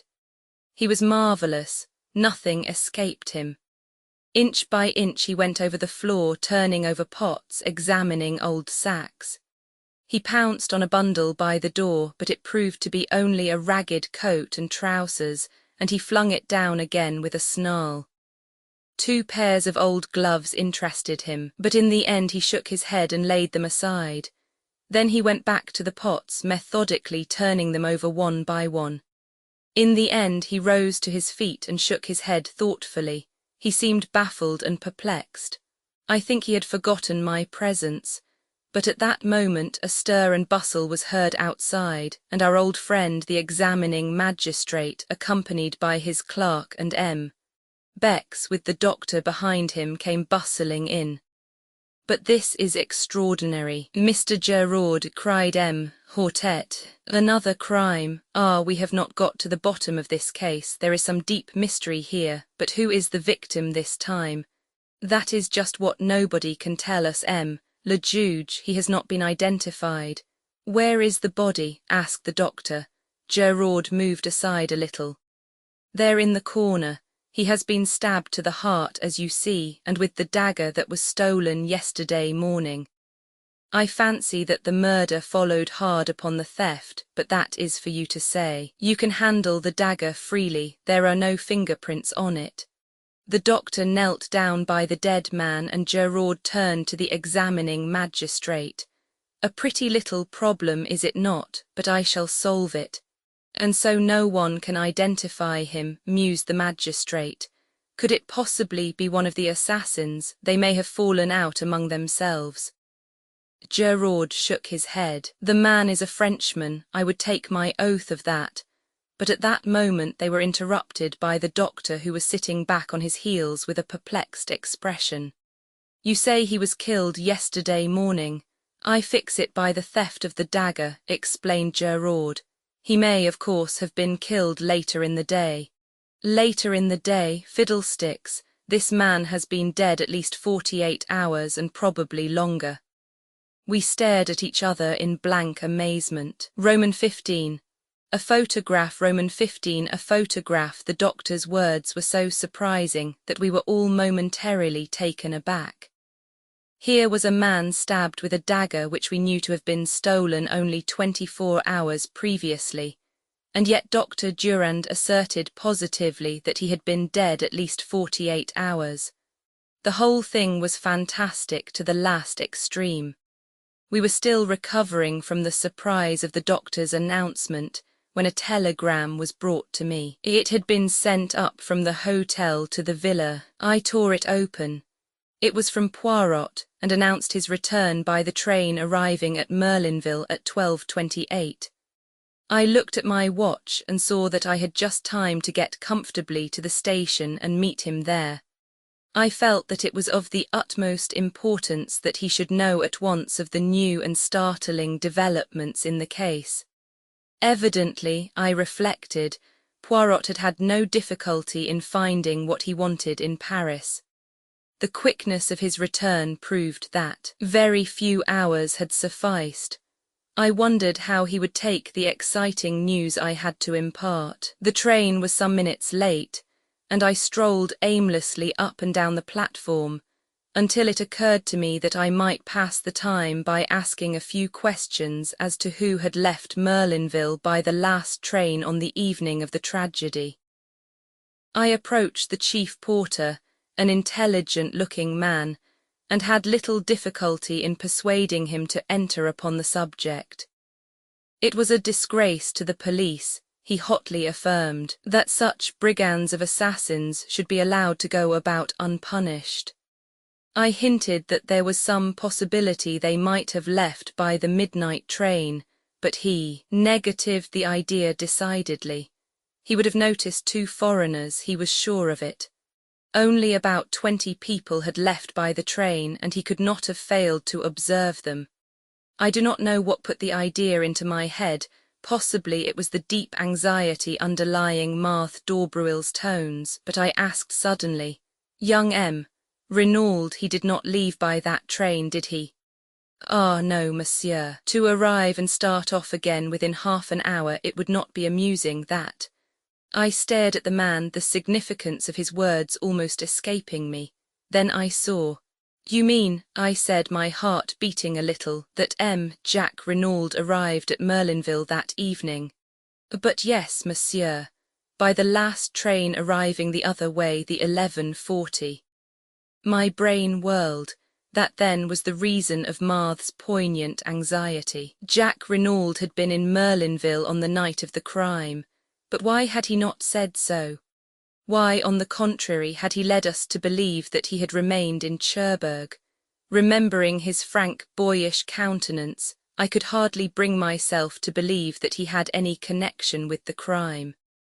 Yet why this silence on his part about so vital a matter? One thing was certain, Marthe had known all along. Hence her anxiety, and her eager questioning of Poirot, to know whether anyone was suspected. My cogitations were interrupted by the arrival of the train, and in another moment I was greeting Poirot. The little man was radiant. He beamed and vociferated, and forgetting my English reluctance, embraced me warmly on the platform. "Mon cher Ami, I have succeeded, but succeeded to a marvel." "Indeed, I'm delighted to hear it. Have you heard the latest here?" "How would you that I should hear anything? There have been some developments, eh? The brave Gerard. He has made an arrest, or even arrests perhaps. Ah, but I will make him look foolish, that one. But where are you taking me, my friend? Do we not go to the hotel? It is necessary that I attend to my moustaches. They are deplorably limp from the heat of travelling. Also, without doubt, there is dust on my coat, and my tie that I must rearrange. I cut short his remonstrances. My dear Poirot, never mind all that. We must go to the villa at once. There has been another murder. I have frequently been disappointed when fancying that I was giving news of importance to my friend.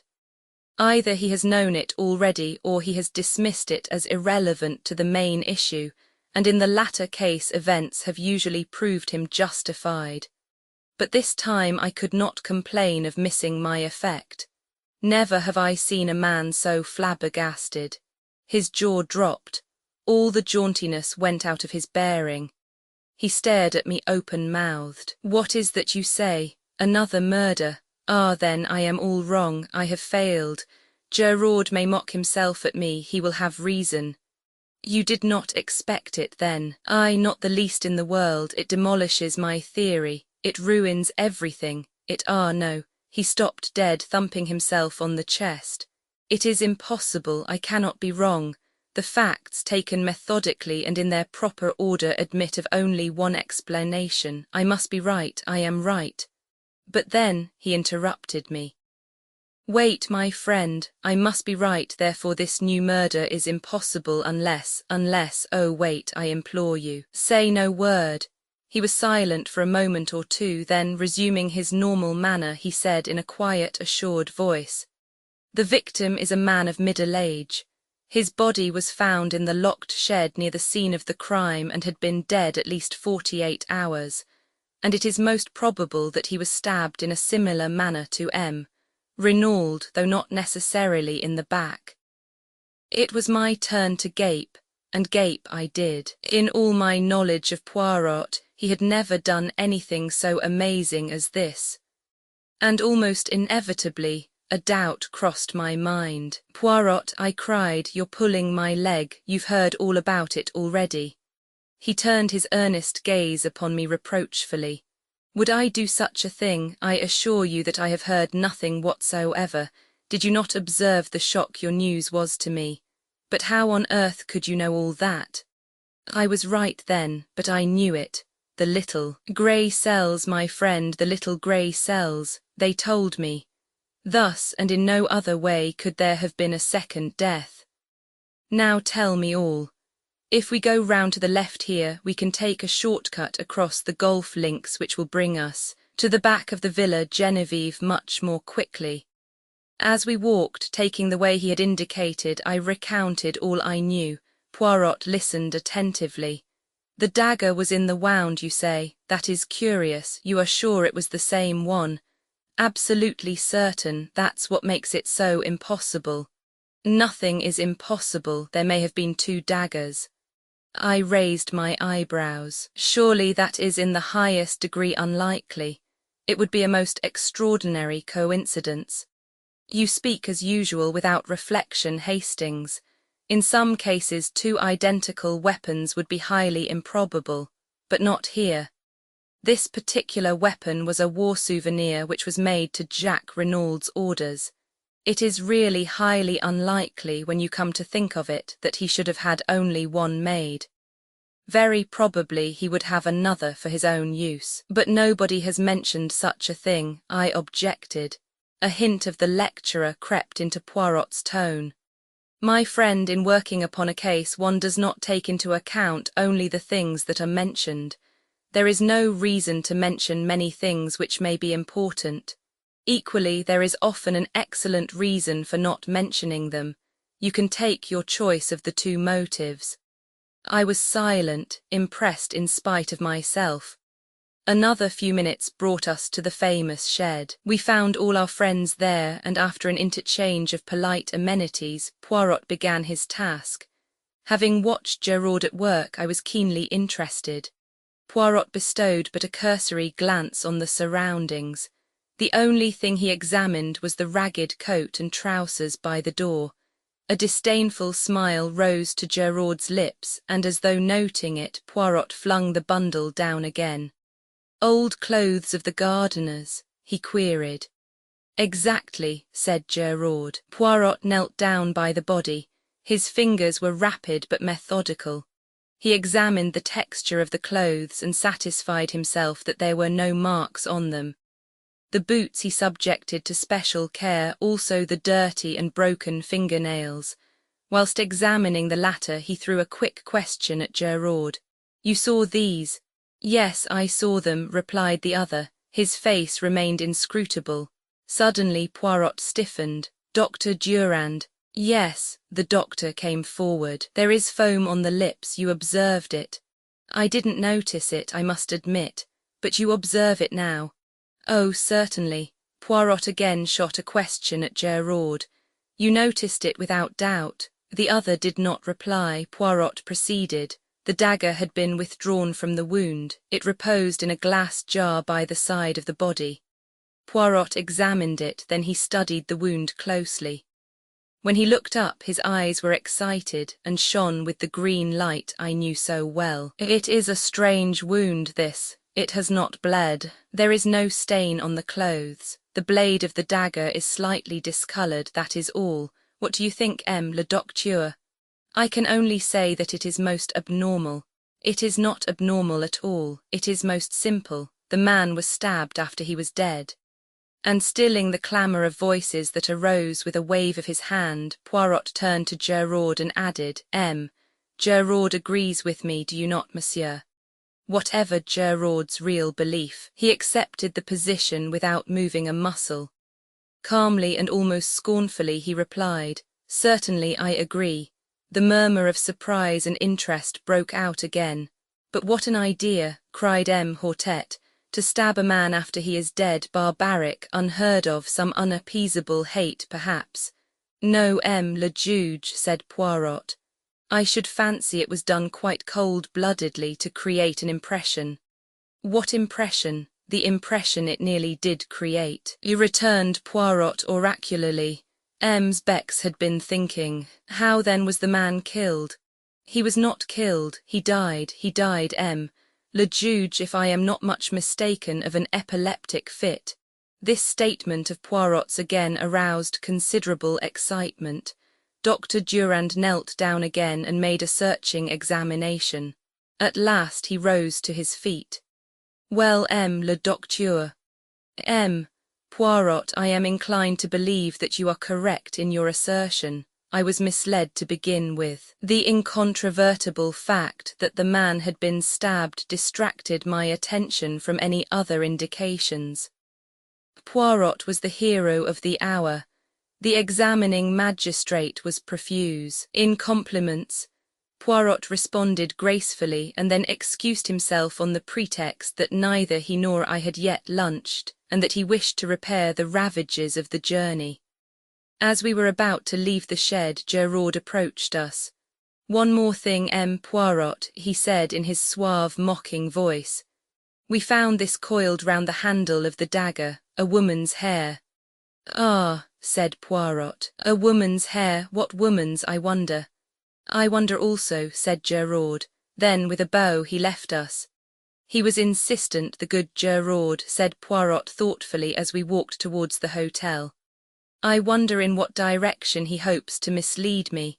A woman's hair, We lunched heartily, but I found Poirot somewhat distrait and inattentive. Afterwards we went up to our sitting room, and there I begged him to tell me something of his mysterious journey to Paris. "Willingly, my friend, I went to Paris to find this."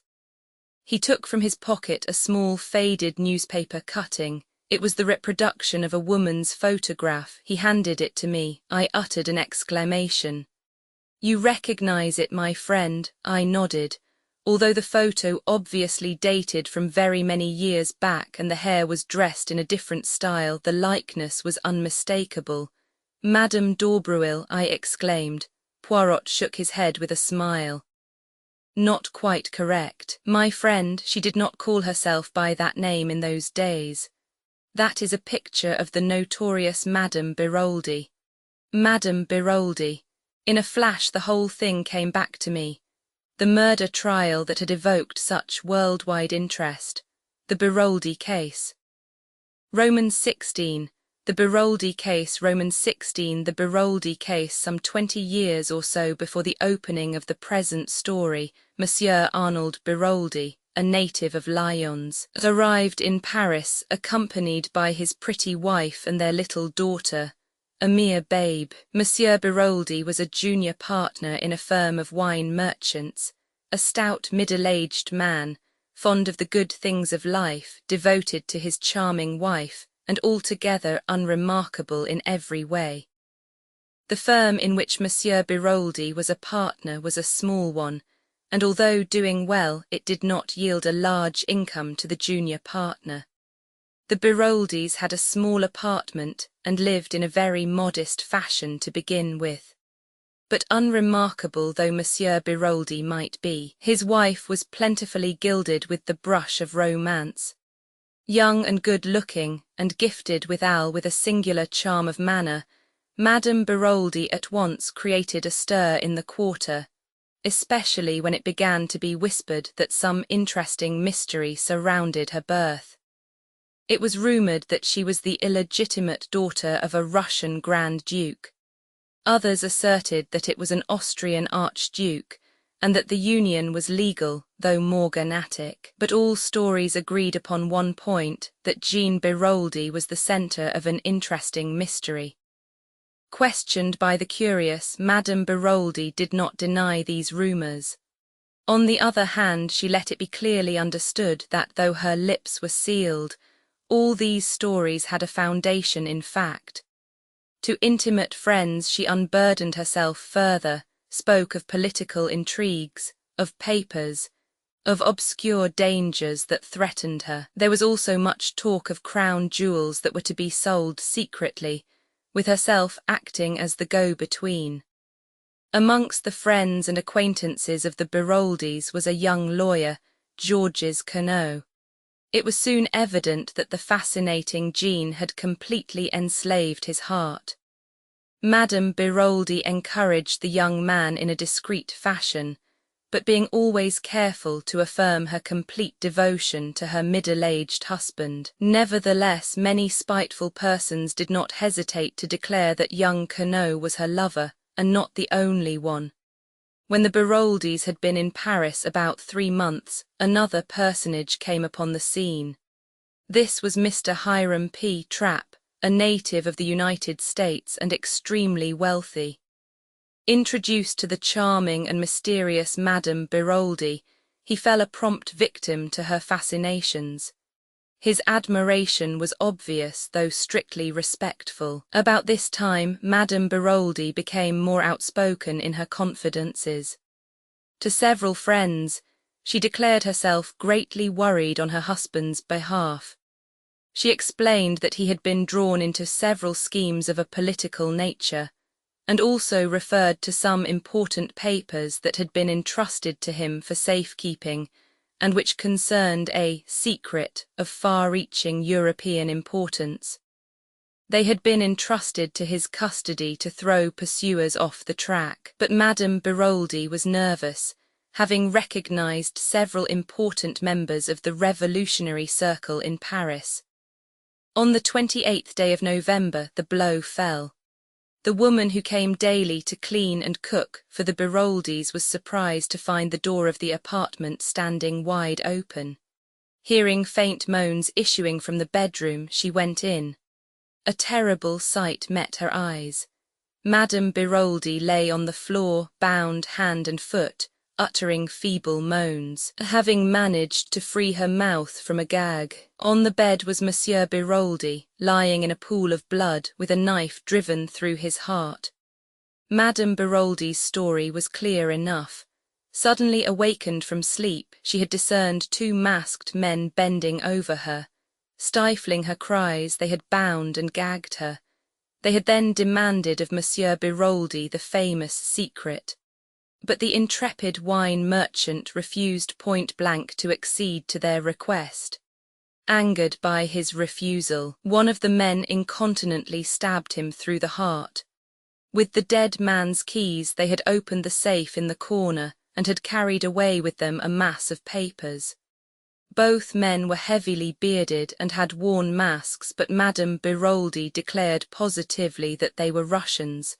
The affair created an immense sensation. It was referred to variously as the nihilist atrocity, revolutionaries in Paris, and the Russian mystery. Time went on, and the mysterious bearded men were never traced. And then, just as public interest was beginning to die down, a startling development occurred. Madame Biroldi was arrested and charged with the murder of her husband. The trial, when it came on, aroused widespread interest. The youth and beauty of the accused and her mysterious history were sufficient to make of it a cause célèbre. People ranged themselves wildly for or against the prisoner, but her partisans received several severe checks to their enthusiasm. The romantic past of Madame Biroldi, her royal blood, and the mysterious intrigues in which she had her being were shown to be mere fantasies of the imagination. It was proved beyond doubt that Jean Biroldi's parents were a highly respectable and prosaic couple, fruit merchants who lived on the outskirts of Lyons. The Russian Grand Duke, the court intrigues, and the political schemes, all the stories current were traced back to the lady herself. From her brain had emanated these ingenious myths, and she was proved to have raised a considerable sum of money from various credulous persons by her fiction of the crown jewels, the jewels in question being found to be mere paste imitations. Remorselessly, the whole story of her life was laid bare. The motive for the murder was found in Mr. Hiram P. Trapp. Mr. Trapp did his best, but relentlessly and agilely cross-questioned, he was forced to admit that he loved the lady, and that, had she been free, he would have asked her to be his wife. The fact that the relations between them were admittedly platonic strengthened the case against the accused. Debarred from becoming his mistress by the simple, honourable nature of the man, Jean Biroldi had conceived the monstrous project of ridding herself of her elderly, undistinguished husband and becoming the wife of the rich American. Throughout, Madame Biroldi confronted her accusers with complete sang-froid and self-possession. Her story never varied. She continued to declare strenuously that she was of royal birth, and that she had been substituted for the daughter of the fruit seller at an early age. Absurd and completely unsubstantiated as these statements were, a great number of people believed implicitly in their truth. But the prosecution was implacable. It denounced the masked Russians as a myth, and asserted that the crime had been committed by Madame Biroldi and her lover, Georges Queneau. A warrant was issued for the arrest of the latter, but he had wisely disappeared. Evidence showed that the bonds which secured Madame Biroldi were so loose that she could easily have freed herself. And then, towards the close of the trial, a letter posted in Paris was sent to the public prosecutor. It was from Georges Queneau, and without revealing his whereabouts, it contained a full confession of the crime. He declared that he had indeed struck the fatal blow at Madame Biroldi's instigation. The crime had been planned between them. Believing that her husband ill-treated her, and maddened by his own passion for her, a passion which he believed her to return, he had planned the crime and struck the fatal blow that should free the woman he loved from a hateful bondage. Now, for the first time, he learned of Mr. Hiram P. Trapp, and realized that the woman he loved had betrayed him.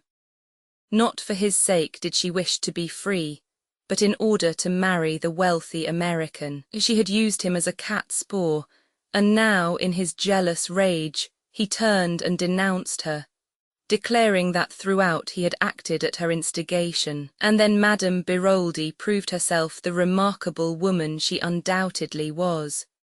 Without hesitation, she dropped her previous defense and admitted that the Russians were a pure invention on her part. The real murderer was Georges Queneau. Maddened by passion, he had committed the crime, vowing that if she did not keep silence, he would enact a terrible vengeance from her. Terrified by his threats, she had consented, also fearing it likely that if she told the truth, she might be accused of conniving at the crime. But she had steadfastly refused to have anything more to do with her husband's murderer, and it was in revenge for this attitude on her part that he had written this letter accusing her. She swore solemnly that she had had nothing to do with the planning of the crime, that she had awoke on that memorable night to find Georges Queneau standing over her, the blood-stained knife in his hand. It was a touch-and-go affair. Madame Biroldi's story was hardly credible, but this woman, whose fairy tales of royal intrigues had been so easily accepted, had the supreme art of making herself believed. Her address to the jury was a masterpiece. The tears streaming down her face, she spoke of her child, of her woman's honour, of her desire to keep her reputation untarnished for the child's sake. She admitted that Georges Queneau having been her lover, she might perhaps be held morally responsible for the crime, but before God nothing more. She knew that she had committed a grave fault in not denouncing Queneau to the law, but she declared in a broken voice that that was a thing no woman could have done. She had loved him. Could she let her hand be the one to send him to the guillotine? She had been guilty of much, but she was innocent of the terrible crime imputed to her. However that may have been, her eloquence and personality won the day. Madame Biroldi, amidst a scene of unparalleled excitement, was acquitted. Despite the utmost endeavours of the police, Georges Queneau was never traced. As for Madame Biroldi, nothing more was heard of her. Taking the child with her, she left Paris to begin a new life. Romans 17. We make further investigations. Romans 17. We make further investigations. I have set down the Biroldi case in full. Of course, all the details did not present themselves to my memory as I have recounted them here. Nevertheless, I recalled the case fairly accurately. It had attracted a great deal of interest at the time, and had been fully reported by the English papers, so that it did not need much effort of memory on my part to recollect the salient details. Just for the moment, in my excitement, it seemed to clear up the whole matter. I admit that I am impulsive, and Poirot deplores my custom of jumping to conclusions, but I think I had some excuse in this instance. The remarkable way in which this discovery justified Poirot's point of view struck me at once. "Poirot," I said, "I congratulate you. I see everything now. If that is indeed the truth, I congratulate you, mon ami, for as a rule you are not famous for seeing, is it not so?" I felt a little annoyed. "Come now, don't rub it in. You've been so confoundedly mysterious all along with your hints and your insignificant details that anyone might fail to see what you were driving at." Poirot lit one of his little cigarettes with his usual precision. Then he looked up. "And since you see everything now, mon ami, what exactly is it that you see?" "Why, that it was Madame d'Aubreuil, Biroldi, who murdered Mr. Renauld. The similarity of the two cases proves that beyond a doubt. Then you consider that Madame Biroldi was wrongly acquitted, that in actual fact she was guilty of connivance in her husband's murder. I opened my eyes wide. "But of course, don't you?" Poirot walked to the end of the room, absent-mindedly straightened a chair, and then said thoughtfully, "Yes, that is my opinion. But there is no of course about it. My friend, technically speaking, Madame Biroldi is innocent. Of that crime, perhaps, but not of this." Poirot sat down again and regarded me, his thoughtful air more marked than ever. "So it is definitely your opinion, Hastings, that Madame d'Aubreuil murdered M. Renauld?" "Yes. Why?" He shot the question at me with such suddenness that I was taken aback. "Why?" I stammered. "Why, oh, because," I came to a stop. Poirot nodded his head at me. You see, you come to a stumbling block at once. Why should Madame d'Aubreuil, I shall call her that for clearness' sake, murder M. Renauld? We can find no shadow of a motive. She does not benefit by his death. Considered as either mistress or blackmailer, she stands to lose. You cannot have a murder without a motive. The first crime was different. There we had a rich lover waiting to step into her husband's shoes. Money is not the only motive for murder, I objected. True, agreed Poirot placidly. There are two others. The crime passional is one. And there is the third rare motive, murder for an idea which implies some form of mental derangement on the part of the murderer. Homicidal mania and religious fanaticism belong to that class. We can rule it out here. But what about the crime passional? Can you rule that out? If Madame d'Aubreuil was Renaud's mistress, if she found that his affection was cooling, or if her jealousy was aroused in any way, might she not have struck him down in a moment of anger? Poirot shook his head. If you note, Madame d'Aubreuil was Renaud's mistress, he had not had time to tire of her. And in any case you mistake her character. She is a woman who can simulate great emotional stress. She is a magnificent actress, but looked at dispassionately, her life disproves her appearance. Throughout, if we examine it, she had been cold-blooded and calculating in her motives and actions. It was not to link her life with that of her young lover that she connived at her husband's murder. The rich American, for whom she probably did not care a button, was her objective. If she committed a crime, she would always do so for gain. Here there was no gain. Besides, how do you account for the digging of the grave? That was a man's work. She might have had an accomplice, I suggested, unwilling to relinquish my belief. I pass to another objection. You have spoken of the similarity between the two crimes. Wherein does that lie, my friend? I stared at him in astonishment. Why, Poirot, it was you who remarked on that. The story of the masked men, the secret, the papers. Poirot smiled a little. Do not be so indignant, I beg of you. I repudiate nothing. The similarity of the two stories links the two cases together inevitably, but reflect now on something very curious. It is not Madame d'Aubreuil who tells us this tale. If it were all would indeed be plain sailing. It is Madame Renauld. Is she then in league with the other? I can't believe that, I said slowly. If it is so, she must be the most consummate actress the world has ever known. Ta, said Poirot impatiently. Again you have the sentiment and not the logic.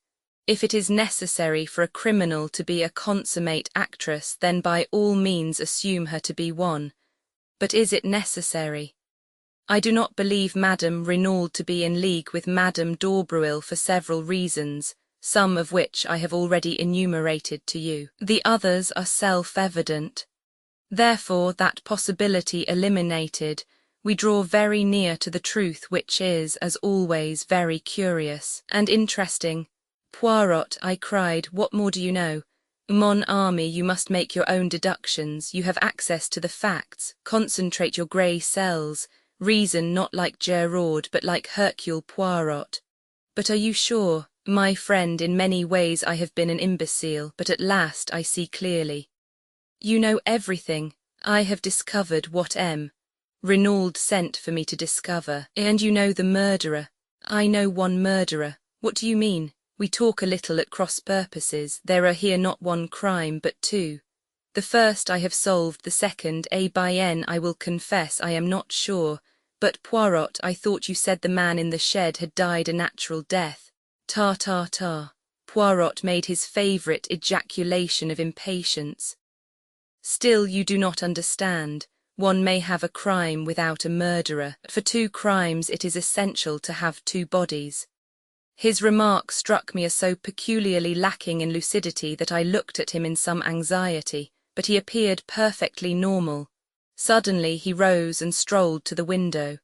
Here he is, he observed. Who? Jack Renauld. I sent a note up to the villa to ask him to come here. That changed the course of my ideas, and I asked Poirot if he knew that Jack Renauld had been in Merlinville on the night of the crime. I had hoped to catch my astute little friend napping, but as usual he was omniscient. He too had inquired at the station. And without doubt we are not original in the idea, Hastings. The excellent Gerard, he also has probably made his inquiries. You don't think, I said, and then stopped. Ah, no, it would be too horrible. Poirot looked inquiringly at me, but I said no more. It had just occurred to me that though there were 7 women directly or indirectly connected with the case, Mrs. Renauld, Madame d'Aubreuil and her daughter, the mysterious visitor, and the 3 servants, there was, with the exception of old Auguste who could hardly count, only one man, Jack Renauld. And a man must have dug a grave. I had no time to develop further the appalling idea that had occurred to me, for Jack Renauld was ushered into the room. Poirot greeted him in a business-like manner. "Take a seat, monsieur. I regret infinitely to derange you, but you will perhaps understand that the atmosphere of the villa is not too congenial to me. Gerard and I do not see eye to eye about everything. His politeness to me has not been striking, and you will comprehend that I do not intend any little discoveries I may make to benefit him in any way." "Exactly, Poirot," said the lad. "That fellow Gerard is an ill-conditioned brute, and I'd be delighted to see someone score at his expense. Then I may ask a little favour of you." "Certainly. I will ask you to go to the railway station and take a train to the next station along the line, Abelac. Ask there at the cloakroom whether 2 foreigners deposited a valise there on the night of the murder. It is a small station, and they are almost certain to remember. Will you do this?" "Of course I will," said the boy, mystified though ready for the task. "I and my friend, you comprehend, have business elsewhere," explained Poirot. "There is a train in a quarter of an hour, and I will ask you not to return to the villa, as I have no wish for Gerard to get an inkling of your errand." "Very well, I will go straight to the station." He rose to his feet. Poirot's voice stopped him. "One moment, Renauld, there is one little matter that puzzles me. Why did you not mention to Hortense this morning that you were in Merlinville on the night of the crime?" Jack Renauld's face went crimson. With an effort he controlled himself. "You have made a mistake. I was in Cherbourg, as I told the examining magistrate this morning." Poirot looked at him, his eyes narrowed, cat-like, until they only showed a gleam of green. "Then it is a singular mistake that I have made there, for it is shared by the station staff. They say you arrived by the 11:40 train."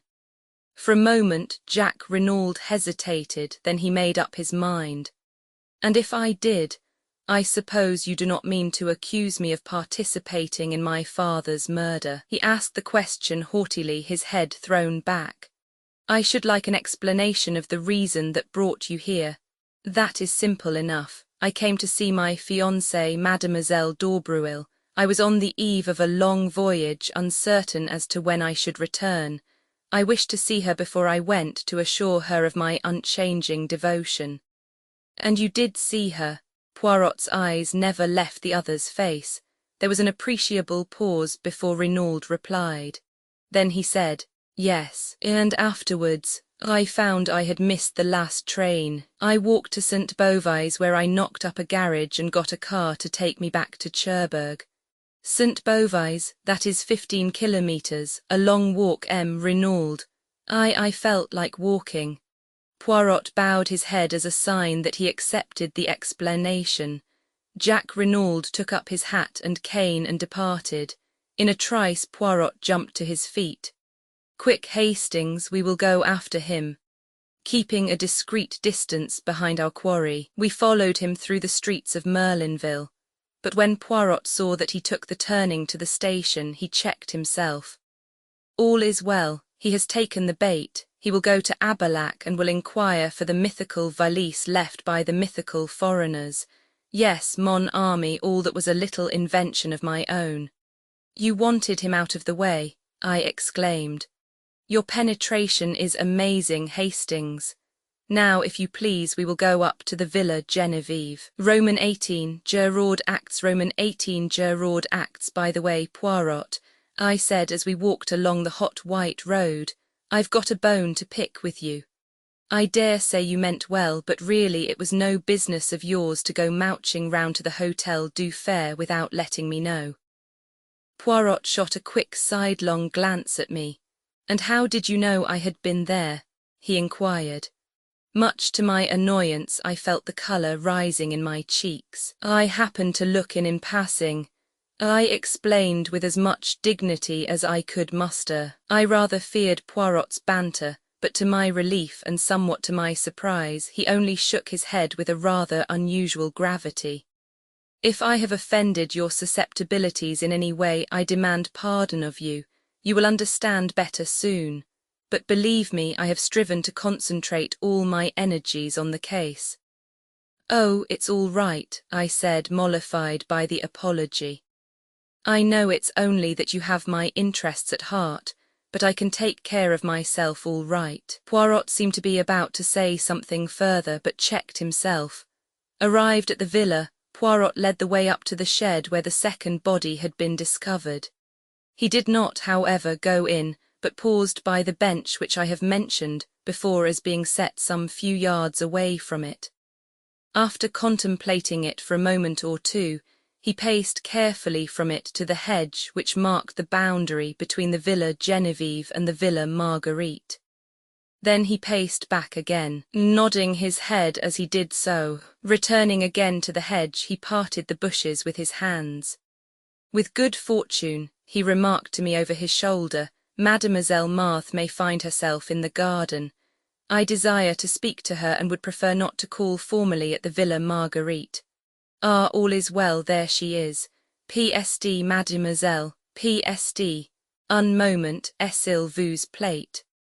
I joined him at the moment that Marthe d'Aubruil, looking slightly startled, came running up to the hedge at his call. A little word with you, mademoiselle, if it is permitted. Certainly, Monsieur Poirot. Despite her acquiescence, her eyes looked troubled and afraid. Mademoiselle, do you remember running after me on the road the day that I came to your house with the examining magistrate? You asked me if anyone was suspected of the crime. And you told me 2 Chileans. Her voice sounded rather breathless and her left hand stole to her breast. Will you ask me the same question again? Mademoiselle, what do you mean? This. If you were to ask me that question again, I should give you a different answer. Someone is suspected, but not a Chilean. Who? The word came faintly between her parted lips. Jack Renaud. What? It was a cry. Jack, impossible. Who dares to suspect him? Gerard, the girl's face was ashy. I am afraid of that man. He is cruel. He will, she broke off. There was courage gathering in her face and determination. I realized in that moment that she was a fighter. Poirot, too, watched her intently. You know, of course, that he was here on the night of the murder? He asked. Yes, she replied mechanically. He told me. It was unwise to have tried to conceal the fact, ventured Poirot. Yes, she replied impatiently. But we cannot waste time on regrets. We must find something to save him. He is innocent, of course, but that will not help him with a man like Gerard who has his reputation to think of. He must arrest someone, and that someone will be Jack. The facts will tell against him, said Poirot. You realize that? She faced him squarely and used the words I had heard her say in her mother's drawing-room. I am not a child, monsieur. I can be brave and look facts in the face. He is innocent and we must save him. She spoke with a kind of desperate energy, then was silent, frowning as she thought. Mademoiselle, said Poirot, observing her keenly, is there not something that you are keeping back that you could tell us? She nodded perplexedly. Yes, there is something, but I hardly know whether you will believe it. It seems so absurd. At any rate, tell us, mademoiselle. It is this. Gerard sent for me as an afterthought to see if I could identify the man in there. She signed with her head towards the shed. I could not, at least I could not at the moment, but since I have been thinking, well, it seems so queer, and yet I am almost sure I will tell you. On the morning of the day M. Renauld was murdered, I was walking in the garden here when I heard a sound of men's voices quarrelling. I pushed aside the bushes and looked through. One of the men was M. Renauld and the other was a tramp, a dreadful-looking creature in filthy rags. He was alternately whining and threatening. I gathered he was asking for money, but at that moment Mammon called me from the house and I had to go. That is all only. I am almost sure that the tramp and the dead man in the shed are one and the same. Poirot uttered an exclamation. But why did you not say so at the time, mademoiselle? Because at first it only struck me that the face was vaguely familiar in some way. The man was differently dressed and apparently belonged to a superior station in life. But tell me, Monsieur Poirot, is it not possible that this tramp might have attacked and killed M. Renauld and taken his clothes and money?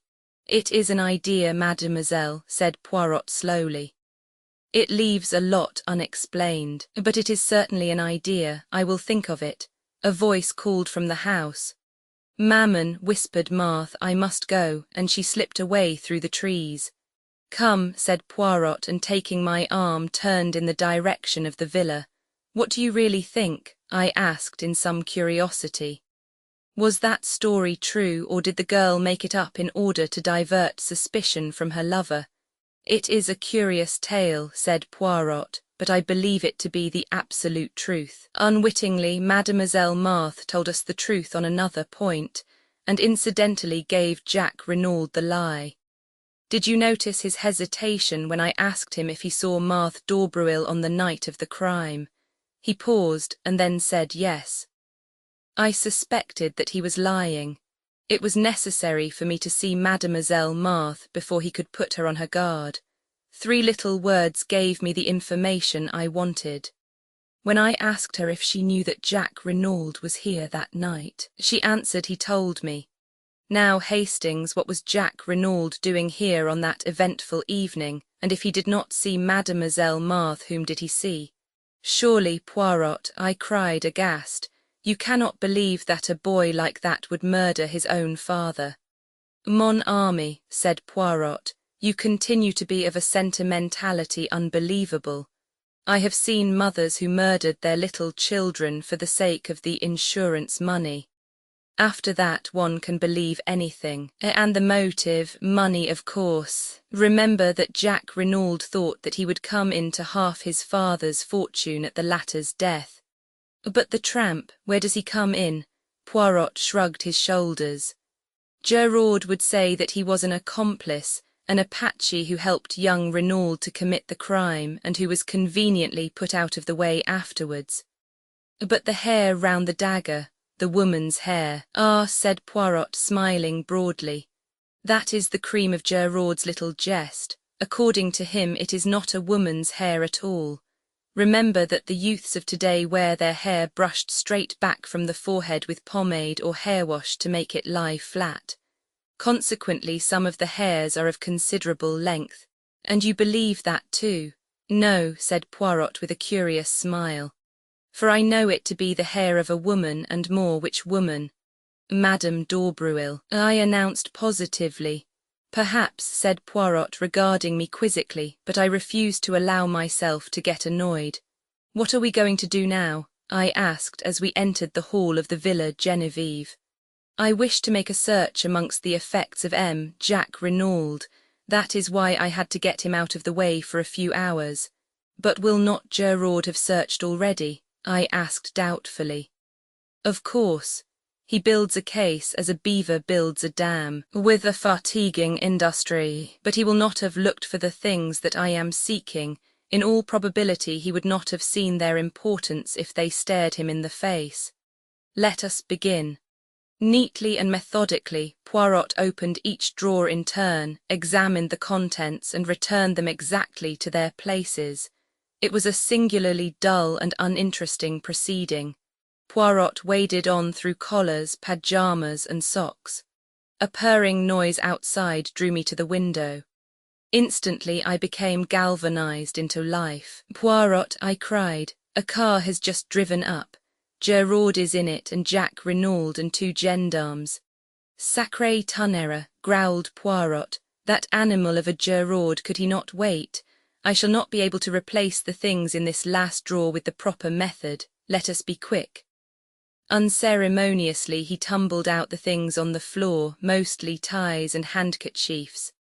Suddenly, with a cry of triumph, Poirot pounced on something, a small square cardboard, evidently a photograph. Thrusting it into his pocket, he returned the things pell-mell to the drawer and, seizing me by the arm, dragged me out of the room and down the stairs. In the hall stood Gerard, contemplating his prisoner. "Good afternoon, M. Gerard," said Poirot. "What have we here?" Gerard nodded his head towards Jack. He was trying to make a getaway, but I was too sharp for him. He is under arrest for the murder of his father, M. Paul Renaud. Poirot wheeled to confront the boy who leaned limply against the door, his face ashy pale. "What do you say to that, June Hom?" Jack Renaud stared at him stonily. "Nothing," he said. "Roman 19. I use my grey cells. Roman 19. I use my grey cells." I was dumbfounded. Up to the last, I had not been able to bring myself to believe Jack Renaud guilty. I had expected a ringing proclamation of his innocence when Poirot challenged him. But now, watching him as he stood, white and limp against the wall, and hearing the damning admission fall from his lips, I doubted no longer. But Poirot had turned to Gerard. "What are your grounds for arresting him? Do you expect me to give them to you?" "As a matter of courtesy, yes." Gerard looked at him doubtfully. He was torn between a desire to refuse rudely and the pleasure of triumphing over his adversary. "You think I have made a mistake, I suppose," he sneered. "It would not surprise me," replied Poirot with a soupçon of malice. Gerard's face took on a deeper tinge of red. "Eh bien, come in here, you shall judge for yourself." He flung open the door of the salon and we passed in, leaving Jack Renaud in the care of the 2 other men. "Now, M. Poirot," said Gerard, laying his hat on the table and speaking with the utmost sarcasm, "I will treat you to a little lecture on detective work. I will show you how we moderns work." "Bien," said Poirot, composing himself to listen. "I will show you how admirably the old guard can listen." And he leaned back and closed his eyes, opening them for a moment to remark, "Do not fear that I shall sleep. I will attend most carefully." "Of course," began Gerard, "I soon saw through all that Chilean tomfoolery. 2 men were in it, but they were not mysterious foreigners. All that was a blind." "Very creditable so far, my dear Gerard," murmured Poirot. "Especially after that clever trick of theirs with the match and cigarette end." Gerard glared but continued. "A man must have been connected with the case in order to dig the grave. There is no man who actually benefits by the crime, but there was a man who thought he would benefit. I heard of Jack Renaud's quarrel with his father and of the threats that he had used. The motive was established. Now as to means. Jack Renaud was in Merlinville that night. He concealed the fact, which turned suspicion into certainty. Then we found a second victim, stabbed with the same dagger. We know when that dagger was stolen. Captain Hastings here can fix the time. Jack Renaud, arriving from Cherbourg, was the only person who could have taken it. I have accounted for all the other members of the household." Poirot interrupted. "You are wrong. There is one other person who could have taken the dagger." "You refer to M. Stoner. He arrived at the front door in an automobile which had brought him straight from Calais." "Ah, believe me, I have looked into everything. Jack Renaud arrived by train. An hour elapsed between his arrival and the moment he presented himself at the house. Without doubt, he saw Captain Hastings and his companion leave the shed, slipped in himself and took the dagger, stabbed his accomplice in the shed, who was already dead." Gerard shrugged his shoulders. "Possibly he did not observe that. He may have judged him to be sleeping." Without doubt they had a rendezvous. In any case, he knew this apparent second murder would greatly complicate the case. It did. But it could not deceive M. Gerard, murmured Poirot. You mock yourself at me, but I will give you one last irrefutable proof. Madame Renaud's story was false, a fabrication from beginning to end. We believe Madame Renaud to have loved her husband, yet she lied to shield his murderer. For whom will a woman lie? Sometimes for herself, usually for the man she loves, always for her children. That is the last, the irrefutable proof. You cannot get round it. Gerard paused, flushed and triumphant. Poirot regarded him steadily. That is my case, said Gerard. What have you to say to it? Only that there is one thing you have failed to take into account. What is that? Jack Renaud was presumably acquainted with the planning out of the golf course. He knew that the body would be discovered almost at once when they started to dig the bunker. Gerard laughed out loud. It is idiotic what you say there. He wanted the body to be found. Until it was found, he could not presume death and would have been unable to enter into his inheritance. I saw a quick flash of green in Poirot's eyes as he rose to his feet. Then why bury it? He asked softly. Reflect, Gerard. Since it was to Jack Renaud's advantage that the body should be found without delay, why dig a grave at all? Gerard did not reply. The question found him unprepared. He shrugged his shoulders as though to intimate that it was of no importance. Poirot moved towards the door. I followed him. There is one more thing that you have failed to take into account, he said over his shoulder. What is that? The piece of lead piping, said Poirot, and left the room. Jack Renaud still stood in the hall with a white, dumb face, but as we came out of the salon he looked up sharply. At the same moment there was the sound of a footfall on the staircase. Mrs. Renaud was descending it. At the sight of her son standing between the two myrmidons of the law, she stopped as though petrified. Jack, she faltered. Jack, what is this? He looked up at her, his face set. They have arrested me, mother. What? She uttered a piercing cry, and before anyone could get to her swayed and fell heavily. We both ran to her and lifted her up. In a minute Poirot stood up again. She has cut her head badly on the corner of the stairs. I fancy there is a slight concussion also. If Gerard wants a statement from her, he will have to wait. She will probably be unconscious for at least a week. Denise and François had run to their mistress, and leaving her in their charge, Poirot left the house.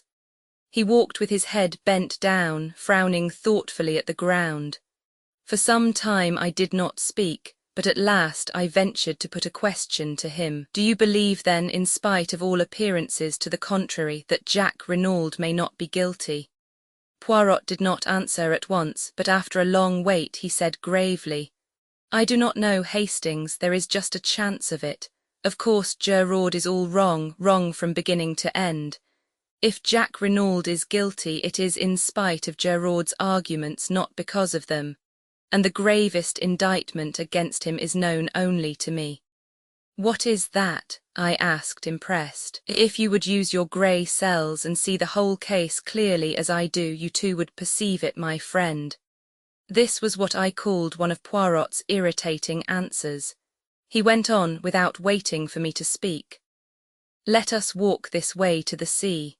We will sit on that little mound there, overlooking the beach, and review the case. You shall know all that I know, but I would prefer that you should come at the truth by your own efforts, not by my leading you by the hand. We established ourselves on the grassy knoll as Poirot had suggested, looking out to sea. From farther along the sand the cries of the bathers reached us faintly. The sea was of the palest blue, and the halcyon calm reminded me of the day we had arrived at Merlinville, my own good spirits, and Poirot's suggestion that I was fey. What a long time seemed to have elapsed since then, and in reality it was only 3 days. Think, my friend, said Poirot's voice encouragingly. Arrange your ideas, be methodical, be orderly. There is the secret of success. I endeavoured to obey him, casting my mind back over all the details of the case. And reluctantly it seemed to me that the only clear and possible solution was that of Gerard, which Poirot despised. I reflected anew. If there was daylight anywhere, it was in the direction of Madame d'Aubreuil. Gerard was ignorant of her connection with the Biroldi case. Poirot had declared the Biroldi case to be all-important. It was there I must seek. I was on the right track now, and suddenly I started as an idea of bewildering luminosity shot into my brain. Trembling, I built up my hypothesis. You have a little idea, I see, mon ami, capital, we progress. I sat up and lit a pipe. Poirot, I said, it seems to me we have been strangely remiss. I say we, although I dare say I would be nearer the mark. But you must pay the penalty of your determined secrecy. So I say again we have been strangely remiss. There is someone we have forgotten. And who is that? Inquired Poirot with twinkling eyes. Georges Queneau, Roman 20. An amazing statement, Roman 20, an amazing statement. The next moment Poirot embraced me warmly. Enfin, you have arrived, and all by yourself. It is superb. Continue your reasoning. You are right. Decidedly, we have done wrong to forget Georges Queneau. I was so flattered by the little man's approval that I could hardly continue. But at last I collected my thoughts and went on. Georges Queneau disappeared 20 years ago, but we have no reason to believe that he is dead. Aucunment, agreed Poirot, proceed. Therefore we will assume that he is alive. Exactly, or that he was alive until recently. De mia en mia, we will presume, I continued, my enthusiasm rising, that he has fallen on evil days. He has become a criminal, an Apache, a tramp, a what you will. He chances to come to Merlinville. There he finds the woman he has never ceased to love. The sentimentality, warned Poirot. Where one hates one also loves, I quoted or misquoted. At any rate he finds her there, living under an assumed name. But she has a new lover, the Englishman, Renauld. Georges Queneau, the memory of old wrongs rising in him, quarrels with this Renauld. He lies in wait for him as he comes to visit his mistress and stabs him in the back. Then, terrified at what he has done, he starts to dig a grave. I imagine it likely that Madame d'Aubreuil comes out to look for her lover. She and Queneau have a terrible scene. He drags her into the shed, and there suddenly falls down in an epileptic fit. Now supposing Jacques Renauld to appear, Madame d'Aubreuil tells him all, points out to him the dreadful consequences to her daughter if this scandal of the past is revived. His father's murderer is dead. Let them do their best to hush it up. Jacques Renauld consents, goes to the house and has an interview with his mother, winning her over to his point of view. Primed with the story that Madame d'Aubreuil has suggested to him, she permits herself to be gagged and bound. There, Poirot, what do you think of that? I leaned back, flushed with the pride of successful reconstruction. Poirot looked at me thoughtfully. I think that you should write for the Keimer, mon ami, he remarked at last. You mean, it would make a good film, the story that you have recounted to me there, but it bears no sort of resemblance to everyday life. I admit that I haven't gone into all the details, but you have gone further, you have ignored them magnificently. What about the way the two men were dressed? Do you suggest that after stabbing his victim, Queneau removed his suit of clothes, donned it himself and replaced the dagger? I don't see that matters, I objected rather huffily. He may have obtained clothes and money from Madame d'Aubreuil by threats earlier in the day. By threats, you seriously advance that supposition? Certainly. He could have threatened to reveal her identity to the Renaulds, which would probably have put an end to all hopes of her daughter's marriage. You are wrong, Hastings. He could not blackmail her, for she had the whip hand. Georges Queneau, remember, is still wanted for murder. A word from her and he is in danger of the guillotine. I was forced rather reluctantly to admit the truth of this. Your theory, I remarked acidly, is doubtless correct as to all the details. My theory is the truth, said Poirot quietly, and the truth is necessarily correct. In your theory you made a fundamental error. You permitted your imagination to lead you astray with midnight assignations and passionate love scenes. But in investigating crime we must take our stand upon the commonplace. Shall I demonstrate my methods to you? Oh, by all means let us have a demonstration. Poirot sat very upright and began, wagging his forefinger emphatically to emphasize his points. I will start as you started from the basic fact of Georges Queneau. Now the story told by Madame Biroldi in court as to the Russians was admittedly a fabrication. If she was innocent of connivance in the crime, it was concocted by her, and by her only as she stated. If, on the other hand, she was not innocent, it might have been invented by either her or Georges Queneau. Now is this case we are investigating, we meet the same tale. As I pointed out to you, the facts render it very unlikely that Madame d'Aubreuil inspired it, so we turn to the hypothesis that the story had its origin in the brain of Georges Queneau. Very good. Georges Queneau therefore planned the crime with Madame Renaud as his accomplice. She is in the limelight, and behind her is a shadowy figure whose alias is unknown to us. Now let us go carefully over the Renaud case from the beginning, setting down each significant point in its chronological order. You have a notebook and pencil. Good. Now what is the earliest point to note down? The letter to you. That was the first we knew of it, but it is not the proper beginning of the case. The first point of any significance, I should say, is the change that came over M. Renaud shortly after arriving in Merlinville, and which is attested to by several witnesses. We have also to consider his friendship with Madame d'Aubreuil and the large sums of money paid over to her. From thence we can come directly to the 23rd May. Poirot paused, cleared his throat, and signed to me to write. 23rd May M. Renaud quarrels with his son over latter's wish to marry Marthe d'Aubreuil. Son leaves for Paris. 24th May. M. Renaud alters his will, leaving entire control of his fortune in his wife's hands. 7th June. Quarrel with tramp in garden witnessed by Marthe d'Aubreuil. Letter written to M. Hercule Poirot imploring assistance. Telegram sent to Jacques Renaud bidding him proceed by the Anzora to Buenos Aires. Chauffeur Masters sent off on a holiday. Visit of a lady that evening. As he is seeing her out, his words are yes, yes, but for God's sake go now. Poirot paused.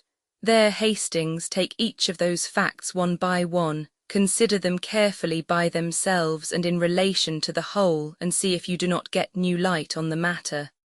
I endeavoured conscientiously to do as he had said.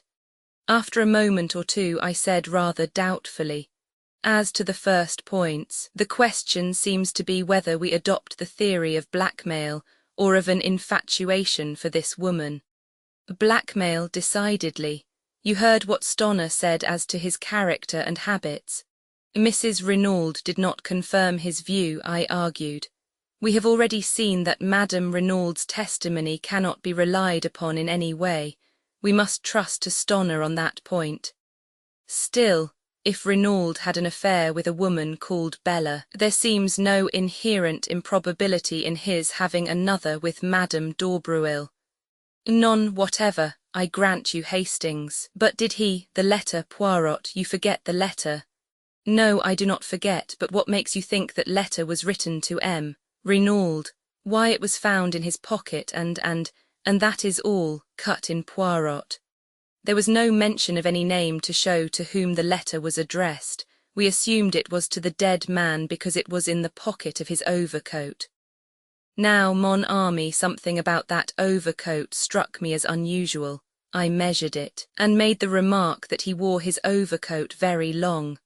That remark should have given you to think.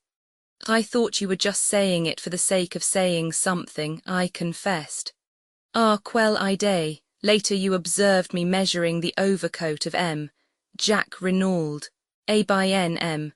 Jack Renauld wears his overcoat very short. Put those two facts together with a third, namely that M. Jack Renauld flung out of the house in a hurry on his departure for Paris, and tell me what you make of it.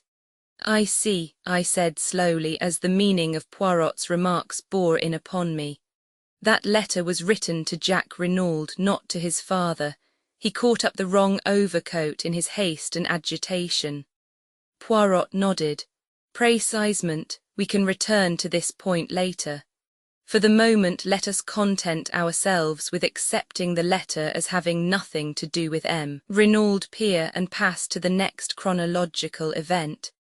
May 23rd, I read M. Renauld quarrels with his son over latter's wish to marry Marthe d'Aubruil. Son leaves for Paris. I don't see anything much to remark upon there, and the altering of the will the following day seems straightforward enough. It was the direct result of the quarrel. We agree, mon ami, at least as to the cause, but what exact motive underlay this procedure of M. Renauld's? I opened my eyes in surprise. Anger against his son, of course, yet he wrote him affectionate letters to Paris. So Jack Renauld says, but he cannot produce them. Well, let us pass from that. Now we come to the day of the tragedy. You have placed the events of the morning in a certain order. Have you any justification for that? I have ascertained that the letter to me was posted at the same time as the telegram was dispatched. Masters was informed he could take a holiday shortly afterwards. In my opinion, the quarrel with the tramp took place anterior to these happenings. I do not see that you can fix that definitely, unless you question Mademoiselle d'Aubruil again. There is no need, I am sure of it, and if you do not see that, you see nothing, Hastings. I looked at him for a moment. Of course, I am an idiot. If the tramp was Georges Queneau, it was after the stormy interview with him that Mr. Renauld apprehended danger. He sent away the chauffeur Masters, whom he suspected of being in the other's pay. He wired to his son and sent for you. A faint smile crossed Poirot's lips. You do not think it strange that he should use exactly the same expressions in his letter as Madame Renauld used later in her story? If the mention of Santiago was a blind, why should Renauld speak of it, and what is more, send his son there? It is puzzling, I admit, but perhaps we shall find some explanation later. We come now to the evening and the visit of the mysterious lady. I confess that fairly baffles me, unless it was Madame d'Aubruil, as François all along maintained. Poirot shook his head. My friend, where are your wits wandering? Remember the fragment of cheque, and the fact that the name Bella Duveen was faintly familiar to Stoner, and I think we may take it for granted that Bella Duveen is the full name of Jack's unknown correspondent, and that it was she who came to the Villa Genevieve that night. Whether she intended to see Jack, or whether she meant all along to appeal to his father, we cannot be certain, but I think we may assume that this is what occurred. She produced her claim upon Jack, probably showed letters that he had written her, and the older man tried to buy her off by writing a cheque. This she indignantly tore up. The terms of her letter are those of a woman genuinely in love, and she would probably deeply resent being offered money. In the end he got rid of her, and here the words that he used are significant. Yes, but for God's sake go now, I repeated. They seem to me a little vehement, perhaps, that is all. That is enough. He was desperately anxious for the girl to go. Why, not only because the interview was unpleasant. No, it was the time that was slipping by, and for some reason time was precious. Why should it be? I asked, bewildered. That is what we ask ourselves, why should it be? But later we have the incident of the wrist watch, which again shows us that time plays a very important part in the crime. We are now fast approaching the actual drama. It is 10:30 when Bella Duveen leaves, and by the evidence of the wrist-watch we know that the crime was committed, or at any rate that it was staged before 12 o'clock. We have reviewed all the events anterior to the murder. There remains only one unplaced. By the doctor's evidence, the tramp, when found, had been dead at least 48 hours, with a possible margin of 24 hours more. Now, with no other facts to help me than those we have discussed, I place the death as having occurred on the morning of June 7th. I stared at him stupefied. But how? Why, how can you possibly know? Because only in that way can the sequence of events be logically explained. Mon ami, I have taken you step by step along the way. Do you not now see what is so glaringly plain? My dear Poirot, I can't see anything glaring about it. I did think I was beginning to see my way before, but I'm now hopelessly fogged. Poirot looked at me sadly and shook his head. Mon Dieu, but it is triste, a good intelligence and so deplorably lacking in method. There is an exercise most excellent for the development of the little grey cells. I will impart it to you. For heaven's sake, not now. You really are the most irritating of fellows, Poirot. For goodness' sake, get on and tell me who killed M. Renauld. That is just what I am not sure of as yet. But you said it was glaringly clear. We talk at cross purposes, my friend. Remember, it is 2 crimes we are investigating, for which, as I pointed out to you, we have the necessary 2 bodies.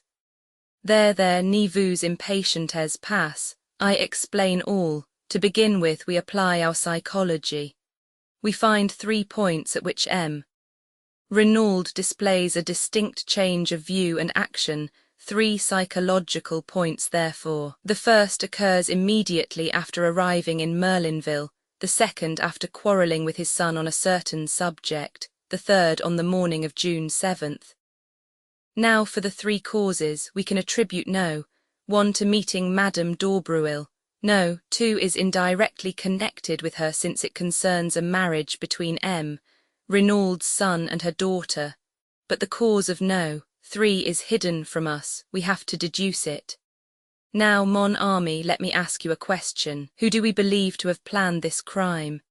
Georges Queneau, I said doubtfully, eyeing Poirot warily. Exactly. Now Giraud laid it down as an axiom that a woman lies to save herself, the man she loves, and her child. Since we are satisfied that it was Georges Queneau who dictated the lie to her, and as Georges Queneau is not Jacques Renauld, follows that the 3rd case is put out of court. And still attributing the crime to Georges Queneau, the first is equally so. So we are forced to the second, that Madame Renauld lied for the sake of the man she loved, or in other words, for the sake of Georges Queneau. You agree to that? Yes, I admitted. It seems logical enough. By N, Madame Renauld loves Georges Queneau. Who then is Georges Queneau? The tramp. Have we any evidence to show that Madame Renauld loved the tramp? No, but, very well then. Do not cling to theories where facts no longer support them. Ask yourself instead who Madame Renauld did love. I shook my head perplexed. Mais, oui, you know perfectly. Who did Madame Renauld love so dearly that when she saw his dead body she fell down in a swoon? I stared dumbfounded. Her husband, I gasped. Poirot nodded. Her husband, or Georges Queneau, whichever you like to call him. I rallied myself. But it's impossible. How impossible? Did we not agree just now that Madame d'Aubreuil was in a position to blackmail Georges Queneau? Yes, but, and did she not very effectively blackmail M. Renauld? That may be true enough, but, and is it not a fact that we know nothing of M. Renauld's youth and upbringing, that he springs suddenly into existence as a French Canadian exactly 22 years ago? All that is so, I said more firmly, but you seem to me to be overlooking one salient point. What is it, my friend? Why, we have admitted Georges Queneau planned the crime. That brings us to the ridiculous statement that he planned his own murder. Eh bien, mon ami, said Poirot placidly, that is just what he did do. Roman 21 Hercule Poirot on the case. Roman 21 Hercule Poirot on the case. In a measured voice, Poirot began his exposition. It seems strange to you, mon ami, that a man should plan his own death. So strange that you prefer to reject the truth as fantastic, and to revert to a story that is in reality 10 times more impossible. Yes, M. Renaud planned his own death, but there is one detail that perhaps escapes you. He did not intend to die. I shook my head, bewildered. But no, it is almost simple really, said Poirot kindly. For the crime that M. Renaud proposed, a murderer was not necessary, as I told you, but a body was. Let us reconstruct, seeing events this time from a different angle. Georges Queneau flies from justice to Canada. There, under an assumed name, he marries and finally acquires a vast fortune in South America. But there is a nostalgia upon him for his own country. 20 years have elapsed, he is considerably changed in appearance, besides being a man of such eminence that no one is likely to connect him with a fugitive from justice many years ago. He deems it quite safe to return. He takes up his headquarters in England, but intends to spend the summers in France. And ill fortune, that obscure justice which shapes men's ends and will not allow them to evade the consequences of their acts, takes him to Merlinville. There in the whole of France is the one person who is capable of recognizing him. It is, of course, a gold mine to Madame d'Aubreuil, and a gold mine of which she is not slow to take advantage. He is helpless, absolutely in her power, and she bleeds him heavily. And then the inevitable happens. Jack Renaud falls in love with the beautiful girl he sees almost daily and wishes to marry her. That rouses his father. At all costs he will prevent his son marrying the daughter of this evil woman. Jack Renaud knows nothing of his father's past, but Madame Renaud knows everything. She is a woman of great force of character and passionately devoted to her husband. They take counsel together. Renaud sees only one way of escape, death. He must appear to die, in reality escaping to another country where he will start again under an assumed name, and where Madame Renaud, having played the widow's part for a while, can join him. It is essential that she should have control of the money, so he alters his will. How they meant to manage the body business originally, I do not know. Possibly an art student's skeleton, and a fire or something of the kind, but long before their plans have matured an event occurs which plays into their hands. A rough tramp, violent and abusive, finds his way into the garden. There is a struggle, M. Renaud seeks to eject him, and suddenly the tramp, an epileptic, falls down in a fit. He is dead, M. Renaud calls his wife. Together they drag him into the shed. As we know, the event had occurred just outside, and they realize the marvelous opportunity that has been vouchsafed them. The man bears no resemblance to M. Renaud, but he is middle-aged, of a usual French type. That is sufficient. I rather fancy that they sat on the bench up there, out of earshot from the house, discussing matters. Their plan was quickly made.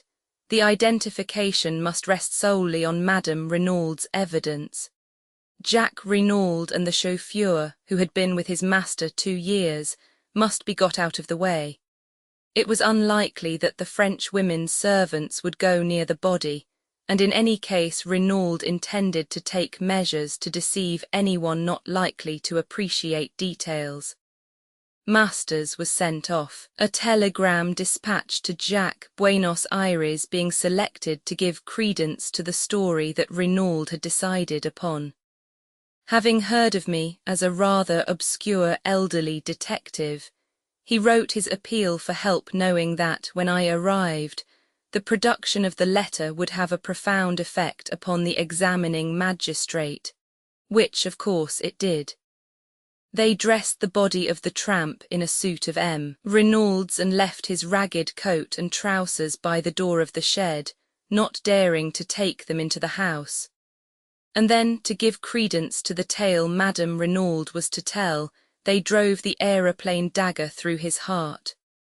That night, Renaud will first bind and gag his wife, and then, taking a spade, will dig a grave in that particular spot of ground where he knows a bunker is to be made. It is essential that the body should be found.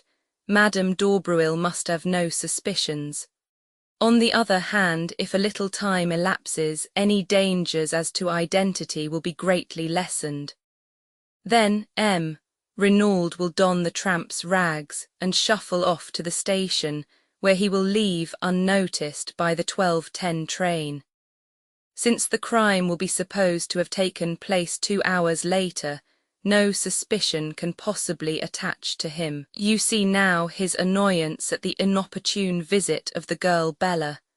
Every moment of delay is fatal to his plans. He gets rid of her as soon as he can, however.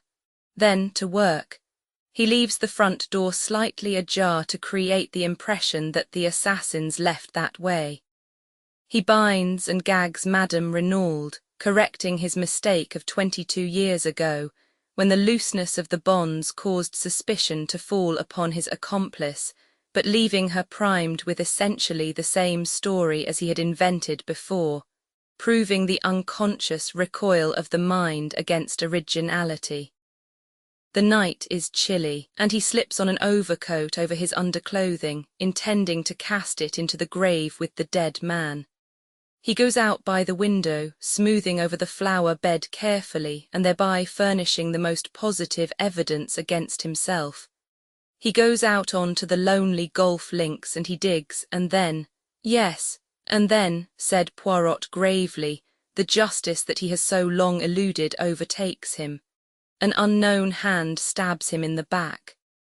Now, Hastings, you understand what I mean when I talk of 2 crimes. The first crime, the crime that Renaud in his arrogance asked us to investigate, but he made a famous mistake there. He misjudged Hercule Poirot, is solved, but behind it lies a deeper riddle, and to solve that will be difficult, since the criminal in his wisdom has been content to avail himself of the devices prepared by Renaud. It has been a particularly perplexing and baffling mystery to solve. A young hand like Gerard, who does not place any reliance on the psychology, is almost certain to fail. You're marvellous, Poirot, I said with admiration. Absolutely marvellous. No one on earth but you could have done it. I think my praise pleased him. For once in his life he looked almost embarrassed. Then you no longer despise poor old Papa Poirot. You shift your allegiance back from the human foxhound. His term for Gerard never failed to make me smile. Rather, you've scored over him handsomely. That poor Gerard, said Poirot, trying unsuccessfully to look modest. Without doubt it is not all stupidity. He has had la mauvaise chance once or twice. That dark hair coiled round the dagger, for instance. To say the least, it was misleading. To tell you the truth, Poirot, I said slowly, even now I don't quite see whose hair was it. Madame Renaud's, of course. That is where la mauvaise chance came in. Her hair, dark originally, is almost completely silvered. It might just as easily have been a grey hair. And then by no conceivable effort could Gerard have persuaded himself it came from the head of Jacques Renaud. But it is all of a piece.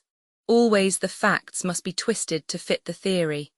Did not Gerard find the traces of 2 persons, a man and a woman, in the shed? And how does that fit in with his reconstruction of the case? I will tell you. It does not fit in, and so we shall hear no more of them. I ask you, is that a methodical way of working? The great Gerard is nothing but a toy balloon, swollen with its own importance.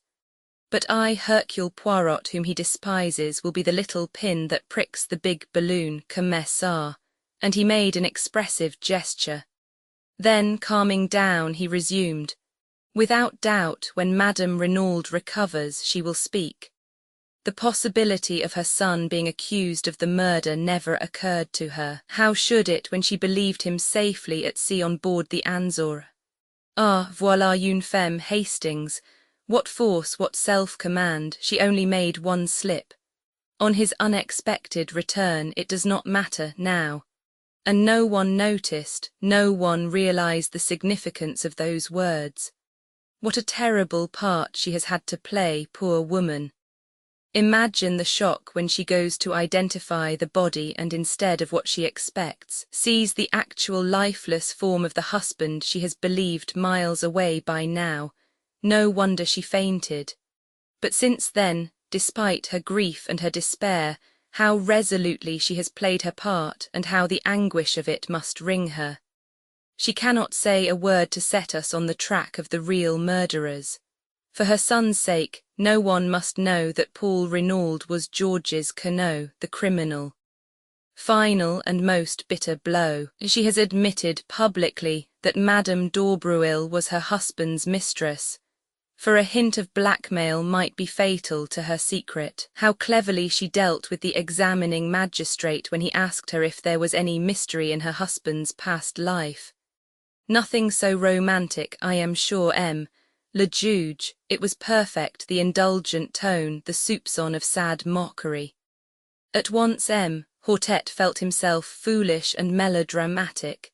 Yes, she is a great woman. If she loved a criminal, she loved him royally. Poirot lost himself in contemplation.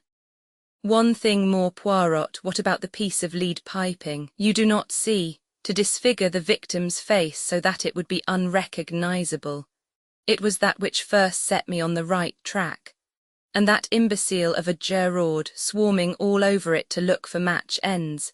Did I not tell you that a clue of 2 feet long was quite as good as a clue of 2 inches? Well, Giraud will sing small now, I observed hastily, to lead the conversation away from my own shortcomings. As I said before, will he, if he has arrived at the right person by the wrong method, he will not permit that to worry him.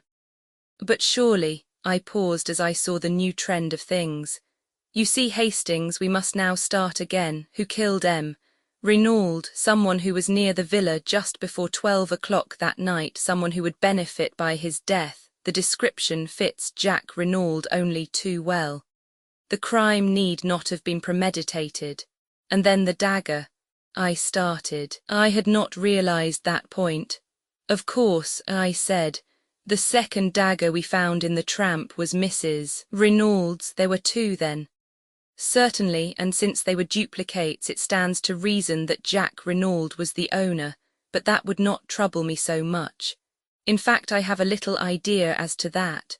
No, the worst indictment against him is again psychological, heredity, mon ami, heredity. Like father, like son, Jack Renauld, when all is said or done, is the son of Georges Queneau. His tone was grave and earnest, and I was impressed in spite of myself. What is your little idea that you mentioned just now? I asked. For answer, Poirot consulted his turnip-faced watch and then asked, what time is the afternoon boat from Calais? About 5, I believe. That will do very well, we shall just have time. You are going to England? Yes, my friend. Why? To find a possible witness. Who? With a rather peculiar smile upon his face, Poirot replied, Miss Bella Duveen. But how will you find her? What do you know about her? I know nothing about her, but I can guess a good deal.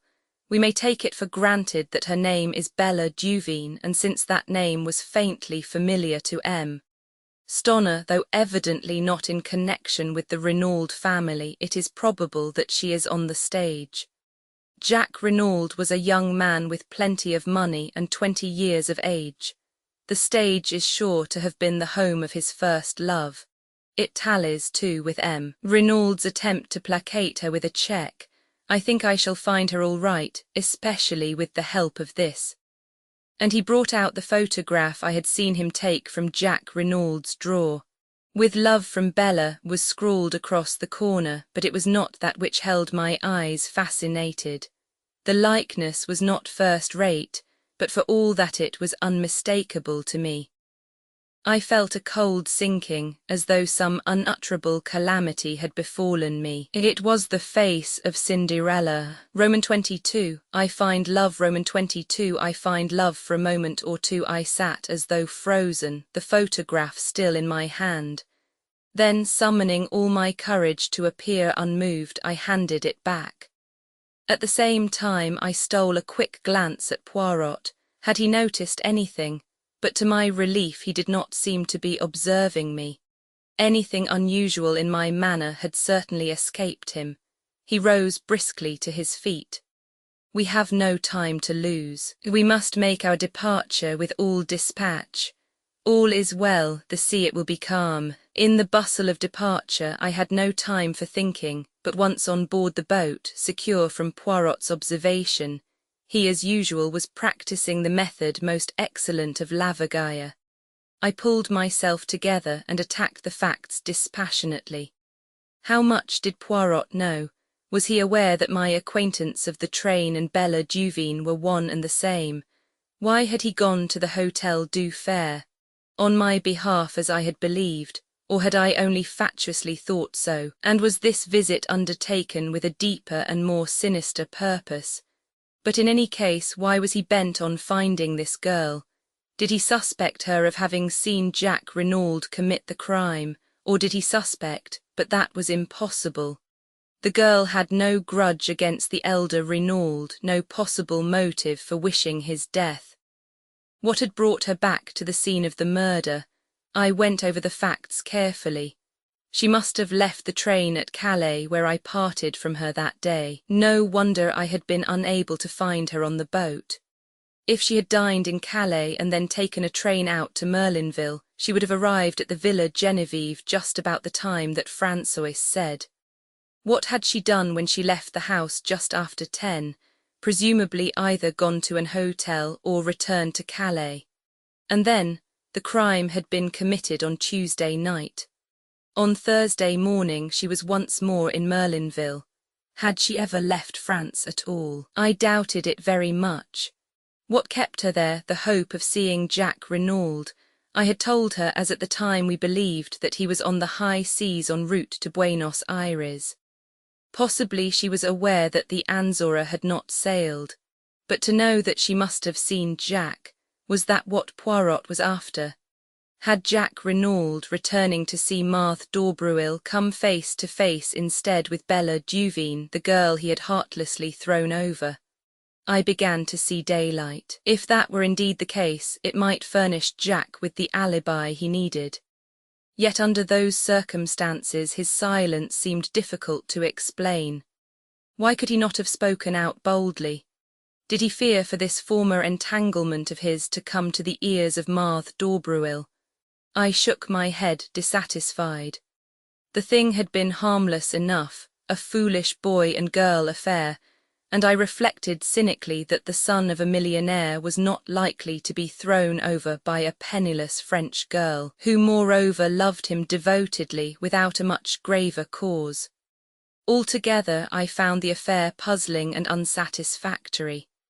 I disliked intensely being associated with Poirot in hunting this girl down, but I could not see any way of avoiding it without revealing everything to him, and this, for some reason, I was loath to do. Poirot reappeared brisk and smiling at Dover, and our journey to London was uneventful. It was past 9 o'clock when we arrived, and I supposed that we should return straight away to our rooms and do nothing till the morning. But Poirot had other plans. "We must lose no time, mon ami. The news of the arrest will not be in the English papers until the day after tomorrow, but still we must lose no time." I did not quite follow his reasoning, but I merely asked how he proposed to find the girl. "You remember Joseph Aarons, the theatrical agent?" "No. I assisted him in a little matter of a Japanese wrestler. A pretty little problem. I must recount it to you one day. He, without doubt, will be able to put us in the way of finding out what we want to know. It took us some time to run Mr. Aarons to earth, and it was after midnight when we finally managed it. He greeted Poirot with every evidence of warmth and professed himself ready to be of service to us in any way. "There's not much about the profession I don't know," he said, beaming genially. "A.B.N.M. errands I desire to find a young girl called Bella Duveen." Bella Duveen. I know the name, but for the moment I can't place it. What's her line? That I do not know, but here is her photograph. Mr. Ahrens studied it for a moment, then his face lighted. Got it, he slapped his thigh. The Dulcibella kids, by the Lord, the Dulcibella kids. That's it, they are sisters, acrobats, dancers and singers. Give quite a good little turn. They're in the provinces somewhere, I believe, if they're not resting. They've been on in Paris for the last 2 or 3 weeks. Can you find out for me exactly where they are? Easy as a bird. You go home, and I'll send you round the dope in the morning. With this promise we took leave of him. He was as good as his word. About 11 o'clock the following day a scribbled note reached us. The Dulcibella sisters are on at the palace in Coventry. Good luck to you. Without more ado we started for Coventry. Poirot made no inquiries at the theatre, but contented himself with booking stalls for the variety performance that evening. The show was wearisome beyond words, or perhaps it was only my mood that made it seem so. Japanese families balanced themselves precariously. Would-be fashionable men in greenish evening dress and exquisitely slicked hair reeled off society patter and danced marvellously. Stout prima donnas sang at the top of the human register. A comic comedian endeavoured to be Mr. George Robey and failed signally. At last the number went up which announced the Dulcibella kids. My heart beat sickeningly. There she was, there they both were, the pair of them, one flaxen-haired, one dark, matching as to size, with short fluffy skirts and immense buster brown bows. They looked a pair of extremely piquant children. They began to sing. Their voices were fresh and true, rather thin and music-hally, but attractive. It was quite a pretty little turn. They danced neatly and did some clever little acrobatic feats. The words of their songs were crisp and catchy. When the curtain fell, there was a full meed of applause. Evidently the Dulcibella kids were a success. Suddenly I felt that I could remain no longer. I must get out into the air. I suggested leaving to Poirot. Go by all means, mon ami, I amuse myself and will stay to the end. I will rejoin you later.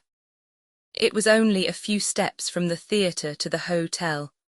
I went up to the sitting-room, ordered a whiskey and soda and sat drinking it, staring meditatively into the empty grate. I heard the door open and turned my head, thinking it was Poirot. Then I jumped to my feet. It was Cinderella who stood in the doorway. She spoke haltingly, her breath coming in little gasps. "I saw you in front, you and your friend. When you got up to go, I was waiting outside and followed you. Why are you here in Coventry? What were you doing there tonight? Is the man who was with you the detective?" She stood there, the cloak she had wrapped round her stage dress slipping from her shoulders. I saw the whiteness of her cheeks under the rouge and heard the terror in her voice. And in that moment I understood everything, understood why Poirot was seeking her and what she feared, and understood at last my own heart. "Yes," I said gently. "Is he looking for me?" she half whispered. Then, as I did not answer for a moment, she slipped down by the big chair and burst into violent, bitter weeping. I knelt down by her, holding her in my arms and smoothing the hair back from her face. "Don't cry, child, don't cry, for God's sake. You're safe here. I'll take care of you. Don't cry, darling, don't cry. I know everything." "Oh, but you don't." "I think I do." And after a moment, as her sobs grew quieter, I asked, "It was you who took the dagger, wasn't it?" "Yes." "That was why you wanted me to show you round, and why you pretended to faint?" Again she nodded. It was a strange thought to come to me at the moment, but it shot into my mind that I was glad her motive was what it had been, rather than the idle and morbid curiosity I had accused her of at the time. How gallantly she had played her part that day. inwardly racked with fear and trepidation as she must have been. Poor little soul, bearing the burden of a moment's impetuous action. "Why did you take the dagger?" I asked presently. She replied as simply as a child. "I was afraid there might be finger marks on it. But didn't you remember that you had worn gloves?" She shook her head as though bewildered and then said slowly, "Are you going to give me up to the police?" "Good God, no." Her eyes sought mine long and earnestly, and then she asked in a little quiet voice that sounded afraid of itself, "Why not?" It seemed a strange place and a strange time for a declaration of love, and God knows, in all my imagining, I had never pictured love coming to me in such a guise. But I answered simply and naturally enough, "Because I love you, Cinderella." She bent her head down as though ashamed and muttered in a broken voice, you can't, not if you knew." And then, as though rallying herself, she faced me squarely and asked, "What do you know then?" "I know that you came to see Mr. Renauld that night. He offered you a cheque and you tore it up indignantly. Then you left the house." I paused. "Go on, what next?" "I don't know whether you knew that Jack Renauld would be coming that night, or whether you just waited about on the chance of seeing him, but you did wait about. Perhaps you were just miserable and walked aimlessly, but at any rate just before 12 you were still near there and you saw a man on the golf links." Again I paused. I had leapt to the truth in a flash as she entered the room, but now the picture rose before me even more convincingly. I saw vividly the peculiar pattern of the overcoat on the dead body of Mr. Renauld, and I remembered the amazing likeness that had startled me into believing for one instant that the dead man had risen from the dead when his son burst into our conclave in the salon. "Go on," repeated the girl steadily. "I fancy his back was to you, but you recognized him or thought you recognized him. The gait and the carriage were familiar to you and the pattern of his overcoat." I paused. "You told me in the train on the way from Paris that you had Italian blood in your veins and that you had nearly got into trouble once with it. You used a threat in one of your letters to Jack Renauld. When you saw him there, your anger and jealousy drove you mad, and you struck. I don't believe for a minute that you meant to kill him, but you did kill him, Cinderella." She had flung up her hands to cover her face, and in a choked voice she said, you're right, I can see it all as you tell it." Then she turned on me almost savagely. "And you love me, knowing what you do, how can you love me?" "I don't know," I said a little wearily. "I think love is like that, a thing one cannot help. I have tried, I know, ever since the first day I met you, and love has been too strong for me." And then suddenly, when I least expected it, she broke down again, casting herself down on the floor and sobbing wildly. "Oh, I can't," she cried. "I don't know what to do, I don't know which way to turn. Oh, pity me, someone, and tell me what to do." Again I knelt by her, soothing her as best I could. "Don't be afraid of me, Bella. For God's sake, don't be afraid of me. I love you, that's true, but I don't want anything in return. Only let me help you. Love him still if you have to, but let me help you as he can't." It was as though she had been turned to stone by my words. She raised her head from her hands and stared at me. "You think that," she whispered. "You think that I love Jack Renauld." Then, half laughing, half crying, she flung her arms passionately round my neck and pressed her sweet wet face to mine. "Not as I love you," she whispered. "Never as I love you." Her lips brushed my cheek and then, seeking my mouth, kissed me again and again with a sweetness and fire beyond belief. The wildness of it and the wonder I shall not forget, no, not as long as I live. It was a sound in the doorway that made us look up. Poirot was standing there looking at us. I did not hesitate. With a bound I reached him and pinioned his arms to his sides. "Quick," I said to the girl. "Get out of here, as fast as you can, I'll hold him." With one look at me, she fled out of the room past us. I held Poirot in a grip of iron. "Mon ami," observed the latter mildly, "you do this sort of thing very well. The strong man holds me in his grasp and I am helpless as a child. But all this is uncomfortable and slightly ridiculous. Let us sit down and be calm. You won't pursue her? Mon Dieu, no, am I Gerard? Release me, my friend, keeping a suspicious eye upon him, for I paid Poirot the compliment of knowing that I was no match for him in astuteness. I relaxed my grip, and he sank into an armchair, feeling his arms tenderly. It is that you have the strength of a bull when you are roused, Hastings. Bien, and do you think you have behaved well to your old friend?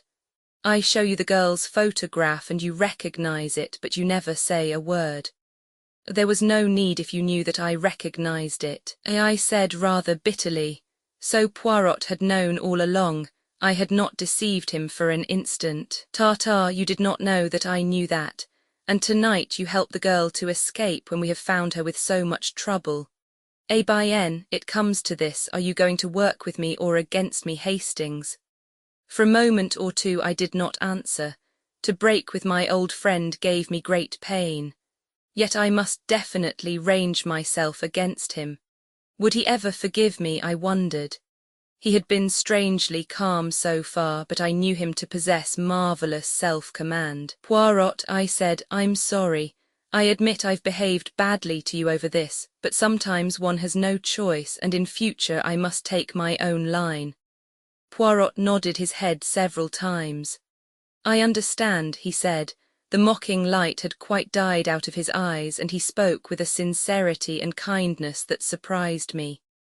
It is that, my friend, is it not? It is love that has come, not as you imagined it, all cock-a-hoop with fine feathers, but sadly with bleeding feet. Well, I warned you. When I realized that this girl must have taken the dagger, I warned you. Perhaps you remember. But already it was too late. But tell me, how much do you know? I met his eyes squarely. Nothing that you could tell me would be any surprise to me, Poirot, understand that. But in case you think of resuming your search for Miss Duveen, I should like you to know one thing clearly. If you have any idea that she was concerned in the crime, or was the mysterious lady who called upon Mr. Renaud that night, you are wrong. I travelled home from France with her that day and parted from her at Victoria that evening, so that it is clearly impossible for her to have been in Merlinville. Ah, Poirot looked at me thoughtfully. And you would swear to that in a court of law? Most certainly I would. Poirot rose and bowed. Mon ami, vive l'amour, it can perform miracles. It is decidedly ingenious what you have thought of there. It defeats even Hercule Poirot. Roman 23. Difficulties ahead. Roman 23. Difficulties ahead after a moment of stress, such as I have just described. Reaction is bound to set in. I retired to rest that night on a note of triumph, but I awoke to realize that I was by no means out of the wood. True, I could see no flaw in the alibi I had so suddenly conceived. I had but to stick to my story, and I failed to see how Bella could be convicted in face of it. It was not as though there was any old friendship between us that could be raked up, and which might lead them to suspect that I was committing perjury. It could be proved that in actual fact I had only seen the girl on 3 occasions. No, I was still satisfied with my idea, had not even Poirot admitted that it defeated him. But there I felt the need of treading warily. All very well for my little friend to admit himself momentarily nonplussed. I had far too much respect for his abilities to conceive of him as being content to remain in that position. I had a very humble opinion of my wits when it came to matching them against his. Poirot would not take defeat lying down. Somehow or other he would endeavour to turn the tables on me, and that in the way and at the moment when I least expected it. We met at breakfast the following morning as though nothing had happened. Poirot's good temper was imperturbable, yet I thought I detected a film of reserve in his manner which was new. After breakfast, I announced my intention of going out for a stroll. A malicious gleam shot through Poirot's eyes. If it is information you seek, you need not be at the pains of deranging yourself. I can tell you all you wish to know. The Dulcibella sisters have cancelled their contract and have left Coventry for an unknown destination.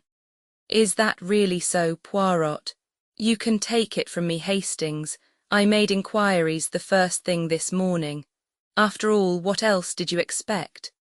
True enough, nothing else could be expected under the circumstances. Cinderella had profited by the slight start I had been able to assure her, and would certainly not lose a moment in removing herself from the reach of the pursuer. It was what I had intended and planned. Nevertheless, I was aware of being plunged into a network of fresh difficulties. I had absolutely no means of communicating with the girl, and it was vital that she should know the line of defense that had occurred to me, and which I was prepared to carry out. Of course, it was possible that she might try to send word to me in some way or another, but I hardly thought it likely. She would know the risk she ran of a message being intercepted by Poirot, thus setting him on her track once more. Clearly, her only course was to disappear utterly for the time being. But in the meantime, what was Poirot doing? I studied him attentively. He was wearing his most innocent air and staring meditatively into the far distance. He looked altogether too placid and supine to give me reassurance. I had learned with Poirot that the less dangerous he looked, the more dangerous he was. His quiescence alarmed me. Observing a troubled quality in my glance, he smiled benignantly. You are puzzled, Hastings. You ask yourself why I do not launch myself in pursuit. Well, something of the kind. It is what you would do were you in my place, I understand that, but I am not of those who enjoy rushing up and down a country seeking a needle in a haystack. As you English say, no, let Mademoiselle Bella Duveen go. Without doubt, I shall be able to find her when the time comes. Until then, I am content to wait. I stared at him doubtfully. Was he seeking to mislead me? I had an irritating feeling that even now he was master of the situation. My sense of superiority was gradually waning. I had contrived the girl's escape, and evolved a brilliant scheme for saving her from the consequences of her rash act, but I could not rest easy in my mind. Poirot's perfect calm awakened 1,000 apprehensions. I suppose, Poirot, I said rather diffidently, I mustn't ask what your plans are, I've forfeited the right. But not at all, there is no secret about them. We return to France without delay. We, precisely, you know very well that you cannot afford to let Papa Poirot out of your sight. Is it not so, my friend? But remain in England by all means if you wish. I shook my head. He had hit the nail on the head. I could not afford to let him out of my sight. Although I could not expect his confidence after what had happened, I could still check his actions.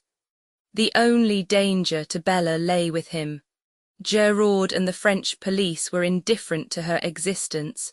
At all costs, I must keep near Poirot. Poirot observed me attentively as these reflections passed through my mind, and gave a nod of satisfaction. I am right, am I not? And as you are quite capable of trying to follow me, disguised with some absurdity such as a false beard, which everyone would perceive by en entendu, I much prefer that we should voyage together. It would annoy me greatly that anyone should mock themselves at you. Very well then, but it's only fair to warn you. No, I know all, you are my enemy. Be my enemy then, it does not worry me at all. So long as it's all fair and above board, I don't mind. You have to the full the English passion for fair play. Now your scruples are satisfied, let us depart immediately. There is no time to be lost. Our stay in England has been short but sufficient. I know what I wanted to know. The tone was light, but I read a veiled menace into the words. Still, I began and stopped. Still, as you say, without doubt you are satisfied with the part you are playing. Me, I preoccupy myself with Jack Renaud. Jack Renaud, the words gave me a start. I had completely forgotten that aspect of the case. Jack Renaud in prison with the shadow of the guillotine looming over him. I saw the part I was playing in a more sinister light. I could save Bella, yes, but in doing so I ran the risk of sending an innocent man to his death. I pushed the thought from me with horror. It could not be, he would be acquitted. Certainly he would be acquitted, but the cold fear came back. Suppose he were not. What then? Could I have it on my conscience? Horrible thought. Would it come to that in the end? A decision. Bella or Jack Renaud. The promptings of my heart were to save the girl I loved at any cost to myself. But if the cost were to another, the problem was altered. What would the girl herself say? I remembered that no word of Jack Renaud's arrest had passed my lips. As yet she was in total ignorance of the fact that her former lover was in prison charged with a hideous crime which he had not committed. When she knew, how would she act? Would she permit her life to be saved at the expense of his? Certainly she must do nothing rash. Jack Renaud might and probably would be acquitted without any intervention on her part. If so, good, but if he was not? That was the terrible, the unanswerable problem.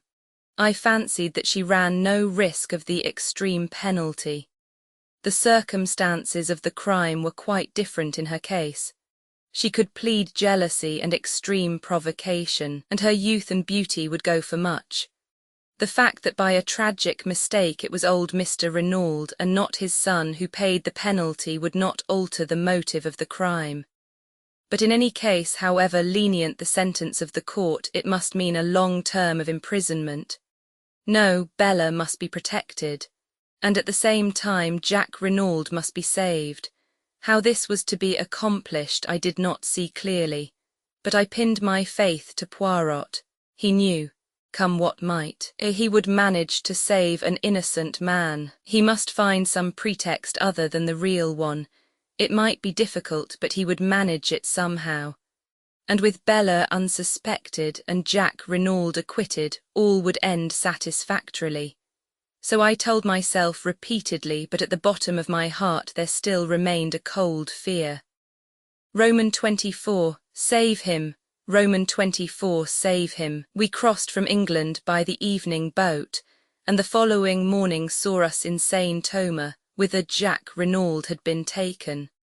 Poirot lost no time in visiting M. Hortet. As he did not seem disposed to make any objections to my accompanying him, I bore him company.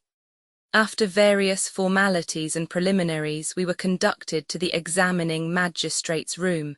He greeted us cordially. I was told that you had returned to England, M. Poirot. I am glad to find that such is not the case. It is true that I went there, M. Le Juge, but it was only for a flying visit, a side issue, but one that I fancied might repay investigation. And it did, eh? Poirot shrugged his shoulders. M. Hortet nodded, sighing. We must resign ourselves, I fear. That animal Geraud, his manners are abominable, but he is undoubtedly clever. Not much chance of that one making a mistake. You think not, M. Le Juge? It was the examining magistrate's turn to shrug his shoulders. Bien, speaking frankly in confidence, say entendu, can you come to any other conclusion? Frankly, M. Le Juge, there seem to me to be many points that are obscure. Such as, but Poirot was not to be drawn. I have not yet tabulated them, he remarked. It was a general reflection that I was making.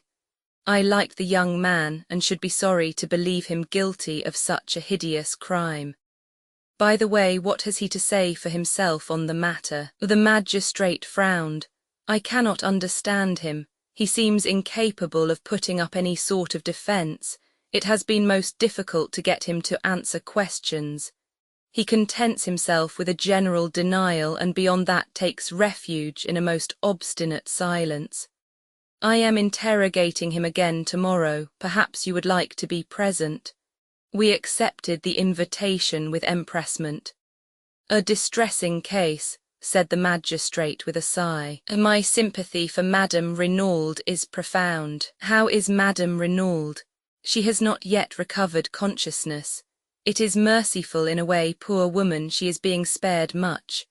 The doctors say that there is no danger, but that when she comes to herself she must be kept as quiet as possible. It was, I understand, quite as much the shock as the fall which caused her present state. It would be terrible if her brain became unhinged, but I should not wonder at all, no, really not at all. Hortet leaned back, shaking his head with a sort of mournful enjoyment as he envisaged the gloomy prospect. He roused himself at length and observed with a start. "That reminds me. I have here a letter for you, Poirot. Let me see, where did I put it?" He proceeded to rummage amongst his papers. At last he found the missive and handed it to Poirot. "It was sent under cover to me in order that I might forward it to you," he explained. "But as you left no address, I could not do so." And Poirot studied the letter curiously. It was addressed in a long, sloping, foreign hand, and the writing was decidedly a woman's. Poirot did not open it. Instead, he put it in his pocket and rose to his feet. "À demain, then, le juge. Many thanks for your courtesy and amiability, but not at all. I am always at your service. These young detectives of the school of Geraud, they are all alike, rude, sneering fellows. They do not realize that an examining magistrate of my experience is bound to have a certain discernment, a certain flair. En fin, the politeness of the old school is infinitely more to my taste. Therefore, my dear friend, command me in any way you will. We know a thing or two, you and I, And laughing heartily, enchanted with himself and with us, Hortet bade us adieu. I am sorry to have to record that Poirot's first remark to me as we traversed the corridor was, "A famous old imbecile, that one, of a stupidity to make pity." We were just leaving the building when we came face to face with Geraud, looking more dandified than ever and thoroughly pleased with himself. "Aha, Poirot," he cried airily. "You have returned from England, then?" "As you see," said Poirot, "the end of the case is not far off now, I fancy." "I agree with you, Geraud." Poirot spoke in a subdued tone. His crestfallen manner seemed to delight the other. Of all the milk and water criminals, not an idea of defending himself. It is extraordinary. So extraordinary that it gives one to think, does it not? Suggested Poirot mildly. But Geraud was not even listening. He twirled his cane amicably. "Well, good day, Poirot. I am glad you're satisfied of young Renaud's guilt at last." "Pardon, but I am not in the least satisfied. Jack Renaud is innocent." Geraud stared for a moment, then burst out laughing, tapping his head significantly with the brief remark, "Takei." Poirot drew himself up. A dangerous light showed in his eyes. Geraud, throughout the case your manner to me has been deliberately insulting. You need teaching a lesson. I am prepared to wager you 500 francs that I find the murderer of Renaud before you do. Is it agreed? Geraud stared helplessly at him and murmured again, "Takei." "Come now," urged Poirot, "is it agreed? I have no wish to take your money from you. Make your mind easy, you will not. Oh, well then, I agree. You speak of my manner to you being insulting. Bien, once or twice your manner has annoyed me." "I am enchanted to hear it," said Poirot. "Good morning, Geraud. Come, Hastings." I said no word as we walked along the street. My heart was heavy. Poirot had displayed his intentions only too plainly. I doubted more than ever my powers of saving Bella from the consequences of her act. This unlucky encounter with Geraud had roused Poirot and put him on his mettle. Suddenly I felt a hand laid on my shoulder and turned to face Gabriel Stoner. We stopped and greeted him, and he proposed strolling with us back to our hotel. "And what are you doing here, Stoner?" inquired Poirot. "One must stand by one's friends," replied the other dryly, "especially when they are unjustly accused." "Then you do not believe that Jack Renaud committed the crime?" I asked eagerly. "Certainly I don't. I know the lad. I admit that there have been one or two things in this business that have staggered me completely, but none the less, in spite of his fool way of taking it, I'll never believe that Jack Renaud is a murderer." My heart warmed to the secretary. His words seemed to lift a secret weight from my heart. I have no doubt that many people feel as you do, I exclaimed. There is really absurdly little evidence against him. I should say that there was no doubt of his acquittal, no doubt whatever. But Stoner hardly responded as I could have wished. I'd give a lot to think as you do, he said gravely. He turned to Poirot. What's your opinion, monsieur? I think that things look very black against him, said Poirot quietly. You believe him guilty, said Stoner sharply. No, but I think he will find it hard to prove his innocence. He's behaving so damned queerly, muttered Stoner. Of course I realize that there's a lot more in this affair than meets the eye. Gerard's not wise to that because he's an outsider, but the whole thing has been damned odd. As to that, least said soonest mended. If Mrs. Renauld wants to hush anything up, I'll take my cue from her. It's her show, and I've too much respect for her judgment to shove my oar in. But I can't get behind this attitude of Jack's. Anyone would think he wanted to be thought guilty. But it's absurd, I cried, bursting in. For one thing, the dagger. I paused, uncertain as to how much Poirot would wish me to reveal. I continued, choosing my words carefully. We know that the dagger could not have been in Jack Renauld's possession that evening.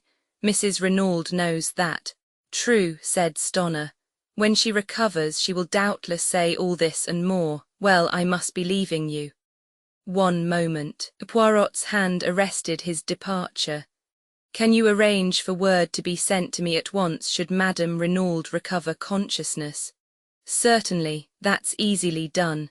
That point about the dagger is good, Poirot, I urged as we went upstairs. I couldn't speak very plainly before Stoner. That was quite right of you. We might as well keep the knowledge to ourselves as long as we can. As to the dagger, your point hardly helps Jack Renauld. You remember that I was absent for an hour this morning before we started from London. Yes. Well, I was employed in trying to find the firm Jack Renauld employed to convert his souvenirs. It was not very difficult. A.N. Hastings they made to his order not 2 paper knives but 3. So that, after giving one to his mother and one to Bella Duveen, there was a third which he doubtless retained for his own use.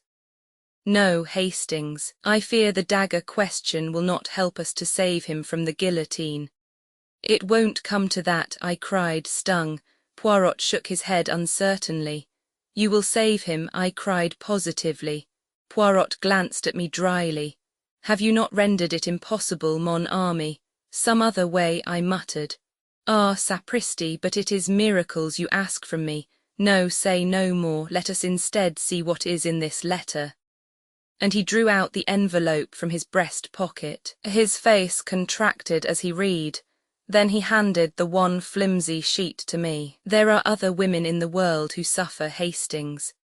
The writing was blurred and the note had evidently been written in great agitation. Dear M. Poirot, if you get this, I beg of you to come to my aid. I have no one to turn to, and at all costs Jack must be saved. I implore of you on my knees to help us. Marthe d'Aubruil. I handed it back, moved. You will go, at once. We will command an auto. Half an hour later saw us at the Villa Marguerite. Marthe was at the door to meet us and led Poirot in, clinging with both hands to one of his. Ah, you have come, it is good of you. I have been in despair, not knowing what to do. They will not let me go to see him in prison even. I suffer horribly, I am nearly mad. Is it true what they say that he does not deny the crime? But that is madness. It is impossible that he should have done it. Never for 1 minute will I believe it. Neither do I believe it, mademoiselle, said Poirot gently. But then why does he not speak? I do not understand. Perhaps because he is screening someone, suggested Poirot, watching her. Marthe frowned. Screening someone, do you mean his mother? Ah, from the beginning I have suspected her.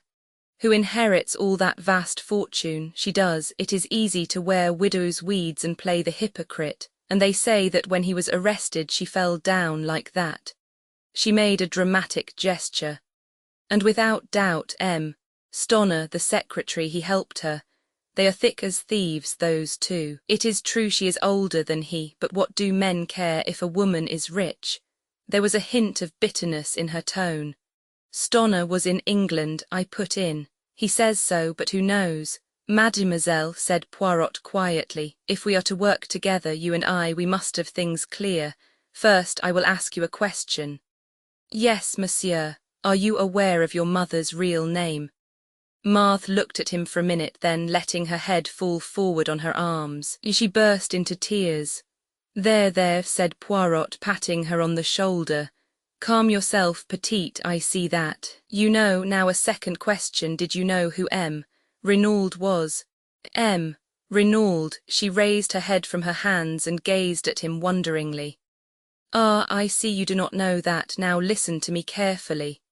Step by step he went over the case, much as he had done to me on the day of our departure for England. Marthe listened spellbound.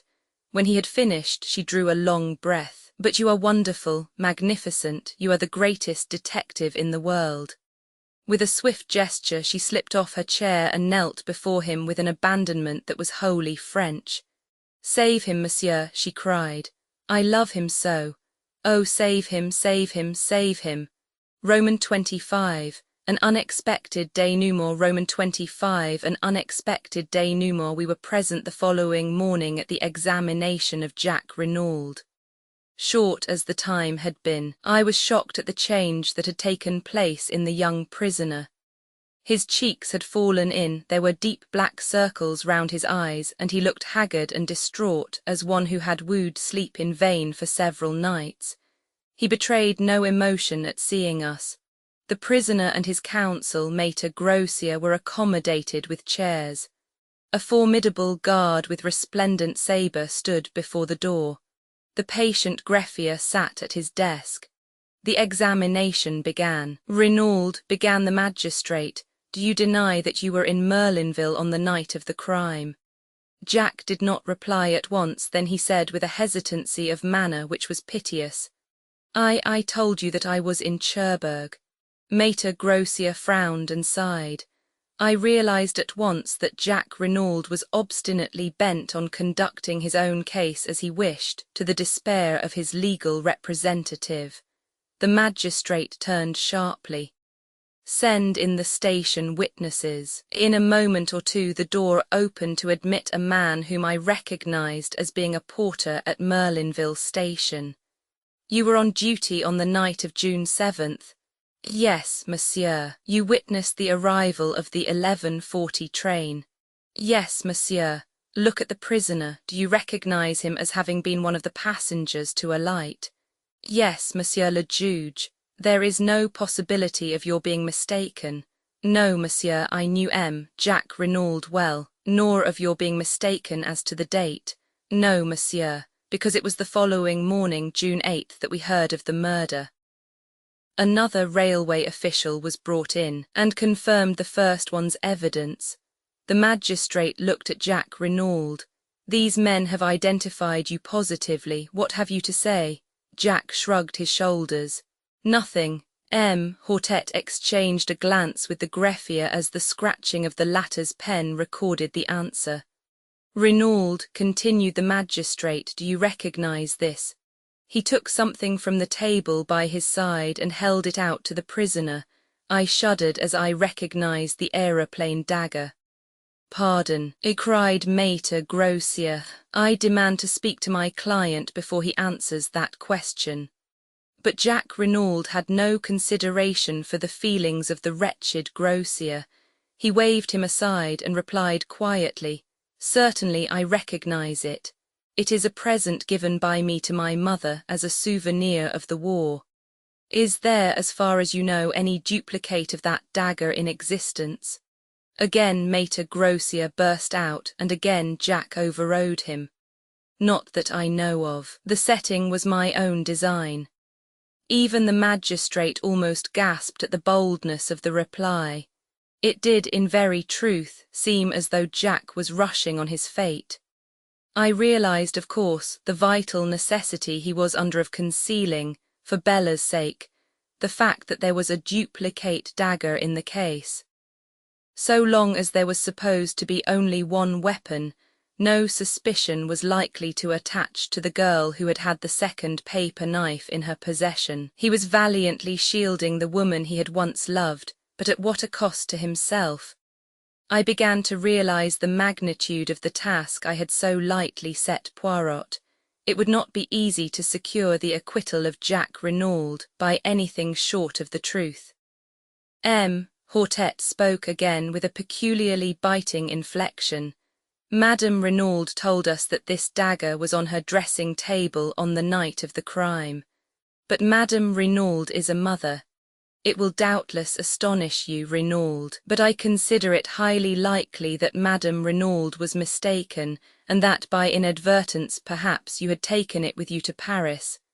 Doubtless you will contradict me. I saw the lad's handcuffed hands clench themselves. The perspiration stood out in beads upon his brow, as with a supreme effort he interrupted Hortet in a hoarse voice, I shall not contradict you, it is possible. It was a stupefying moment. Maître Grossier rose to his feet, protesting, my client has undergone a considerable nervous strain. I should wish it put on record that I do not consider him answerable for what he says. The magistrate quelled him angrily. For a moment a doubt seemed to arise in his own mind. Jack Renaud had almost overdone his part. He leaned forward and gazed at the prisoner searchingly. Do you fully understand, Renaud, that on the answers you have given me I shall have no alternative but to commit you for trial? Jack's pale face flushed. He looked steadily back. Hortet, I swear that I did not kill my father. But the magistrate's brief moment of doubt was over. He laughed a short, unpleasant laugh. Without doubt, they are always innocent, our prisoners. By your own mouth you are condemned. You can offer no defense, no alibi, only a mere assertion which would not deceive a babe, that you are not guilty. You killed your father, Renaud, cruel and cowardly murder, for the sake of money which you believed would come to you at his death. Your mother was an accessory after the fact. Doubtless, in view of the fact that she acted as a mother, the courts will extend an indulgence to her that they will not accord to you. And rightly so. Your crime was a horrible one to be held in abhorrence by gods and men. Hortet was enjoying himself, working up his period, steeped in the solemnity of the moment and his own role as representative of justice. You killed, and you must pay the consequences of your action. I speak to you not as a man but as justice, eternal justice, which Hortet was interrupted. To his intense annoyance, the door was pushed open. Le juge, stammered the attendant, there is a lady who says what? Cried the justly incensed magistrate. This is highly irregular, I forbid it, I absolutely forbid it. But a slender figure pushed the stammering gendarme aside. Dressed all in black with a long veil that hid her face, she advanced into the room. My heart gave a sickening throb. She had come then. All my efforts were in vain. Yet I could not but admire the courage that had led her to take this step so unfalteringly. She raised her veil, and I gasped. For though as like her as two peas, this girl was not Cinderella. On the other hand, now that I saw her without the fair wig she had worn on the stage, I recognized her as the girl of the photograph in Jack Renaud's room. You are the juge d'instruction, Hortet? She queried. Yes, but I forbid. My name is Bella Duveen. I wish to give myself up for the murder of Mr. Renaud. Roman 26, I receive a letter. Roman 26, I receive a letter, my friend. You will know all when you get this. Nothing that I can say will move Bella. She has gone out to give herself up. I am tired out with struggling. You will know now that I deceived you, that where you gave me trust I repaid you with lies. It will seem perhaps indefensible to you, but I should like, before I go out of your life forever, to show you just how it all came about. If I knew that you forgave me, it would make life easier for me. It wasn't for myself I did it, that's the only thing I can put forward to say for myself. I'll begin from the day I met you in the boat train from Paris. I was uneasy then about Bella. She was just desperate about Jack Renauld. She'd have lain down on the ground for him to walk on, and when he began to change, and to stop writing so often, she began getting in a state. She got it into her head that he was keen on another girl, and of course, as it turned out afterwards, she was quite right there. She'd made up her mind to go to their villa at Merlinville and try and see Jack. She knew I was against it and tried to give me the slip. I found she was not on the train at Calais and determined I would not go on to England without her.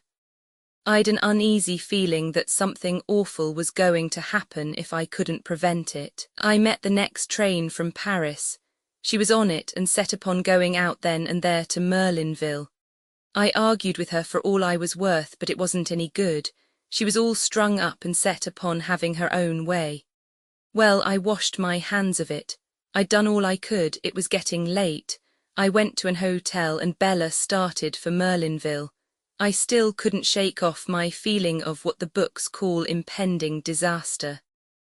The next day came, but no Bella. She'd made a date with me to meet at the hotel, but she didn't keep it, no sign of her all day. I got more and more anxious. Then came an evening paper with the news. It was awful, I couldn't be sure, of course, but I was terribly afraid.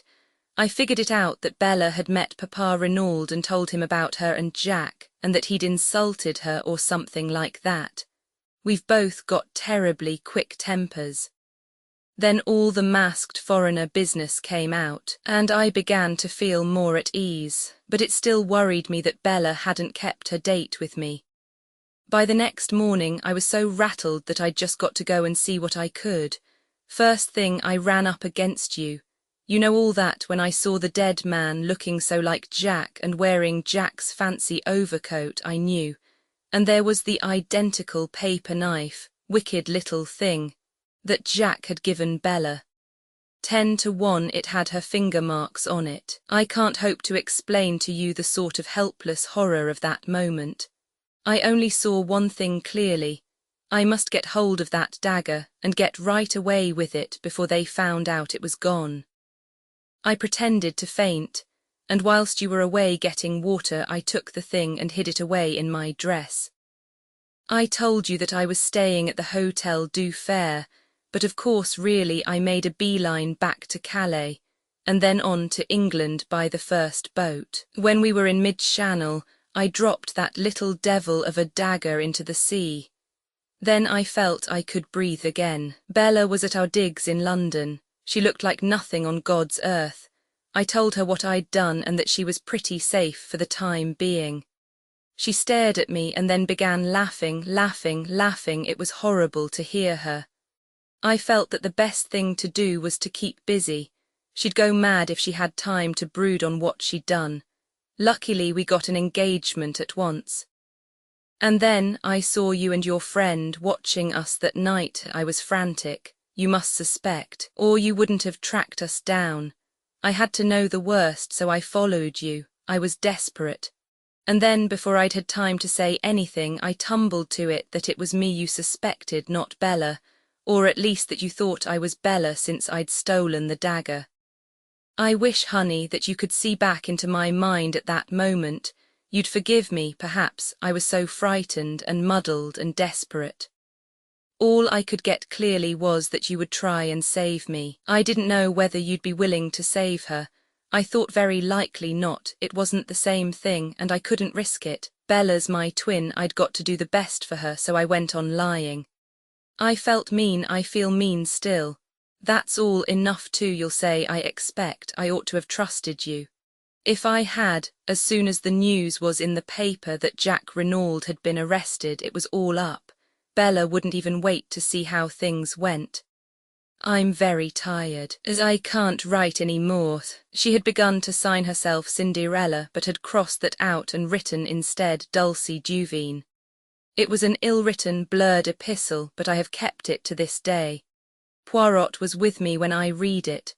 The sheets fell from my hand and I looked across at him. Did you know all the time that it was the other? Yes, my friend. Why did you not tell me? To begin with, I could hardly believe it conceivable that you could make such a mistake. You had seen the photograph. The sisters are very alike, but by no means incapable of distinguishment. But the fair hair, a wig worn for the sake of a piquant contrast on the stage, is it conceivable that with twins one should be fair and one dark? Why didn't you tell me that night at the hotel in Coventry? You were rather high-handed in your methods, mon ami, said Poirot dryly. You did not give me a chance. But afterwards. Afterwards. Well, to begin with, I was hurt at your want of faith in me, and then I wanted to see whether your feelings would stand the test of time. In fact, whether it was love or a flash in the pan with you, I should not have left you long in your error. I nodded. His tone was too affectionate for me to bear resentment. I looked down on the sheets of the letter. Suddenly I picked them up from the floor and pushed them across to him. Read that, I said. I'd like you to. He read it through in silence, then he looked up at me. What is it that worries you, Hastings? This was quite a new mood in Poirot.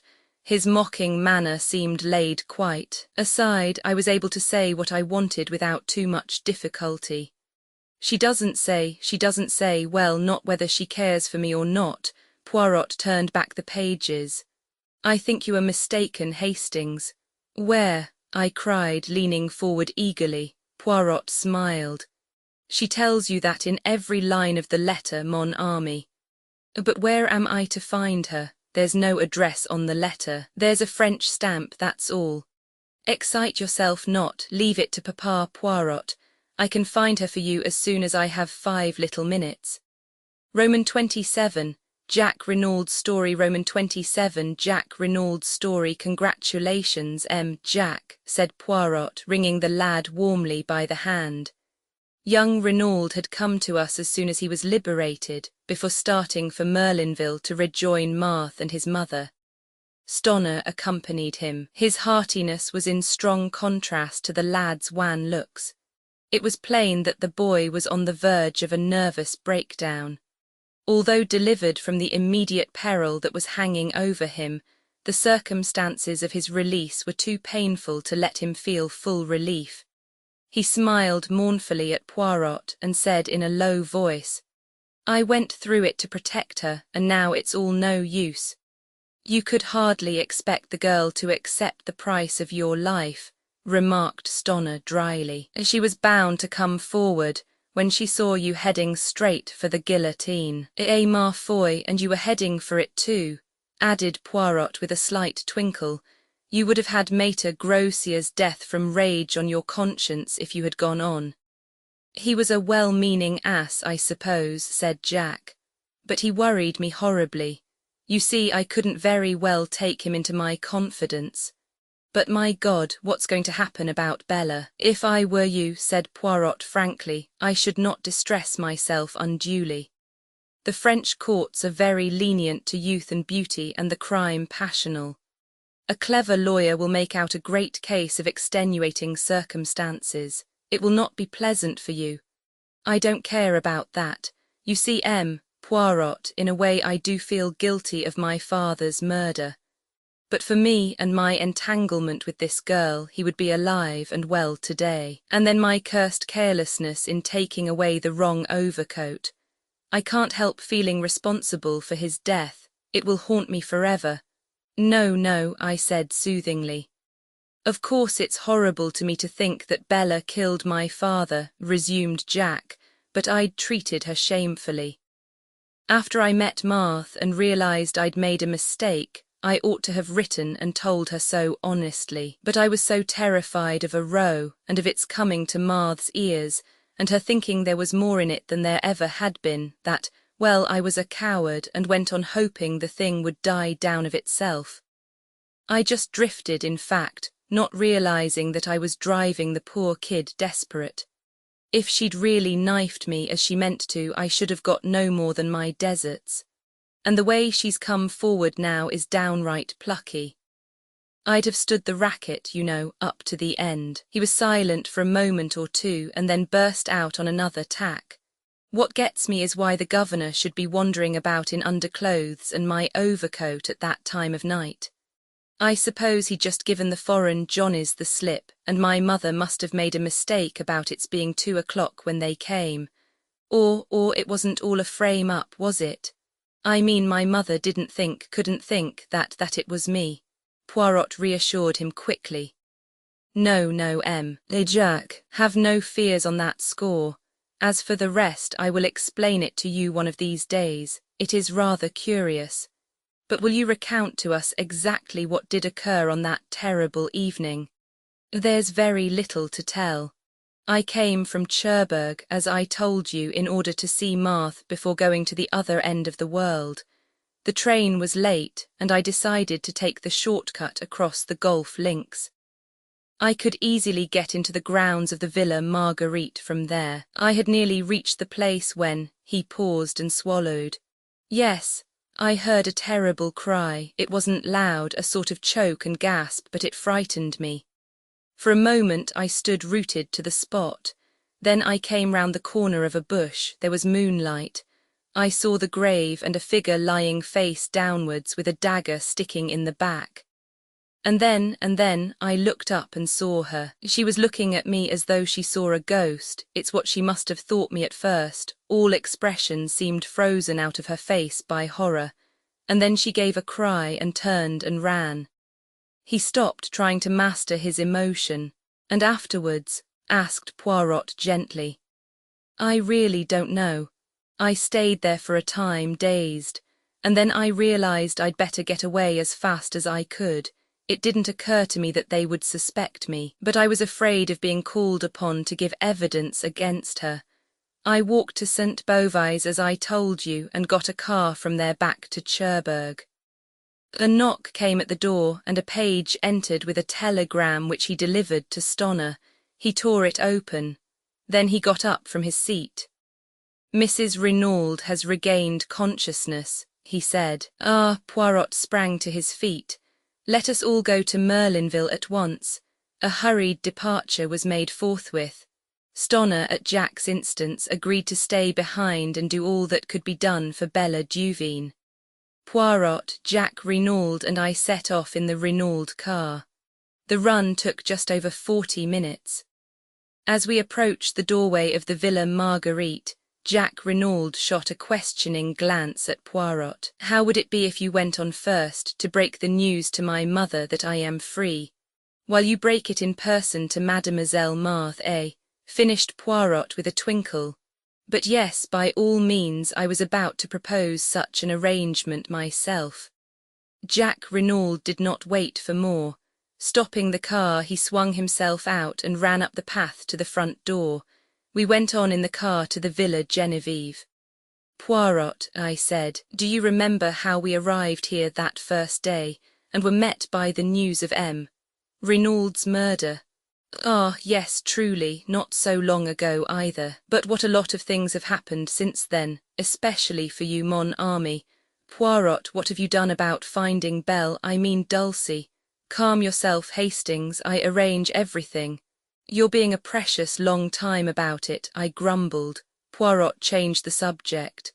Then the beginning, now the end, he moralized as we rang the bell. And considered as a case, the end is profoundly unsatisfactory. Yes, indeed, I sighed. You are regarding it from the sentimental standpoint, Hastings. That was not my meaning.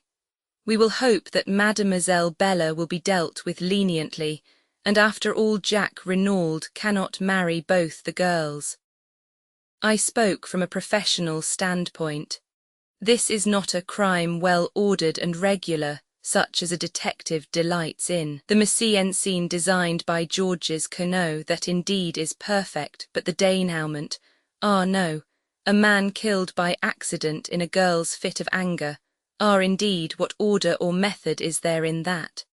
And in the midst of a fit of laughter on my part at Poirot's peculiarities, the door was opened by François. Poirot explained that he must see Mrs. Renauld at once, and the old woman conducted him upstairs. I remained in the salon. It was some time before Poirot reappeared. He was looking unusually grave. Vous voilà, Hastings, sacré tonnerre, but there are squalls ahead. What do you mean? I cried. I would hardly have credited it, said Poirot thoughtfully, but women are very unexpected. Here are Jack and Marthe d'Aubreuil, I exclaimed, looking out of the window. Poirot bounded out of the room and met the young couple on the steps outside. Do not enter, it is better not, your mother is very upset. I know, he said Jack Renaud. I must go up to her at once, but no, I tell you, it is better not. But Marthe and I, in any case, do not take Mademoiselle with you. Mount if you must, but you would be wise to be guided by me. A voice on the stairs behind made us all start. I thank you for your good offices, M. Poirot, but I will make my own wishes clear. We stared in astonishment. Descending the stairs, leaning upon Léonie's arm, was Mrs. Renaud, her head still bandaged. The French girl was weeping, and imploring her mistress to return to bed. Madame will kill herself. It is contrary to all the doctor's orders. But Mrs. Renaud came on. Mother, cried Jack, starting forward, but with a gesture she drove him back. I am no mother of yours, you are no son of mine. From this day and hour I renounce you. Mother, cried the lad, stupefied. For a moment she seemed to waver, to falter before the anguish in his voice. Poirot made a mediating gesture, but instantly she regained command of herself. Your father's blood is on your head. You are morally guilty of his death. You thwarted and defied him over this girl, and by your heartless treatment of another girl you brought about his death. Go out from my house. Tomorrow I intend to take such steps as shall make it certain that you shall never touch a penny of his money. Make your way in the world as best you can with the help of the girl who is the daughter of your father's bitterest enemy. And slowly, painfully, she retraced her way upstairs. We were all dumbfounded, totally unprepared for such a demonstration. Jack Renaud, worn out with all he had already gone through, swayed and nearly fell. Poirot and I went quickly to his assistance. He is overdone, murmured Poirot to Marthe. Where can we take him? But home, to the Villa Marguerite. We will nurse him, my mother and I, my poor Jack. We got the lad to the villa, where he dropped limply onto a chair in a semi-dazed condition. Poirot felt his head and hands. He has fever.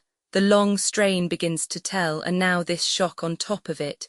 Get him to bed, and Hastings and I will summon a doctor. A doctor was soon procured. After examining the patient, he gave it as his opinion that it was simply a case of nerve strain. With perfect rest and quiet, the lad might be almost restored by the next day, but if excited, there was a chance of brain fever. It would be advisable for someone to sit up all night with him.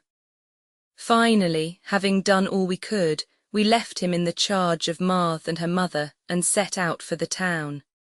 It was past our usual hour of dining, and we were both famished. The first restaurant we came to assuaged the pangs of hunger with an excellent omelette and an equally excellent entrecôte to follow.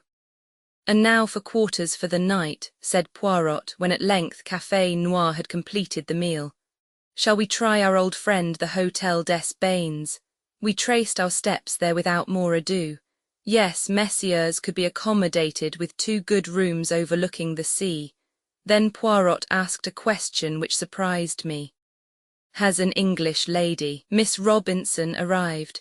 Yes, monsieur, she is in the little salon. Ah, Poirot, I cried, keeping pace with him as he walked along the corridor. Who on earth is Miss Robinson?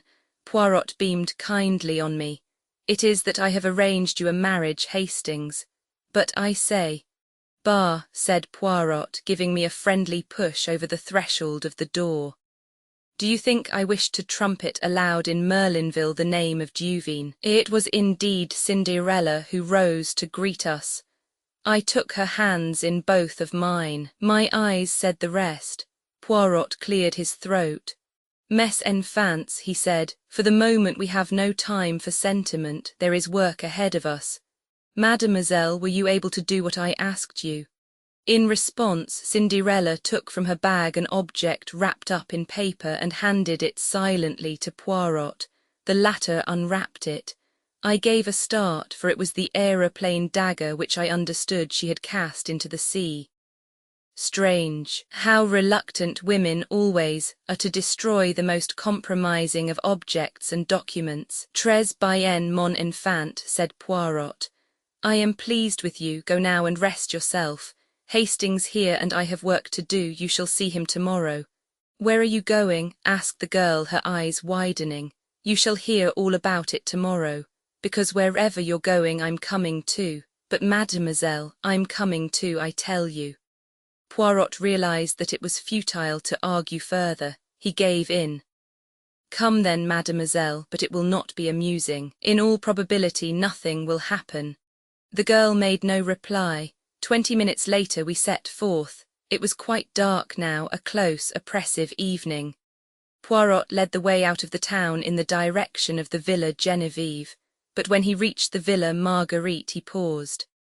I should like to assure myself that all goes well with Jack Renaud. Come with me, Hastings. Mademoiselle will perhaps remain outside. Madame d'Aubreuil might say something which would wound her. We unlatched the gate and walked up the path. As we went round to the side of the house, I drew Poirot's attention to a window on the first floor. Thrown sharply on the blind was the profile of Marthe d'Aubreuil. Ah, said Poirot. I figure to myself that that is the room where we shall find Jack Renaud. Madame d'Aubreuil opened the door to us. She explained that Jack was much the same, but perhaps we would like to see for ourselves. She led us upstairs and into the bedroom. Marthe d'Aubreuil was embroidering by a table with a lamp on it. She put her finger to her lips as we entered. Jack Renaud was sleeping an uneasy, fitful sleep, his head turning from side to side and his face still unduly flushed. Is the doctor coming again? Asked Poirot in a whisper. Not unless we send. He is sleeping, that is the great thing. Mammon made him a tisane. She sat down again with her embroidery as we left the room. Madame d'Aubreuil accompanied us down the stairs. Since I had learned of her past history, I viewed this woman with increased interest. She stood there with her eyes cast down, the same very faint, enigmatical smile that I remembered on her lips. And suddenly I felt afraid of her as one might feel afraid of a beautiful poisonous snake. I hope we have not deranged you, madam, said Poirot politely as she opened the door for us to pass out. Not at all, monsieur. By the way, said Poirot as though struck by an afterthought, Stoner has not been in Merlinville today, has he? I could not at all fathom the point of this question, which I well knew to be meaningless as far as Poirot was concerned. Madame d'Aubreuil replied quite composedly, not that I know of. He has not had an interview with Mrs. Renaud. How should I know that, monsieur? True, said Poirot. I thought you might have seen him coming or going, that is all. Good night, madam. Why, I began. No whys, Hastings, there will be time for that later. We rejoined Cinderella, and made our way rapidly in the direction of the Villa Genevieve. Poirot looked over his shoulder once at the lighted window and the profile of Marthe as she bent over her work. He is being guarded at all events, he muttered. Arrived at the Villa Genevieve, Poirot took up his stand behind some bushes to the left of the drive, where, whilst enjoying a good view ourselves, we were completely hidden from sight. The villa itself was in total darkness. Everybody was without doubt in bed and asleep. We were almost immediately under the window of Mrs. Renaud's bedroom, which window, I noticed, was open. It seemed to me that it was upon this spot that Poirot's eyes were fixed. What are we going to do? I whispered. Watch, but I do not expect anything to happen for at least an hour, probably 2 hours, but his words were interrupted by a long, thin-drawn cry. Help! A light flashed up in the second floor room on the right-hand side of the house. The cry came from there, and even as we watched there came a shadow on the blind as of 2 people struggling. Mille tonnerres, cried Poirot. She must have changed her room. dashing forward. He battered wildly on the front door, then rushing to the tree in the flower bed, he swarmed up it with the agility of a cat. I followed him as with a bound he sprang in through the open window. Looking over my shoulder, I saw Dulcie reaching the branch behind me. "Take care," I exclaimed. "Take care of your grandmother," retorted the girl. "This is child's play to me." Poirot had rushed through the empty room and was pounding on the door leading into the corridor. "Locked and bolted on the outside," he growled, "and it will take time to burst it open." The cries for help were getting noticeably fainter. I saw despair in Poirot's eyes. He and I together put our shoulders to the door. Cinderella's voice, calm and dispassionate, came from the window. "You'll be too late. I guess I'm the only one who can do anything." Before I could move a hand to stop her, she appeared to leap upward into space. I rushed and looked out. To my horror, I saw her hanging by her hands from the roof, propelling herself along by jerks in the direction of the lighted window. "Good heavens, she'll be killed," I cried. "You forget, she's a professional acrobat, Hastings. It was the providence of the good God that made her insist on coming with us tonight. I only pray that she may be in time." "Ah!" A cry of absolute terror floated out onto the night as the girl disappeared through the right-hand window. Then in Cinderella's clear tones came the words, "No, you don't, I've got you, and my wrists are just like steel." At the same moment the door of our prison was opened cautiously by Françoise. Poirot brushed her aside unceremoniously and rushed down the passage to where the other maids were grouped round the further door. "It's locked on the inside, monsieur." There was the sound of a heavy fall within. After a moment or two the key turned and the door swung slowly open. Cinderella, very pale, beckoned us in. "She is safe?" demanded Poirot. "Yes, I was just in time. She was exhausted." Mrs. Renauld was half sitting, half lying on the bed. She was gasping for breath. "Nearly strangled me," she murmured painfully. The girl picked up something from the floor and handed it to Poirot. It was a rolled-up ladder of silk rope, very fine but quite strong. "A getaway," said Poirot. "By the window whilst we were battering at the door. Where is the other?" The girl stood aside a little and pointed. On the ground lay a figure wrapped in some dark material, a fold of which hid the face. "Dead," she nodded. "I think so. Head must have struck the marble fender." "But who is it?" I cried. "The murderer of M. Renauld Hastings and the would-be murderer of Madame Renauld." Puzzled and uncomprehending, I knelt down and, lifting the fold of cloth, looked into the dead, beautiful face of Marthe d'Aubruil. Roman 28, Journey's End, Roman 28, Journey's End. I have confused memories of the further events of that night. Poirot seemed deaf to my repeated questions. He was engaged in overwhelming Françoise with reproaches for not having told him of Mrs. Renauld's change of sleeping quarters. I caught him by the shoulder, determined to attract his attention and make myself heard. "But you must have known," I expostulated. "You were taken up to see her this afternoon." Poirot deigned to attend to me for a brief moment. "She had been wheeled on a sofa into the middle room, her boudoir," he explained. "But, monsieur," cried Françoise, "Madame changed her room almost immediately after the crime. The associations, they were too distressing."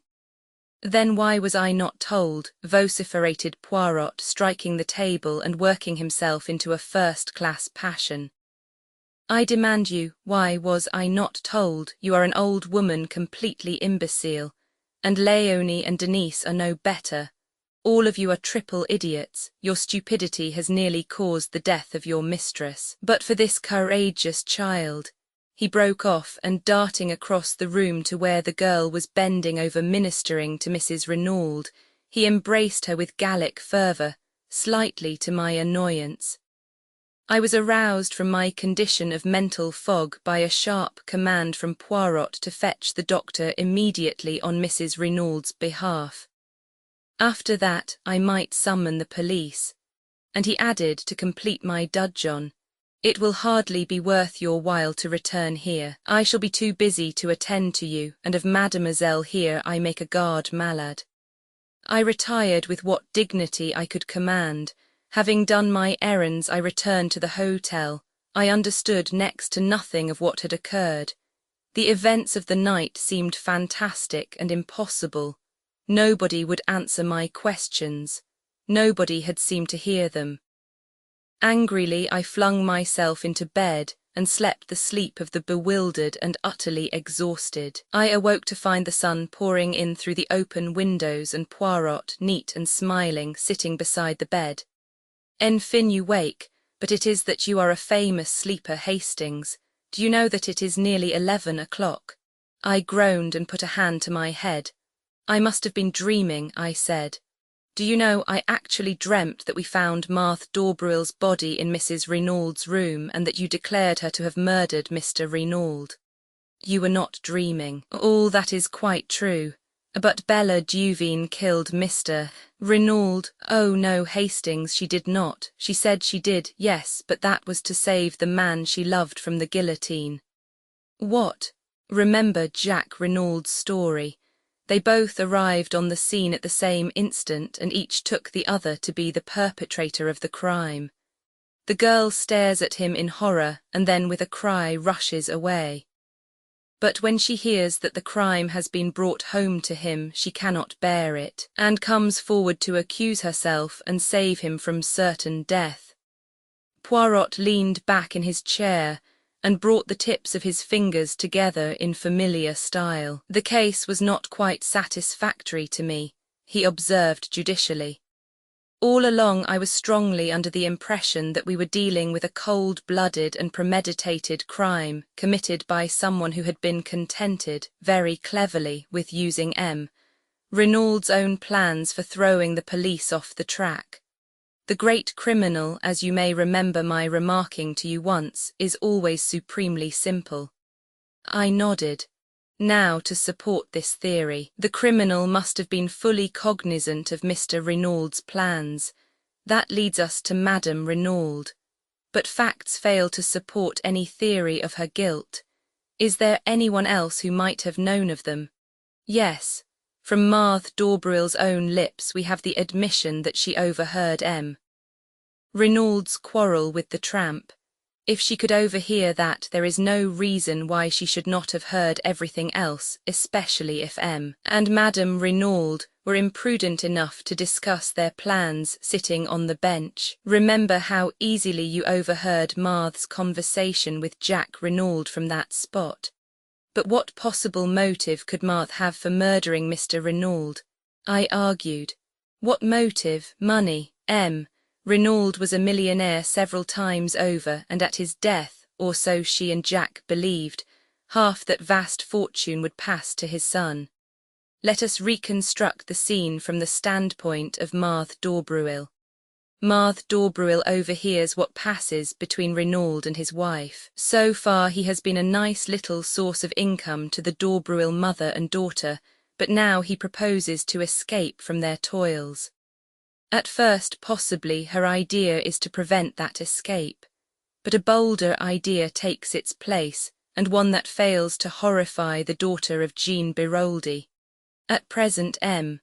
Renaud stands inexorably in the way of her marriage with Jacques. If the latter defies his father, he will be a pauper, which is not at all to the mind of Mademoiselle Marthe. In fact, I doubt if she has ever cared a straw for Jacques Renaud. She can simulate emotion, but in reality she is of the same cold, calculating type as her mother. I doubt, too, whether she was really very sure of her hold over the boy's affections. She had dazzled and captivated him, but separated from her, as his father could so easily manage to separate him, she might lose him. But with M. Renaud dead and Jacques the heir to half his millions, the marriage can take place at once, and at a stroke she will attain wealth, not the beggarly thousands that have been extracted from him so far. And her clever brain takes in the simplicity of the thing. It is all so easy. M. Renaud is planning all the circumstances of his death, She has only to step in at the right moment and turn the farce into a grim reality. And here comes in the second point which led me infallibly to Marthe d'Aubreuil, the dagger. Jacques Renauld had 3 souvenirs made. One he gave to his mother, one to Bella Duveen. Was it not highly probable that he had given the third one to Marthe d'Aubreuil? So then, to sum up, there were 4 points of note against Marthe d'Aubreuil. 1. Marthe d'Aubreuil could have overheard M. Renauld's plans. 2. Marthe d'Aubreuil had a direct interest in causing M. Renauld's death. 3. Marthe d'Aubreuil was the daughter of the notorious Madame Beroldy, who in my opinion was morally and virtually the murderess of her husband, although it may have been Georges Queneau's hand which struck the actual blow. 4. Marthe d'Aubreuil was the only person, besides Jacques Renauld, likely to have the third dagger in her possession. Poirot paused and cleared his throat. Of course, when I learned of the existence of the other girl, Bella Duveen, I realized that it was quite possible that she might have killed M. Renauld. The solution did not commend itself to me because, as I pointed out to you, Hastings, an expert such as I am, likes to meet a foeman worthy of his steel. Still, one must take crimes as one finds them, not as one would like them to be.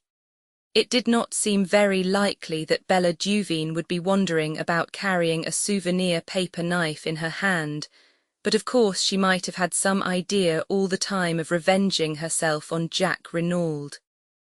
When she actually came forward and confessed to the murder, it seemed that all was over.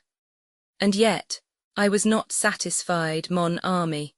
I was not satisfied. I went over the case again minutely, and I came to the same conclusion as before. If it was not Bella Duveen, the only other person who could have committed the crime was Marthe d'Aubreuil. But I had not one single proof against her.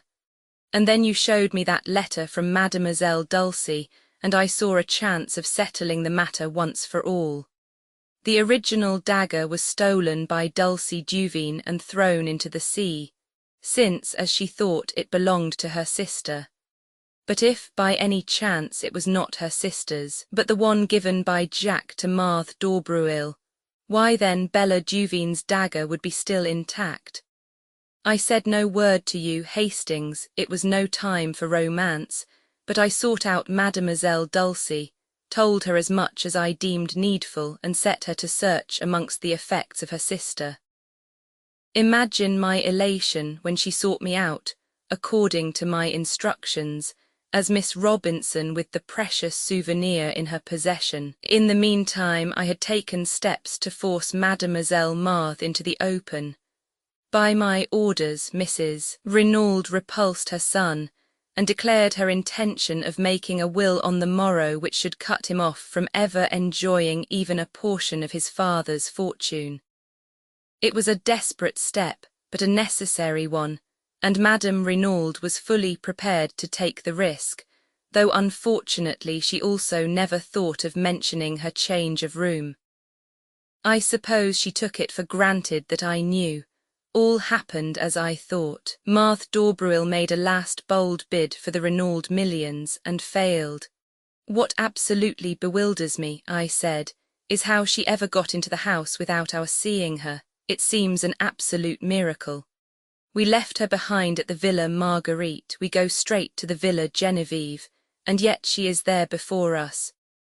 Ah, but we did not leave her behind. She was out of the Villa Marguerite by the back way whilst we were talking to her mother in the hall. That is where, as the Americans say, she put it over on Hercule Poirot. But the shadow on the blind, we saw it from the road. When we looked up, Madame d'Aubreuil had just had time to run upstairs and take her place. Madame d'Aubreuil. Yes, one is old and one is young, one dark and one fair, but for the purpose of a silhouette on a blind their profiles are singularly alike. Even I did not suspect, triple imbecile that I was. I thought I had plenty of time before me, that she would not try to gain admission to the villa until much later. She had brains, that beautiful Mademoiselle Marthe, and her object was to murder Mrs. Renauld. Yes, the whole fortune would then pass to her son, but it would have been suicide, mon ami. On the floor by Marthe d'Aubruil's body I found a pad and a little bottle of chloroform and a hypodermic syringe containing a fatal dose of morphine. You understand, the chloroform first, then when the victim is unconscious the prick of the needle. By the morning the smell of the chloroform has quite disappeared, and the syringe lies where it has fallen from Madame Renauld's hand. What would he say, the excellent M. Hortense, poor woman, what did I tell you? The shock of joy, it was too much on top of the rest. Did I not say that I should not be surprised if her brain became unhinged? Altogether a most tragic case, the Renauld case. However, Hastings, things did not go quite as Mademoiselle Marthe had planned. To begin with, Madame Renauld was awake and waiting for her. There is a struggle. But Madame Renauld is terribly weak still. There is a last chance for Marthe d'Aubruil. The idea of suicide is at an end, but if she can silence Madame Renauld with her strong hands, make a getaway with her little silk ladder whilst we are still battering on the inside of the further door, and be back at the Villa Marguerite before we return there, it will be hard to prove anything against her. But she was checkmated, not by Hercule Poirot, but by La Petite Acrobate with her wrists of steel. I mused over the whole story. When did you first begin to suspect Marthe d'Aubruil, Poirot? When she told us she had overheard the quarrel in the garden. Poirot smiled. My friend, do you remember when we drove into Merlinville that first day? And the beautiful girl we saw standing at the gate? You asked me if I had not noticed a young goddess, and I replied to you that I had seen only a girl with anxious eyes. That is how I have thought of Marthe d'Aubruil from the beginning. The girl with the anxious eyes. Why was she anxious? Not on Jack Renauld's behalf, for she did not know then that he had been in Merlinville the previous evening. By the way, I exclaimed, how is Jack Renauld? Much better. He is still at the Villa Marguerite, but Madame d'Aubruil has disappeared. The police are looking for her. Was she in with her daughter, do you think? We shall never know. Madame is a lady who can keep her secrets, and I doubt very much if the police will ever find her. Has Jack Renauld been told? Not yet. It will be a terrible shock to him. Naturally. And yet, do you know, Hastings, I doubt if his heart was ever seriously engaged. So far we have looked upon Bella Duveen as a siren and Marthe d'Aubruil as the girl he really loved. But I think that if we reverse the terms we should come nearer to the truth. Marthe d'Aubruil was very beautiful. She set herself to fascinate Jack and she succeeded, but remember his curious reluctance to break with the other girl. And see how he was willing to go to the guillotine rather than implicate her. I have a little idea that when he learns the truth he will be horrified, revolted, and his false love will wither away. What about Gerard? He has a crise of the nerves, that one. He has been obliged to return to Paris. We both smiled. Poirot proved a fairly true prophet. When at length the doctor pronounced Jack Renauld strong enough to hear the truth, it was Poirot who broke it to him. The shock was indeed terrific. Yet Jack rallied better than I could have supposed possible.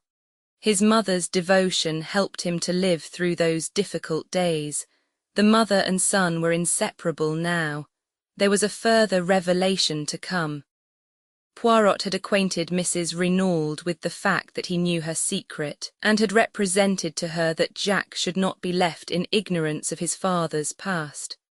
To hide the truth, never does it avail, madam. Be brave and tell him everything.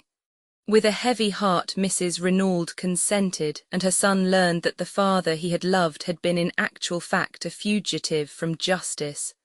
A halting question was promptly answered by Poirot. Reassure yourself, M.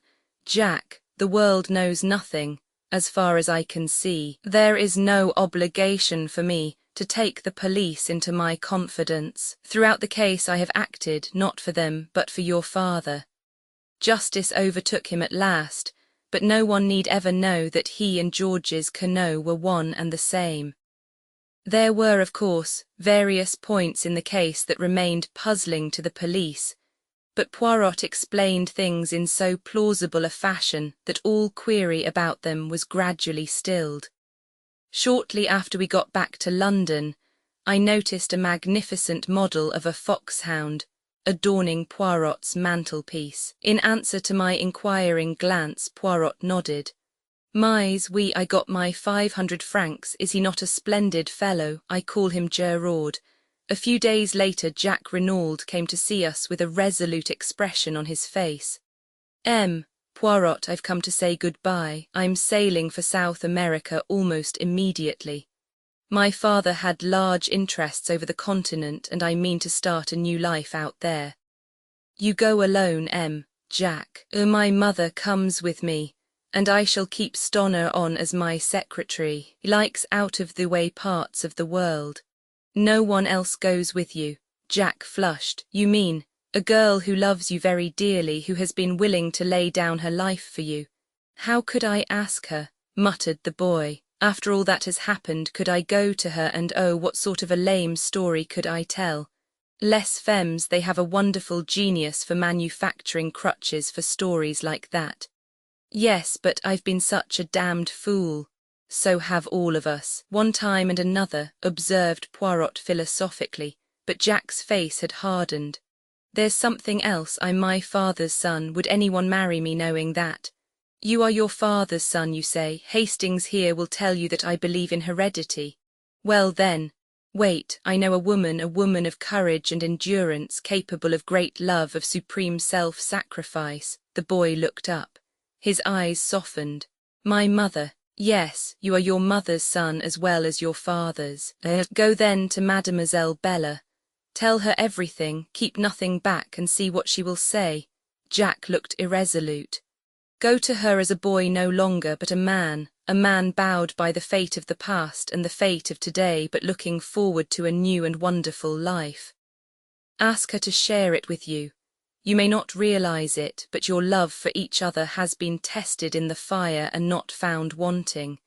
You have both been willing to lay down your lives for each other. And what of Captain Arthur Hastings, humble chronicler of these pages? There is some talk of his joining the Renaulds on a ranch across the seas, but for the end of this story I prefer to go back to a morning in the garden of the Villa Genevieve. I can't call you Bella, I said, since it isn't your name, and Dulcie seems so unfamiliar, so it's got to be Cinderella. Cinderella married the prince, you remember. I'm not a prince, but, she interrupted me. Cinderella warned him. I'm sure, you see, she couldn't promise to turn into a princess. She was only a little scullion after all.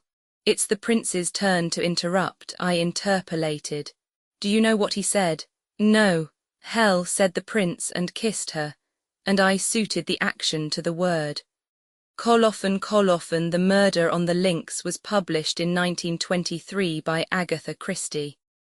This ebook was transcribed and produced for Standard eBooks by Alex Cabal and is based on digital scans from the Internet Archive. The cover page is adapted from the Brioche, a painting completed in 1870 by Edouard Manet.